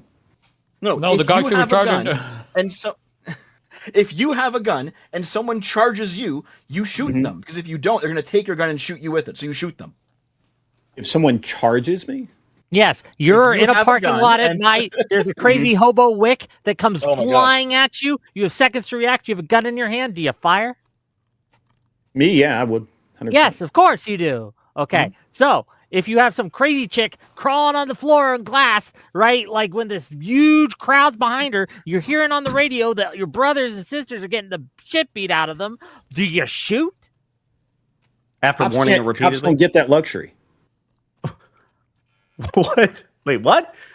What do you mean? Do you not understand? Law enforcement don't get the luxury that I do. Yeah, they fucking do. They get more luxury than people. They got qualified. They have rules of engagement that I don't have. If I am simply in fear of my life, I don't have to see a weapon. I don't even have to. I could just think you have a weapon and I can shoot you.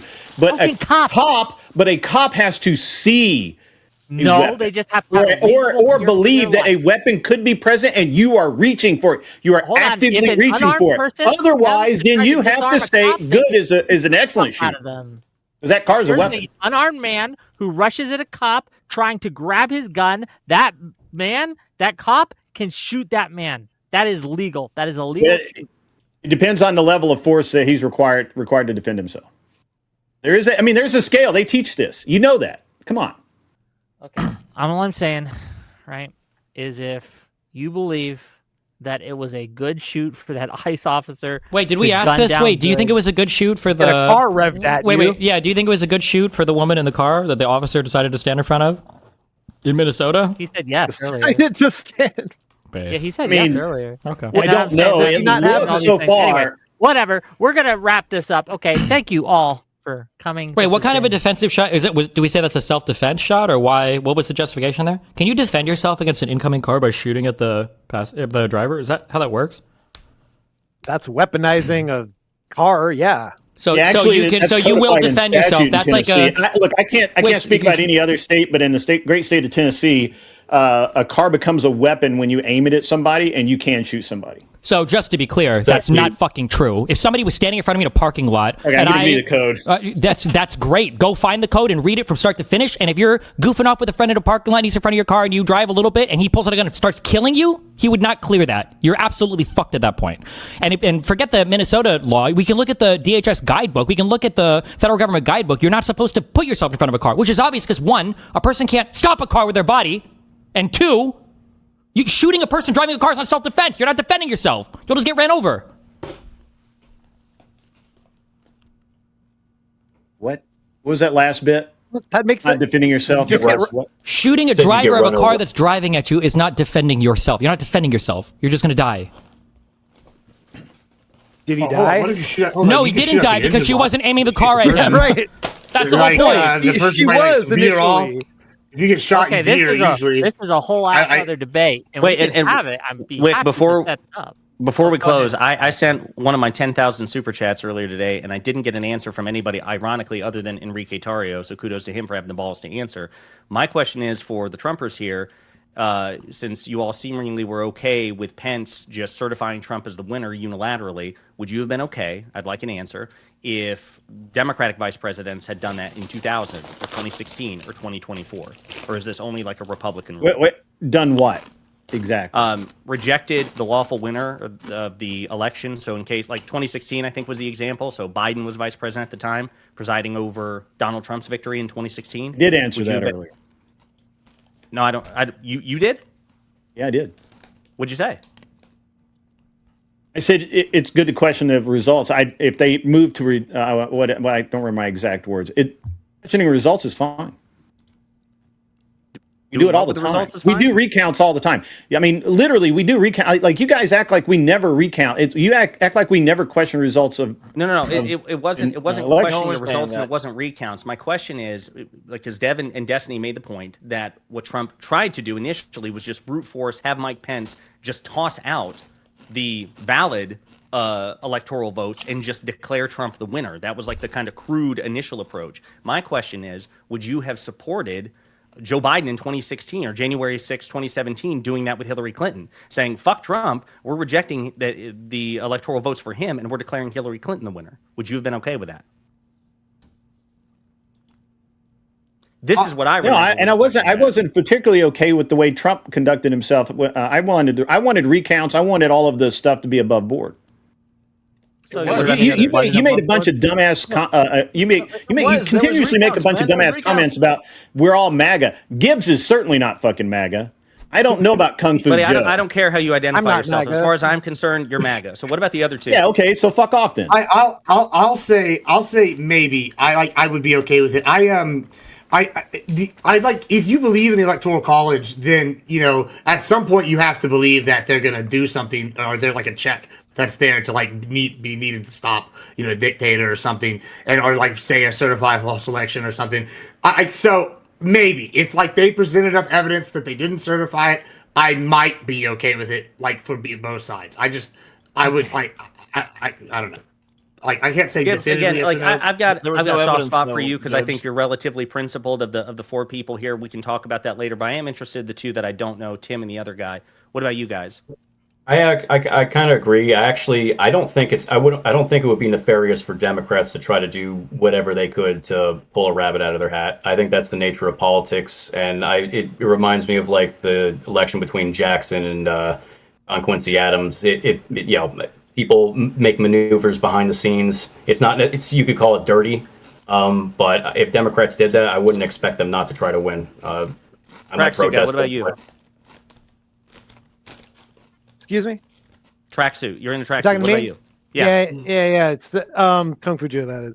Anyway, yeah, if you want to like try novel legal theories to challenge the system and challenge election results, go right ahead. Okay, and then my last question is for Dev and Destiny. Do you believe them when they say this? No, they would fight. They would support. What they would do is, because nobody ever violates their principles, what they would do is they would fight tooth and nail, but then they would say, well, it's okay for you guys to do it, but it's also okay for us to fight against it because we understand the political realities, or say it would be some real bullshit or whatever, as they would say. Dev, what about you? Do you believe them? Mind reader. Not really. No. Okay. No, I've seen too much right-wing hypocrisy over the years now. At this point, $10 standards. Sure, $10 for multi. What's the point of asking that question then? Sure. Retarded. Hold on. The point to asking that question was to see if you were, for one, able to even engage with the question at all. Will you admit to a principle? And then what is that principle? And then is your answer believable? And what is the second part of the question? That was I mean to be clear, because I really don't want to pick a fight over it, but like you guys hesitate, like you were so hesitant. Even my boy Gibbs, like you hedged because you know you would be very upset. Well, I can think of scenarios on the right. I can think of scenarios like on the right. Like I've said this several times. You know, it's sometimes the better the devil you know, right? Who you're voting with and what all these kind of things. And like, say the wrong contingent of righties took power. There's a immediate like reaction that I would have and be like, no, I'm out. Like I would want this investigated. I want these people to stop. Who's the wrong contingent of righties? There's several groups. We don't need to go down the list, but like there's a lot of them. Name and one. So like when I'm okay, I don't know. It may be the fucking like Ku Klux Klan or some shit. Like they fucking snuck people in, or like you got like some like crazy fucking maybe a white supremacist. Yeah, that's a bad one. Yeah, maybe or like some religious fanatic group, like somehow gaining enough power to get in. I'm not exactly the most religious person. Took over the government. Okay, it would have to be a pretty fringe Christian nationalist. But I mean, yeah, but sure. I mean, I know you're trying to pigeonhole me here. They're like definitely. Wait, you understand that half the conservatives on this panel right now are basically white nationalists, right? You do know that, right? I don't even know if they would deny it. Well, I'm not no. Thank God I'm not one. Listen, I'm not a white nationalist. I'm fucking Mexican. So, like, listen, I'm just saying, when we're sitting here saying these things, there are scenarios on the right where I would be like, oh, God, yeah, I fucking want this stopped. Like, so, yeah, I think that's fair. And on the left, I think they would be the ones to do it. Okay, this is to Multi-Rommel, or from Multi-Rommel for $10. Can you ask the Trump supporters, let's say hypothetically Trump was charged with insurrection and he was 100% proven guilty. Should he have been able to run for his president in 2024? It's like begging the question. That's literally stupid. That's question begging, because if you're convicted of like insurrection, doesn't that automatically like bar you from any future elections? Hey, but would you? Well, the language in the 14th Amendment doesn't require it, so I don't know. So, huh? The Supreme Court might say it's not clear enough. Wouldn't that be obvious? Wouldn't that be crazy if that was how the Constitution had been written?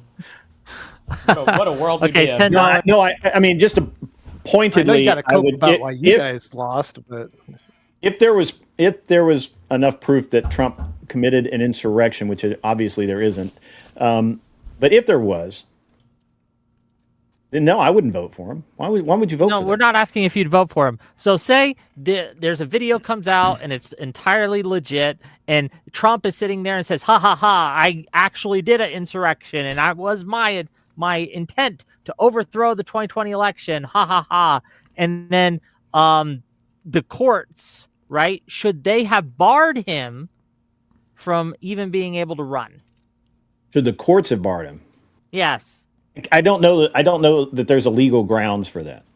Okay. So even if he had tried to steal the election and you knew 100% sure that he had committed insurrection, you don't think he should have been prevented from running for the 2024 election? That's two totally different questions. So if he says I did this, but I got away with it, and that's all you've got is him just a casual admission, which is not an admission of guilt. If you believe it, and if there's corroborating evidence, then there's got to be then take him to court. If you can name the law that he's violated, obviously insurrection. Okay? But if you're just saying, well, nobody's taken him to court, nobody's done anything about it, and he's just said this in passing, they have a video of him saying like a joke or something. The hypothetical is there's I'm trying to engage with your hypothetical. Your hypothetical sucks. Okay. You know what? We're going to ignore that. My hypothetical. It does. Spot on. I asked you if there was indisputable evidence, and I gave you an example of what I would consider indisputable evidence that he did it. Mainly an admission that, yes, I did it. So are you telling me that would not be indisputable to you as evidence if Trump came out and said, yes, I did this. I did it on purpose. I meant to do it. This is how I did it. And that would not be enough evidence to convince you that he had actually done it? Wait, again, that's just again. It would convince me enough to not vote for him. I don't know. But hold on. It would convince me to not vote for him. However, you asked if you would go to court. I don't know what the legal precedence is on that. Okay. $10 from Fun George to say, Wick, can you ask Tim how he feels about his dishonorable discharge? You're muted. You're muted, buddy. You're muted. My bad. I didn't get a dishonorable discharge. I got an other than honorable. I'm working on getting that restored, but it sucks. I actually never even had a hearing for it. Never got to see a JAG officer. I was held in solitary, so yeah, I had to face a civil and military case at the same time. But I mean, it sucks. But it is what it is. I'm alive and I'm free, so that's better than nothing. Well, I'm glad you were alive at least. And then finally, $50 from Audacity to say, here's your 50. Josiah is extra sassy tonight. With that said, I was hyped up. That's for sure. Let's get some closing thoughts, closing statements, and let you guys all flee and disperse into the ether. We're going to start with, we'll let Josiah, and then we'll just go around, and then we'll let Dev have the last word. Go ahead. Well, we'll start with Grid, and then we'll go around and have Dev have the last word. So, Grid, close us out. All right. We covered a lot of ground. I don't even know where to close on this one.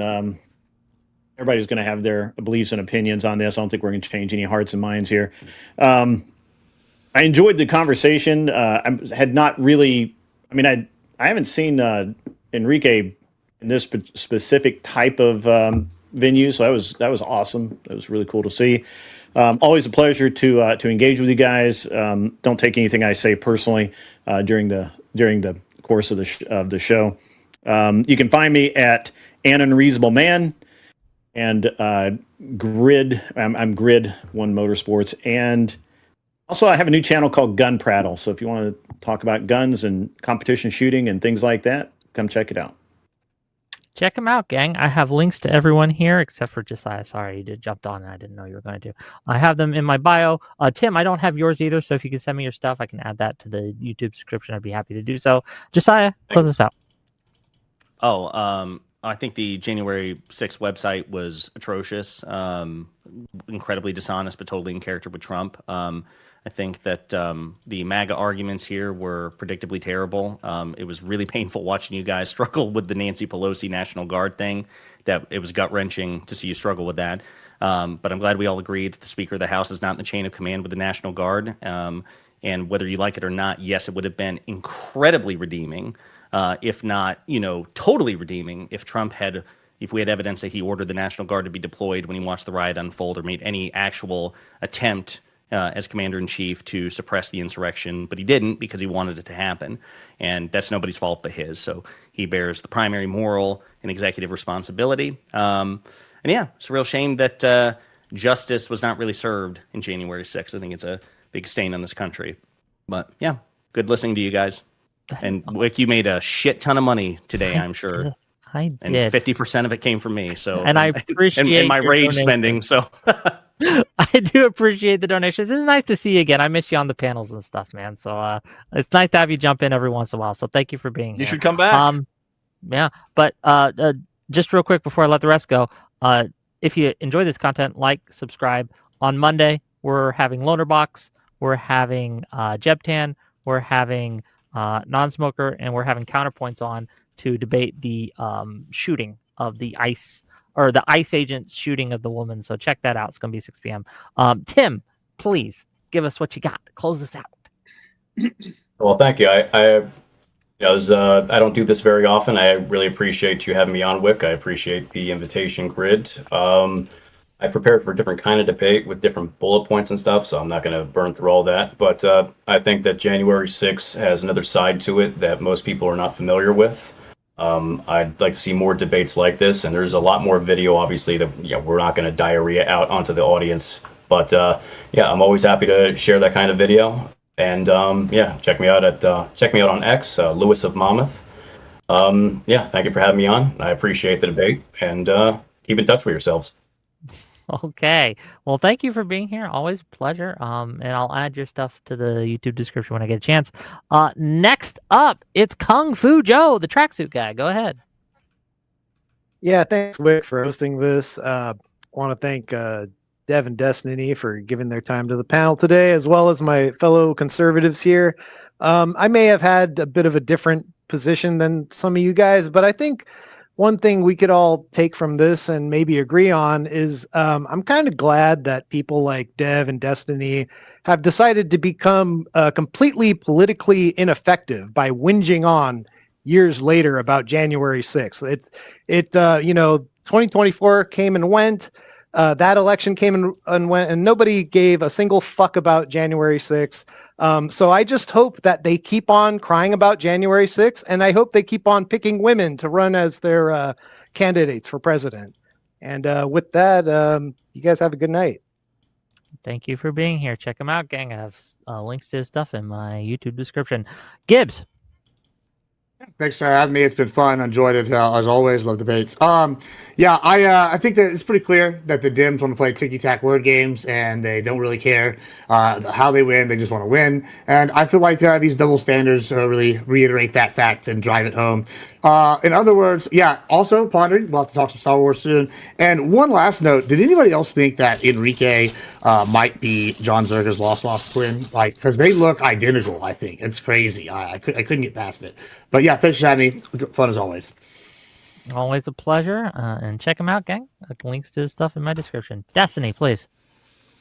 Yeah, I think there's two different realities. One is supported by hundreds of pages of deposition, thousands of hours of video footage, tens of thousands of eyewitness testimonies and everything else. And I mean, countless court documents, filings, cases lost, cases that went nowhere. And I mean, the other side literally just has a ton of conspiratorial nonsense behind it. And then this desperate attempt to weave narratives out of 7-second video clips that everybody knows is bullshit. It's pretty sad and depressing. Hopefully the next president, when he comes up, can find a way to reconvict and rejail everybody that was involved in this shit, or exile them out of the fucking country, send them to El Salvador or whatever. Okay, well, thank you for being here, and links to his stuff if you need it in the description. Dev, final word, please. Anybody who wants to know more about this topic, as always, go to my channel, watch my 4-hour video on January 6th, where I go over autistically. Hey, wait, someone made a video on January 6th? That's crazy. Yes. That's awesome. Yes. I wish more people would do so, but go ahead, finish. What you guys here, this is a message to the right-wingers in the panel, okay? What you guys need to realize is that Biden was the compromise candidate, okay? He was the one that Democrats went with when they wanted to reconcile with you. And that era of the Democratic Party is now over. At this point, when the Democrats win next, and they will win next, the only way for justice to be served now is for Trump and every single collaborator in his regime to be locked up. And then we need government programs to breed your women with illegals and then trans all your kids. Jesus Christ. Okay, gang, wave bye-bye, everyone. Thanks for coming. I love you all. I'll see you guys Monday. Bye-bye. Bye-bye. Bye.